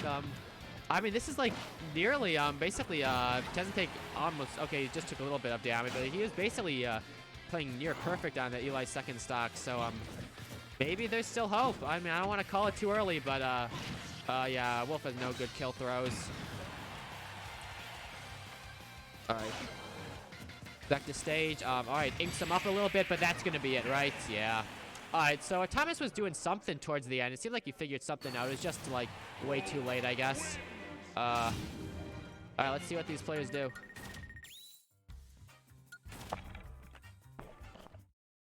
Yeah, I tried to catch as much at the end of the set as I could, and it definitely looked like Thomas was finding like ways to get in that he wasn't, able to find before.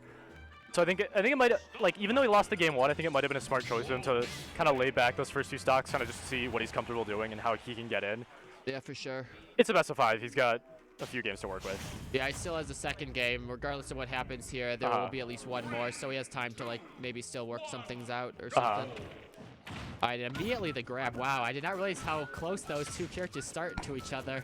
That was, like, instantaneous. Yeah. And just kind of keeps grabbing them. Yeah. Eli with the tech chases. And this is looking very similar to game one, where Love taking a huge lead towards the beginning. Okay, Goes for the 0.7%. Nice. Every percent counts. Officially not going to be a 0 to death, so at least there's that. Yeah. It's like a 0.7 to death. Okay, and So maybe not. Maybe I was wrong to say that, because it definitely looks like Thomas is still having trouble getting in. yeah, I mean, he was definitely figuring something out at the end of that last game, but it seems like Eli just kind of brought it all the way back around, and now Thomas is just struggling to really do anything. Yeah. And yeah, he's dead. Yeah, this is not looking great. So, all right, well, he gets there's the forward throw that like I don't think ever kills. Okay, splat bomb. Yeah. Not too bad of a ledge trap. Been playing decent on this stock so far. Hasn't taken too much. If he can like seal like a stock really soon, it could basically be back to even. Eli already at over 100%. So really gonna miss though. Unfortunate. And don't get hit by that. Okay, good. Booyah. Oh, no, not quite. If he had gotten hit by that down smash, I think mentality-wise it would have been over. Yeah, I mean, like that would have put him in a very bad spot. This isn't looking as bad as last game. Oh, I was gonna say if he could take the stock soon, he might have had a chance. But yeah, it's looking pretty dire for him. Still not impossible. Like, he just needs to not take that much damage, which is easier said than done. Okay, gets the Gimp. The down tilt Gimp. I mean, it's something. Yeah. Now basically a full stock down, which I mean, if you can get like a quick kill, anything's possible.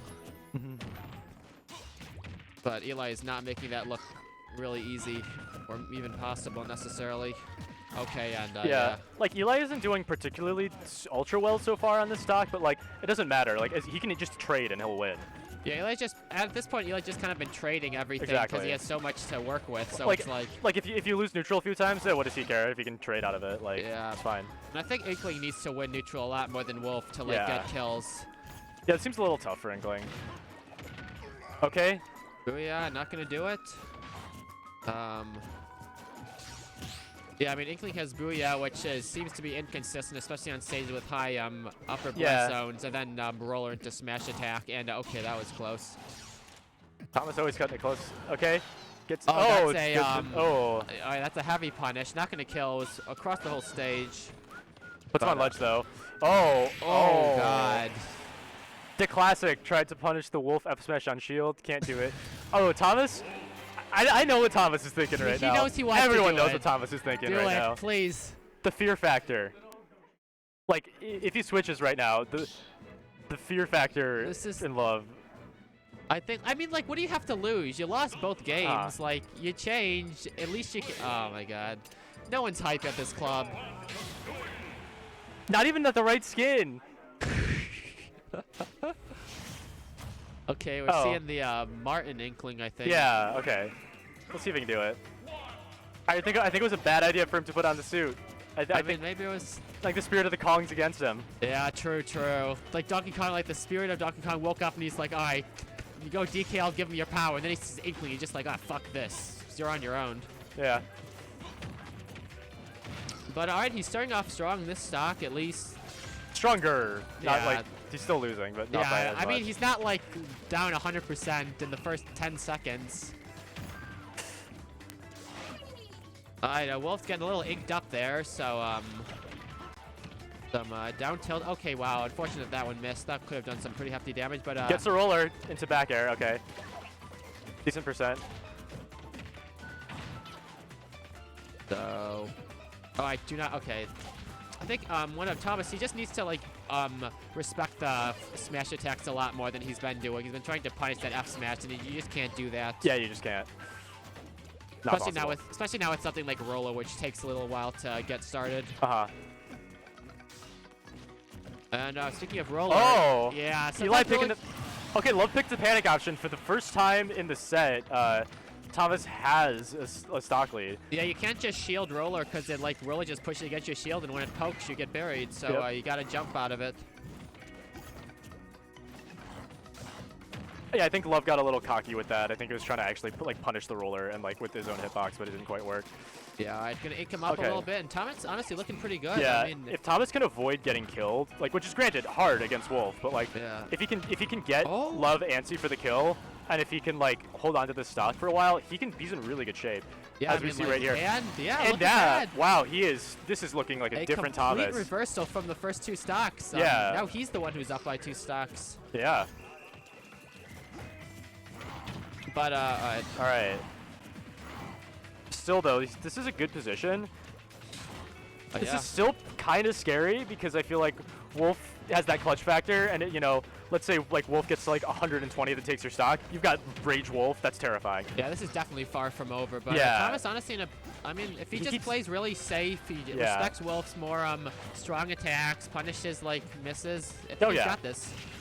Yeah, and it seems like just the way he's playing too is like the fact that he's hitting all these rollers really shows that he seems to have figured out what Love's doing. Yeah. And that might be Oh, it. no, it's not okay, it. is Not jump. quite. Love opting for the side B. I know he's not a huge fan of Wolf Flash. Thinks that move's bad or something. That might. Okay, no. Oh, missed, barely missed the booyah. But Up smash, gonna nice. take it. That was a really All great right. spot dodge to avoid the up smash, and then just up smash of his own. All right, yeah, kind of glad Thomas didn't switch now. It seems like he, Yeah. you know, I respect that confidence in the character, knows what he's Yeah. doing now. After that performance, I could definitely see him, you know, maybe taking the game, if not, or taking the next game, if not the whole set. Yeah, I mean, he's definitely figured something out. Mhm. Maybe a little too late, but you know, regardless, he's got something now. Yeah, I'm not sure. I guess we'll just have to see. And still Wolf and Inkling. All right, fair enough. Back to the yellow skin, even though the blue skin seemed to help him maybe. Let's see what stage we're going to. I think it was like Smashville or Town. Okay, no, Oh, I'm very okay. wrong. My bad. So, just kind of camping with some blasters to start. Makes sense. So, Yeah, so obviously, I think this game's gonna be a little less explosive than those last two. I think just because of the stage that we're choosing. You know, we're starting on Pokemon Stadium 2. Eli Love's got a little bit more room to work with, and I think Wolf likes that in this matchup. Like he likes being able to kind of just hang back and laser. yeah, so I believe Eli, this was where game 1 was, right? So Eli technically already won on this stage in this set. It just that since it's best of 5, he can go back. Yeah. But definitely a strong stage for him regardless. Or I think he isn't allowed to go back here actually. I'm not sure. Because I'm pretty sure this is where game 1 was, right? Oh yeah. I don't remember if we have the last stage you won on our full or like the full set ban. I'm not sure actually. I mean, I'm assuming what it is that like if you win game 1 on it, like for games 4 and 5, Yeah. like you kind of run out of stages at that point. That or he asked Thomas and Thomas was like cool with it. Yeah, maybe that's also possible. But anyways, all right, Eli takes the first stock. Punish. Oh, okay. He actually gets the punish this time. I have a feeling that up tilt that he whiffed on and got rollered on was supposed to be an up smash. All right, Thomas with the up smash of his own though. You know, in those first 2 games, like as soon as he lost the first stock, like Eli started to just run away with it when Thomas couldn't get the KO. But it's looking a bit better now. Yeah, not looking the best for Thomas, but definitely It's a marginal improvement. Yeah, The definitely fact that still he- manageable. The fact that he got him to a second stock that quickly was pretty important, I think. Yeah, I mean, yeah, if you just leave someone alive, they're just gonna rack up so much damage. I could not tell who had who grabbed there. All right, interesting trade from Thomas. Hits So, the throw. Thomas has a lot of percent on him, but like now that Wolf is all inked up, so Oh, yeah. Wolf is attacks gonna be doing a lot. That might be it. Okay, no. Not Doesn't even have the close. confidence to go for the booyah. That forward throw is just the funniest thing ever. And Oh! Ooh, okay, doesn't kill, but still, pretty even percents. Thomas has done a good job of evening up the stock, despite starting from a deficit. yeah. Okay, Really nice. Oh! dang, barely missing that down smash. Yeah, once again, just trying to punish Wolf aerials on or Wolf smashes on shield just doesn't work. Really great call out tilt. there. That was so Nice. good. Yeah, that's definitely what Eli needed right at that moment. All And right. now he can, now he has some, okay. Oh, don't- wow. That was almost it. Back throw doesn't kill, I don't think. No. Tries to go for an edge guard. Oh, interesting Wow. option from Love to not get hit there. Yeah, Thomas getting a little antsy for this. Yeah. Throwing out a lot of Oh, dash attacks finally gets and, hit by a down smash on ledge. That's gonna be it. Yeah. Love did a great job of just capitalizing, I think, on when he had even the smallest stock leads. Like, did such a good job of like keeping himself alive, playing defensive, making Thomas really work for those KOs. Yeah, Love played really well pretty much every 1-3-2? game. Thomas managed to win it out that third game, but overall, really solid play from Love. But good games. GG's to both competitors. Like turned down like how much I hear like other commentator here because I kind of like hear like.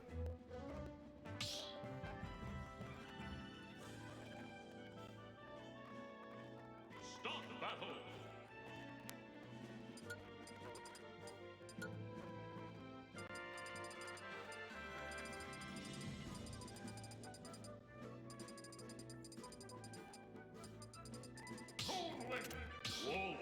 Alright, I'm hearing some Toon Link and Wolf. That means that it's James versus Eli, another Northwestern Classic. I guess I'll be, looks like Davis has to do some stuff, so I can just commentate a little bit by myself for a little while. So we're going to be starting on PS2, everything even. So this is, I believe, losers finals, so we're getting real close to the end of this tournament. We're actually going to be finishing on time for once, which is pretty nice.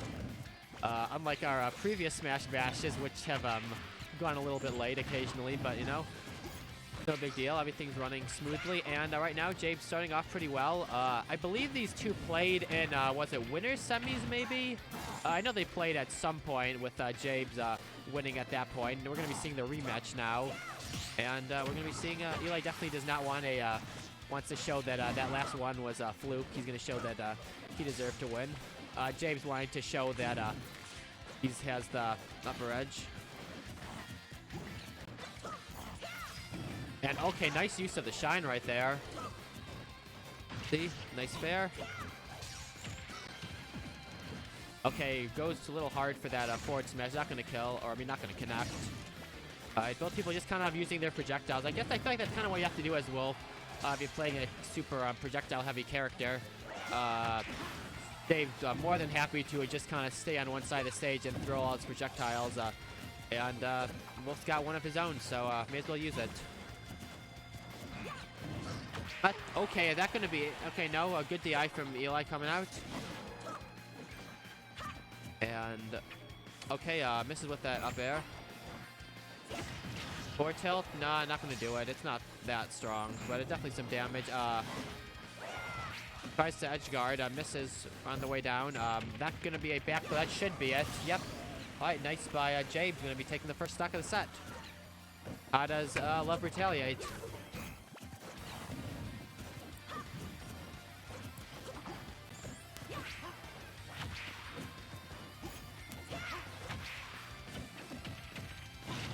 All right, forward throw.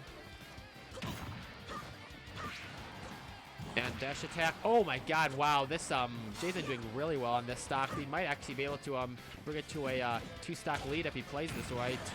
But Eli has something to say about that. It's going to be a dash attack. Not going to kill just yet, though. All right, a bomb into Nair, I believe that was. Forward smash, forward tilt. Everyone's still living. And, okay, barely makes it back. Nice, barely was able to hit Wolf, so going to interrupt that down smash, but up tilt is going to do it.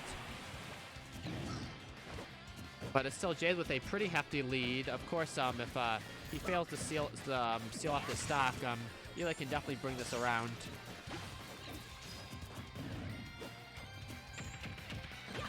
Forward throw.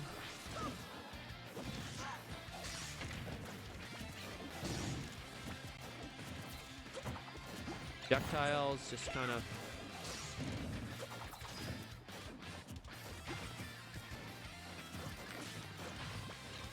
Both people just kind of seeing what they can do to the other.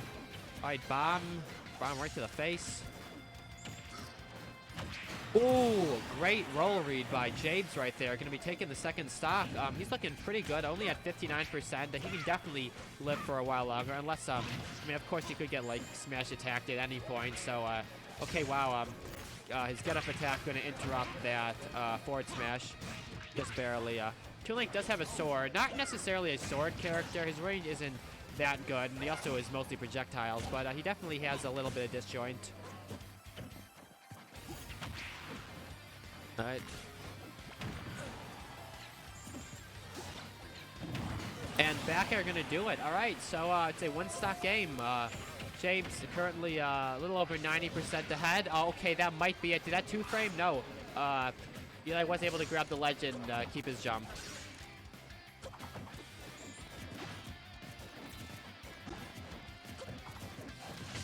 All right, nice blaster. Gets both hits. That does a lot of damage.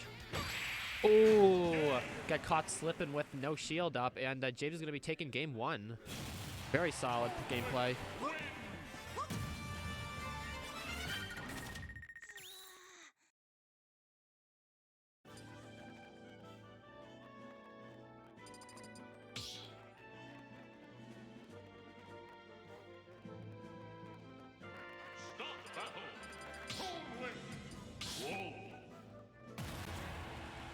Alright, all the same characters. I did not see what stage that was, but we'll be finding out soon enough anyway, so it doesn't really matter. Someone's saying something somewhere. I don't know what that was about. Okay, anyways, we are in Town and City. This is Eli's counter pick. Eli being Love, for those of you who don't know that. Sorry, I sometimes say a combination. Okay, and James starting off pretty well. Okay, Eli's going to retaliate. Gets that classic down throw to dash attack, the Wolf classic, and nice bomb into bomb down throw into up air. Yeah, James very good with his bomb. Oh my God! Wow, that forward air. Yeah, Toon Link's forward air extremely strong. One of the strongest in the game, and he got that real close to the ledge, and it was all over.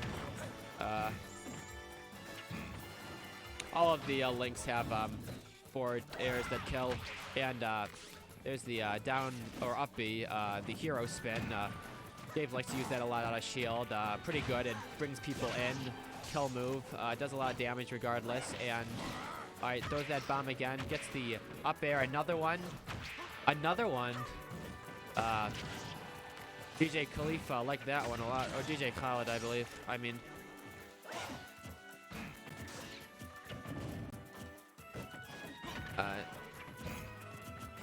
Okay, nice grab. Back, so we're not going to kill just yet, but that was an unsafe recovery. Going to get punished. Probably could have been a lot bigger, but F tilt will have to suffice. Dash attack, not going to do it just yet. Nice air dodge to get back, but that F smash is going to catch that neutral get up. Okay, so here's a chance where I think Eli has a chance to really bring this around. He already did 41%. Gonna zero right there with the hook shot.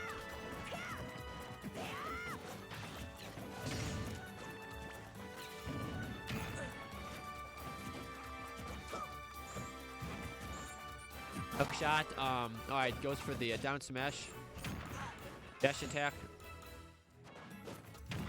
Okay, nice back. Okay, that didn't kill. I thought that would have. That would have been huge for Love if he had gotten that, but not yet. Back throw, maybe bomb.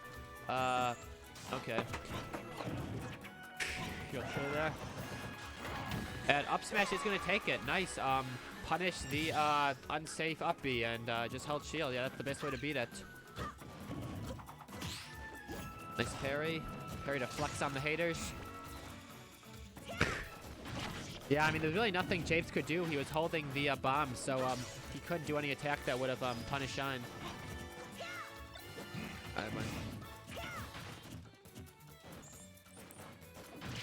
And Eli looking very solid. Almost gets the fair into bear. That probably would have killed. Down smash definitely would have killed. Blaster.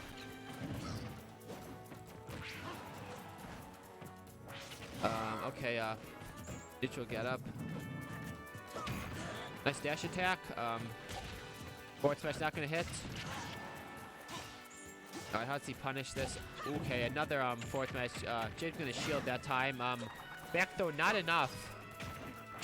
Shine something. I think that was the boomerang. After it's still not gonna do it. This Wolf is living. But okay, and that DI a little sus right there. He just kind of went right down there. Probably would have died regardless, but still funny to see. And all right, James, I mean, this is definitely not over. I have seen James come back from things like this. Most notably at ICCS, he did this to Louise in game 1. So I definitely don't want to count him out, but Eli just probably looking for that one final blow to finish it off. Forward throw is not going to be that, but puts him off stage. F tilt, no. Up air, not going to kill just yet. Back air, not going to hit connect. Getting close. Alright, F tilt.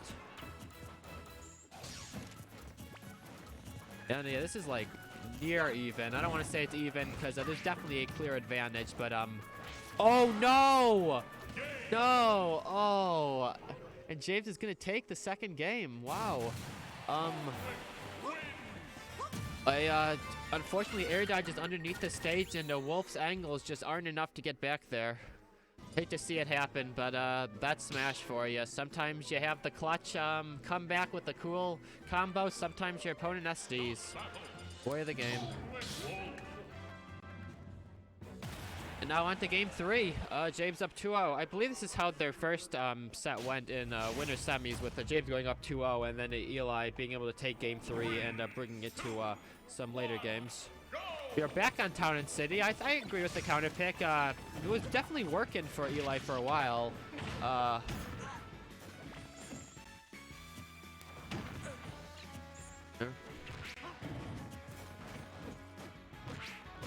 Alright, up tilt into up air. I like that a lot. Yeah, a lot of those sword type characters can do up tilt into up air. I know that me Sword Fighter can do it at least. That's the only sword character that I'm familiar with. But I'm assuming like Marth and stuff like that can probably do it as well. Or the Marth type characters. Alright, nice dash attack. Alright. Hook shot grab. Oh no! Oh, I thought that would have killed. That might still kill. Took his jump with that boomerang, but this Wolf is still alive. Okay, nice punish. Into grab somehow. Alrighty then. I like it.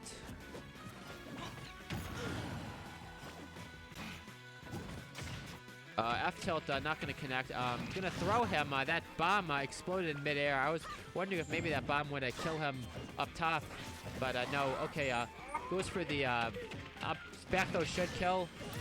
Yeah, all right. So now Eli gets to play with the lead for a little while.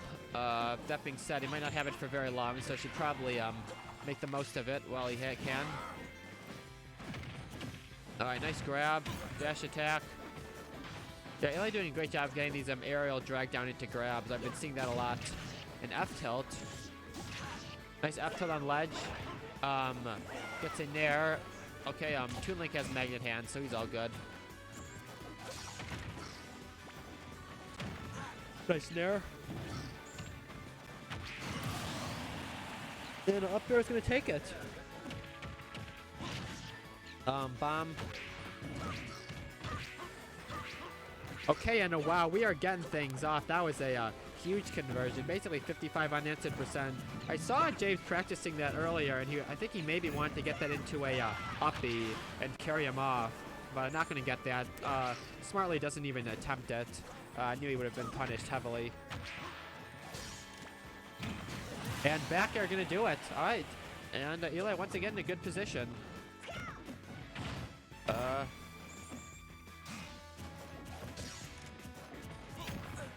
Just run in, dash attack. Yeah, Wolf dash attack is very good. It has 2 different hitboxes. Both of them are strong. Maybe more than that, but those are the only 2 I know that are distinctly different. Nice shine. Then immediately shield. I like that a lot. He shined the projectile, then immediately shielded. Because I'm assuming James probably would have done a fair or something. I think he just nared, but same idea.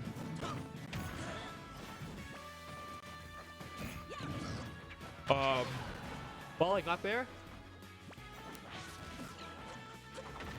Nice boomerang. Alright, okay, that's gonna be punished. Yeah, grabs the wrong way, and that's a tether grab, so always easy to punish. And that's gonna do it. Nice. Alright, so Eli takes game 3. We're definitely seeing something similar to the first time they played. However, I believe that one ended at game 4, so Eli wants to turn this one around. Or, I mean, not have a repeat of what happened the first time.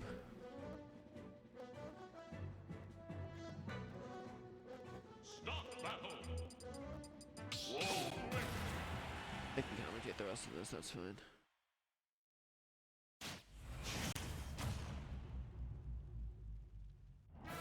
Blast so fast.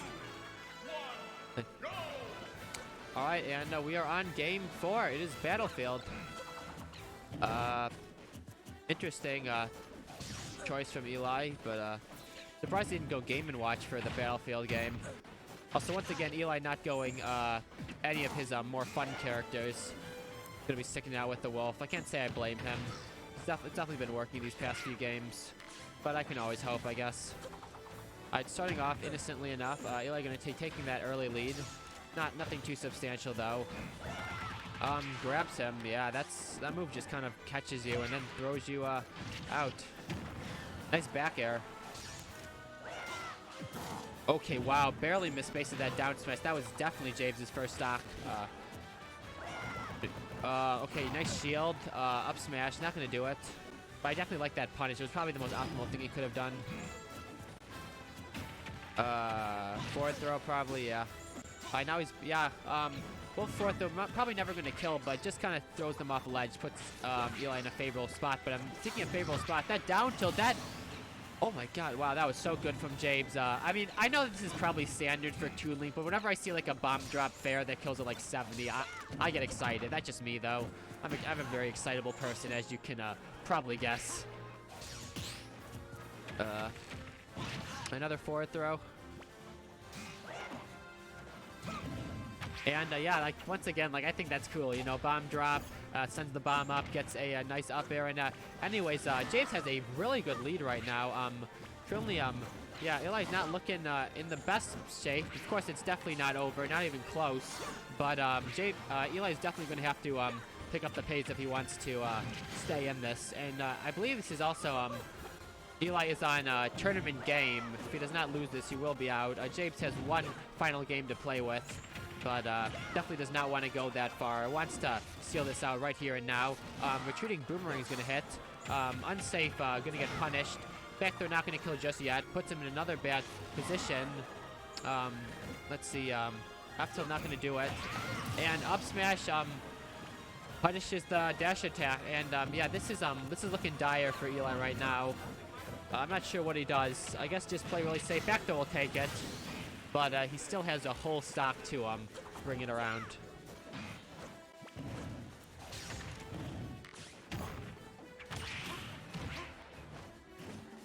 Nice down air into up tilt. It doesn't really go for anything. I just kind of wanted to wait to see what James did. Oh no, Eli, please. Hate to see that happen, but that's going to be our losers finals with James taking it 3-1. He now awaits Troy, who is going to be going to Grand from the winner's side. I'm sure we're going to be running that right now. Yep, Troy is coming. And this is going to be a repeat of winners finals. So where Troy won, I don't know how much he won by, but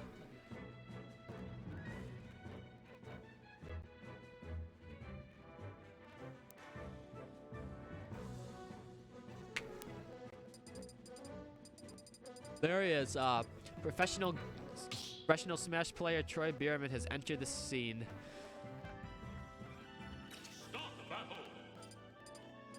A very interesting posture. I've never seen a crisscross on a chair before, but you know what? I don't want to question the master. He knows what he's doing.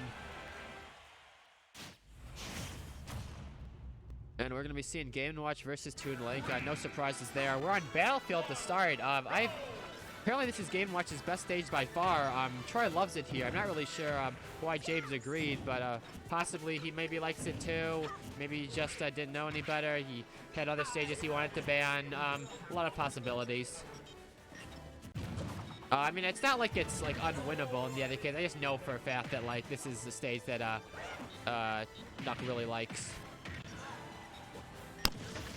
And okay, that was a great edge guard. Toon Link's gonna be able to make it, obviously, but definitely puts him in an unfavorable position. Eli, come commentate with me. It's whatever. All right, nice up smash, up tilt. Okay, so I was looking really solid for Nuck a little moment before, but James is really bringing this one around. It's still definitely anyone's game. Both people still have all their stocks. But that F tilt almost changes that. All right. Oh, dang. Almost gets the down air that's going to spike. I mean, he got the spike. I meant like off stage to kill. But I don't think Toon Link's there really will ever kill on the stage, but up air definitely will. And James is going to be taking the first stock. Nice.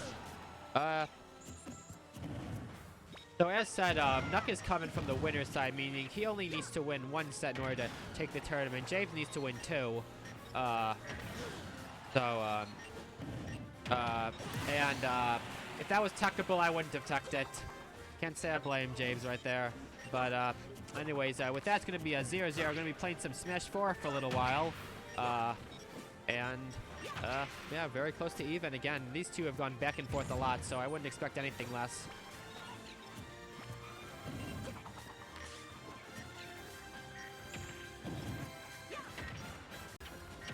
Alright, nice some dash attacks. Yeah, Game & Watch dash attack really good. Low profiles, extends pretty far ahead. I think has some sort of armor somewhere. And oh my god, that bacon! Toon Link cooking up a storm over there, but gonna get grabbed immediately after. Yeah, that's the other thing. Gotta watch out for the bucket. It's gonna reflect the bow and boomerang, and it's gonna absorb the bombs. And when 3 bombs get absorbed, it's time to go boom. Not nearly as strong as it was in previous games, but still enough to be a quick surprise. And okay, now it's a nice little bomb conversion right there. James definitely still keeping this very competitive, but that down air is going to take his first stock, or I mean the second stock. Going to put him onto his last stock, I meant. Alright, nice grab. Yeah, caught Nuck just kind of staying in shield just a little bit too long. There's that classic Game & Watch recovery. Just go real low so no one can challenge you, and then up B. And yeah, if you're challenging that one, good luck.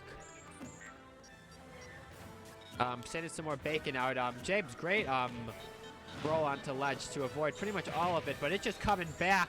Eats the tether recovery. Can tether again, though, in this game, so that's nice. Okay, a retreating boomerang going to do something. Grab.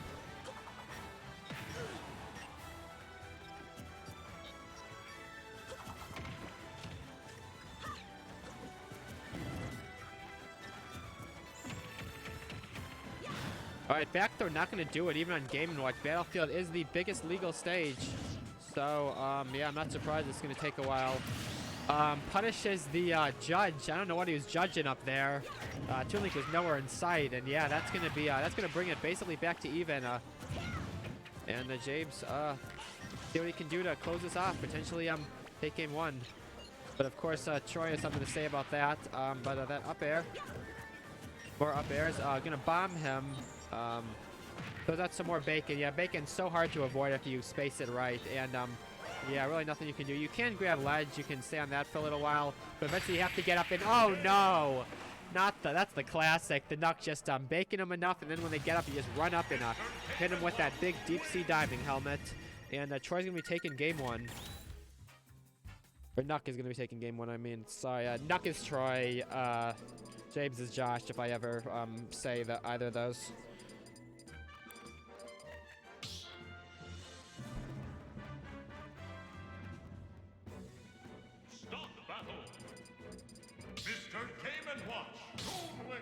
Game & Watch going to be coming back. No change in characters. Can't say I would have expected any. So we are now on Smashville, I believe this is. Yeah. Probably a much better stage for Toon Link if I were to guess. At the very least, it's not a tri-plat, so there's that.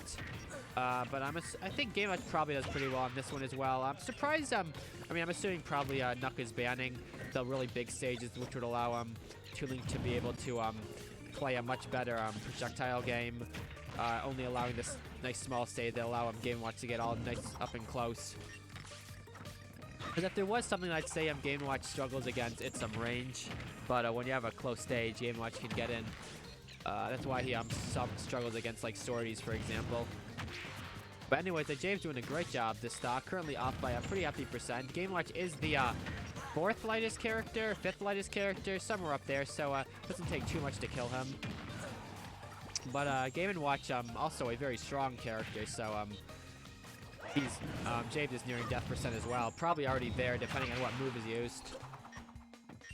And down air, spaced that really well, so he wouldn't get punished with that up air, because up air probably would have killed him. Nice nair. And nice falling down air right there. That's going to put James in a very unfavorable position, but he isn't going to be able to make it back. Right, a high recovery, but not going to do it. And James is going to be taking that stock. Nice. Now he has a little time to see if he can get some nice extra credit. Maybe potentially even go up more than a stock, but that's not necessarily the likeliest option, but always nice. But okay. Goes off that 2. Maybe wants to, so I believe the strat with throwing Judge randomly is that you can't get like more than this, you can get the same number more than once in a row or something. So if you like just randomly do it, it slightly increases the chance of it being a 9. At least that's what I've been told. Okay, I don't think he had his directional air dodge back, so that was almost a very unfortunate scenario for Nuck. Still not really looking that great for him. James doing a great job this stock, but okay, suddenly the bacon is like, you know what, I'm just going to do a lot of damage to you, and suddenly it's even. What do you know? That's Smash at its finest, in my opinion, when like it goes from one person super far ahead to even, super far ahead to even again. It just goes back and forth, and you never know who's going to win. That's like peak Smash, in my opinion. Okay, a nice bomb. James not able to capitalize on it. Maybe expected the bucket to occur. I mean, I did see the bucket come out. I'm not really sure how it hit, to be honest, but alright, but that time was ready for it. And gonna get that bomb interfere with the classic.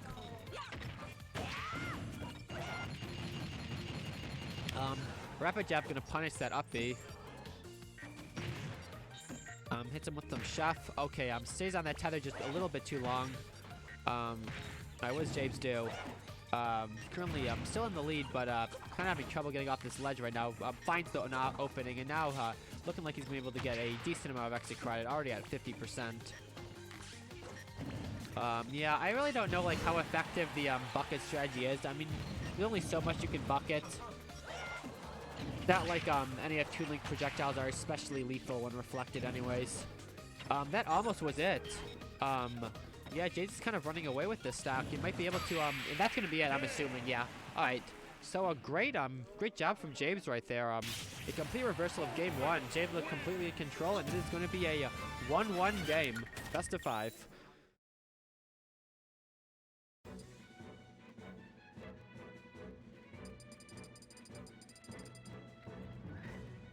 Looking like they're going to be picking a Reset Bomb Force, a obscure stage, not really seen too much in the meta, but okay, decide not to go there after all, feels bad.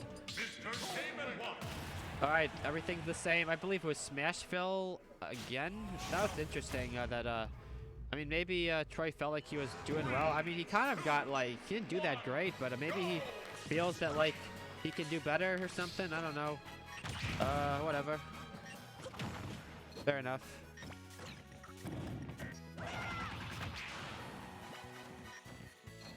Right now, I'm not sure if that counter pick is really paying off. This game looking very similar to the last one, with James starting off pretty well. Yeah, full 88%. Game Watch is basically at kill percent, honestly. Especially if he gets hit by a bomb. I thought they, okay, yeah. James just, I don't think was ready for that. And that's gonna be it. Dang. Okay, James, James is putting on a show for us. That's what I like to see. How does Troy react? Throw some bacon on him. That's at like 19% in like a second. Dang. I don't know what's in that bacon. I don't think you should eat it. I guess it's maybe just really hot is maybe why it does so much damage. You know, I mean like burning oil, that hurts. You know, I think I get it now. But it's not like it's the only move that like seems like it shouldn't do any damage but does. So, you know. Like, I don't know about you, but like if I get hit by like a cherry, I'm probably okay. But Pac-Man makes it work. Okay. James looking great, but unfortunately, it maybe got a little bit too greedy and gonna get punished. And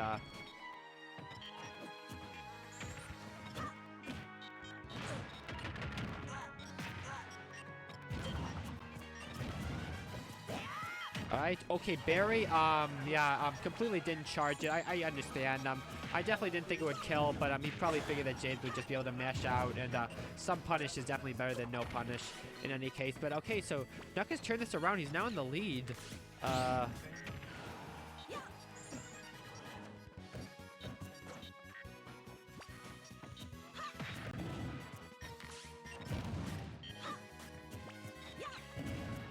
And just as I say that, okay, yeah, it's basically even. Who's gonna strike first and take that critical next stock? I feel like whoever takes this stock here is probably gonna be in a really good position, and we'll see if I'm right because James just took it.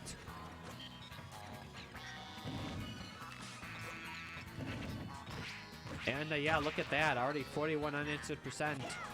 What does Nuck do?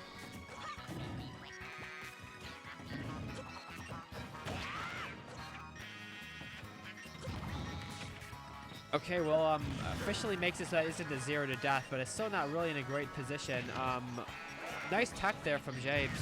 Bomb into your own bomb. Into didn't save you, but almost did.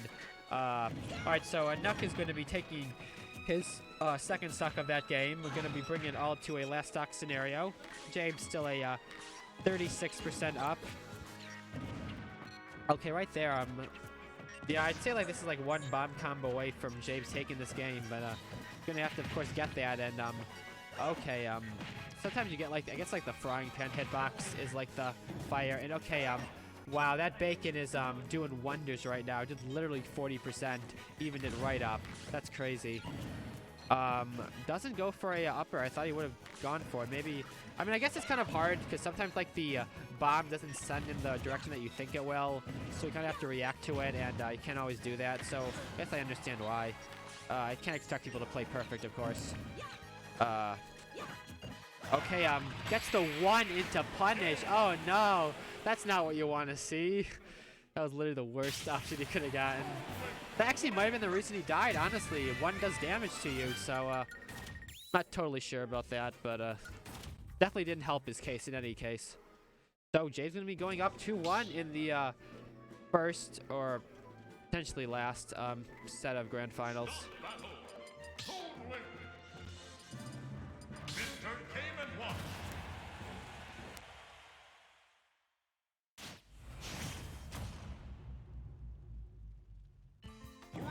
And back on Smashville, I really just don't understand the Nuck's choices. Like, he lost on Smashville, lost on it again, and then like just continues to go. Like, I mean, these are the only counter picks he's going to get, and he's literally counter picking stages that he's lost on. I feel like that's not really an optimal strategy. I mean, it's not like that last game was a lot closer, certainly, but like I feel like you might want to just go somewhere new, start fresh, or something like that. I don't know. Whatever. I don't want to question it, so let's just get this started. Troy is definitely the best he started in a while, but James quickly retaliates.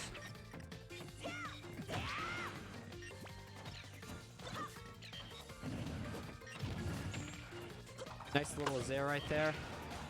Alright, yeah, and James has basically brought this all the way around. I think it's been a hot minute since Nuck has actually been able to hit James, but that's gonna be a hit that matters, because that's going to be James's first stock down the drain. Nuck now has a chance to play with the lead. We'll see how long that lead can last. Game Watch is light, and Game Watch at 124 is a living on borrowed time, as they say. But it still has enough time to get in a quick rapid jab. Well, there's the 9. You don't want to see that. Goes for a down air. Probably figured he has nothing to lose. I respect it.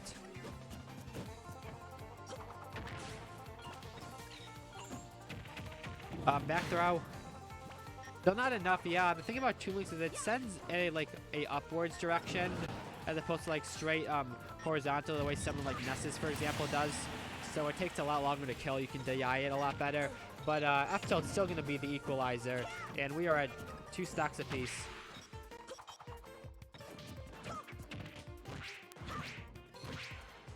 Okay, that's a nice little back air conversion right there. Nice up smash to catch that down air, and suddenly James is kind of running away with this. Gets like the back air or something. Yeah, back air on Toon Link, not very strong. So I guess it's nice because it kind of combos into itself. You have like one aerial that's strong and kills, and one that combos and is slightly weaker. That's actually a really nice medium. Okay, that up smash is a little bit too greedy. Oh, okay, that's not gonna kill. Saw the sparks, but not enough. And I probably wanted to hit him with that parachute. Another back throw. Yeah, probably not enough. There's a little bit of rage on Toon Link now, so I might be seeing a little bit earlier than normal. F tilt, still not going to do it. And Nuck currently sitting at 154. You do not want Game & Watch to live this long. You want him dead at like 70. So, sometimes Game & Watch will make you dead instead. And yeah, James probably didn't really like how that stock ended. He had a huge lead and just couldn't finish it off. And now he is the one with 1 stock remaining in this game.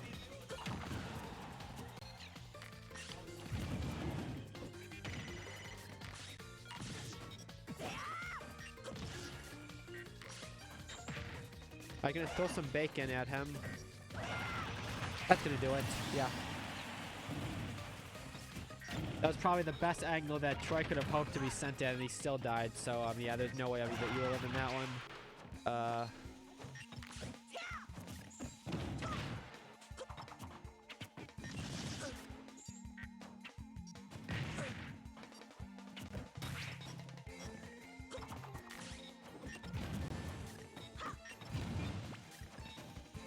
Let's see. Not just looking for a way to probably finish off this stock. Any berry will do it. Nice bomb. Traded with something. Maybe Toonlink's bomb? That would be funny. The bomb trade. That honestly probably was what it was. Oh no! Read the roll, and that was great from Nuck right there. And he's going to be evening it up at 2-2. So we'll see if this is the Northwestern special, which is goes to Game 5 on the first set, and then James will reset the bracket, and then it'll go to Game 5 in the reset bracket as well. That's what seems to happen a lot, but Nuck does not want that to happen. He wants to end this right here and now. So yeah, this is potentially the final game of the entire tournament if Nuck were to take this. James were to take it, we would have potentially 5 more games. Both people want to cause that reality to occur, but only one of them can exist at the same time. 3, 2, 1, go!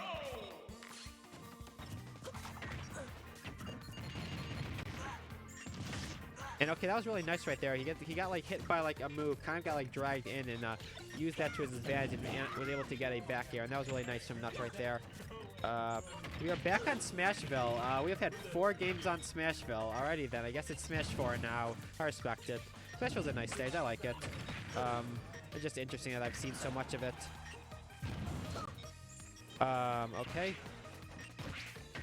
Alright, Nuck starting off with a pretty commanding lead. Oh no! Okay, does get back. I was afraid. I saw like that 10 there. He kind of like swung on it, but like ended up under the stage, so I was afraid he couldn't get back. But I guess I always kind of get scared because I don't know how all these characters' recoveries work, so I always feel like they're gonna die, but most of the time they're actually fine. But I don't know. Like right there, I was like, can you live that? Yeah, you can live that. Toonlink's floated. He got this. More bacon. Parries the bacon. Runs in for the up smash. Up B's. Looks for the. Okay, yeah. It's so hard to punish some of Game & Watch's moves. Such good frame data.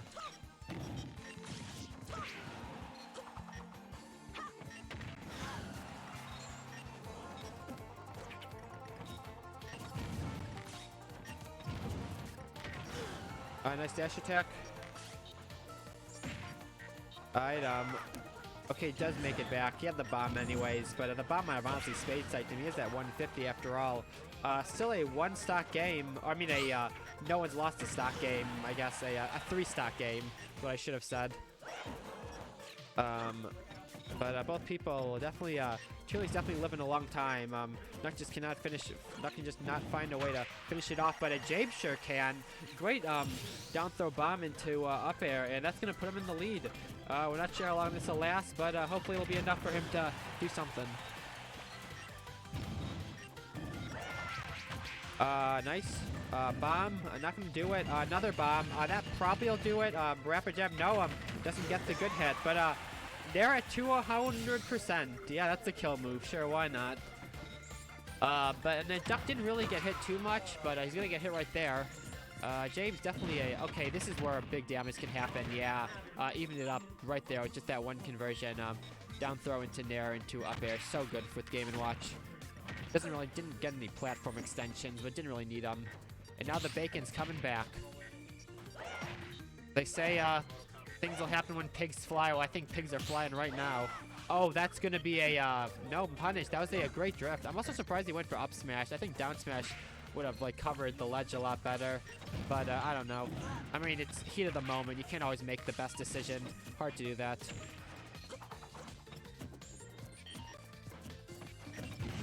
All right, nice bomb right there. And we throw some more bacon.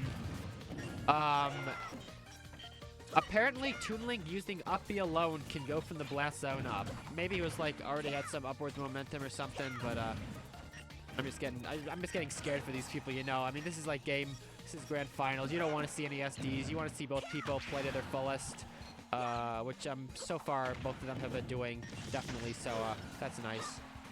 Never want to like say, oh, I could have won that, but I SD. That's just like that feels bad.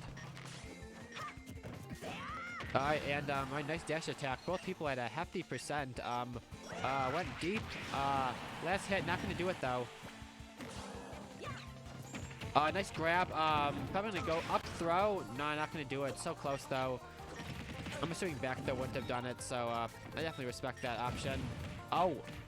I mean, Game Watch doesn't have any kill throws either, but that was really nice through the bomb. And okay, going real deep for that, and gonna get rewarded. That was great from Nuck right there. Chase him to the ends of the earth to get that kill, and it's gonna be paying off in dividends. Because right now, James is on his tournament stock. This might be the end of the tournament if James cannot figure something out right here and now. I mean, Nuck currently at 155. I don't expect he's gonna be living too much longer, but Ray's Game Watch is certainly a scary person. And oh no, that's unfortunate. Unfortunately was facing the wrong one and he did that grab. It probably would have killed if he just gotten it, but instead he's going to be taking some damage. Already at 56. What do you do when you're in this scenario? Gonna get grabbed again. Back there, gonna chase him down. I think he's dead, and yeah, that's gonna be it. Troy's gonna be taking it. Gonna be taking the first Smash Breath of the year. GG's to both competitors. And that was nice. Are we gonna do an interview? Should we do that? Troy, want to do an interview like we're like a real Smash competition? Sure. Alright, get in.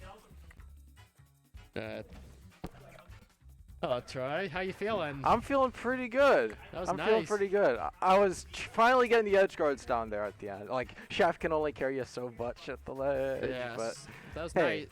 So something I was wondering is I saw you went to Smashville a lot, even though you like lost immediately. What was your mentality for that? Well, just because I lose on a stage doesn't mean I think the stage is bad for the matchup. I've played Jabes a lot on the stage. I feel like I prefer the stage to a lot of other ones. I like it. Okay, yeah, I understand. So that was really nice. Anything you want to say to our audience? I don't really know how to do interviews. I just realized that. Game & Watch is broke. He's so much fun though. Pick up Game & Watch. Yeah, join the Game & Watch. There's a lot of them here in Chicago. Get carried like the flat guy like me. True. My Meister's getting those results, so I know, right? Can't say he's a joke character anymore. I mean, he was never a joke character. In Smash 4, he was arguably a joke character. Okay, he was weird. He wasn't a joke though. He got stuff done. You remember when Meister just got the random up B against Tyroy like way high in the blast zone at Combo Breaker? Oh my God. I mean, at least I've actually had something similar to happen to me online, but that's beyond the point. At least now that the win boxes are gone, he's a lot more consistent, which I like a lot. I'm just remembering now back to Smash 4, like up air just kind of did like one of three things. Something like just like win box. Win box, like, one hit, or it actually did something. I'm pretty sure like win box me to death at like 0. You just like wait whoop, and then I'm like, it's I'm dead now. Believe it or not, I've gotten more kills with the win box of down tilt than with the win box of up air. Because that one scales with rage. That one scaled with rage. Oh yeah, I remember that. You did that to like sideways recovery. You just did it to them. You just like went flying. I remember doing that to Teddy once. Yeah. That was funny. That was funny. Yeah, I feel like win boxes are almost completely gone in this game. There's like a few left. You got like Mega Man. You got like Mega Man, like Palutena, F Smash. Oh yeah, that's pretty much it. Yeah. I think that's probably fair. Win boxes are they're just so, like so weird. Like. Oh yeah. Alright, so. Alright. I guess that's it. Yeah. Thanks a lot. Thanks for watching. If you are watching. Yeah. Otherwise, it's just a nice little end part to the video. Be sure to follow. I don't know if we have affiliate status. If we do, feel free to. Okay, we don't. Follow so we get affiliate status, and then subscribe to us. Follow Northwestern Esports. Absolutely. We're doing great here. We're putting a lot of stuff together. Yeah, for sure. Pretty much every week we're gonna be having something Every like week. this. We're gonna be back in 2 days on Monday. We're gonna be running our weekly at True, 7 p.m. true. So feel free to tune in. All right. Yes, bye, Peace, everyone. y'all. Have a good Peace. night.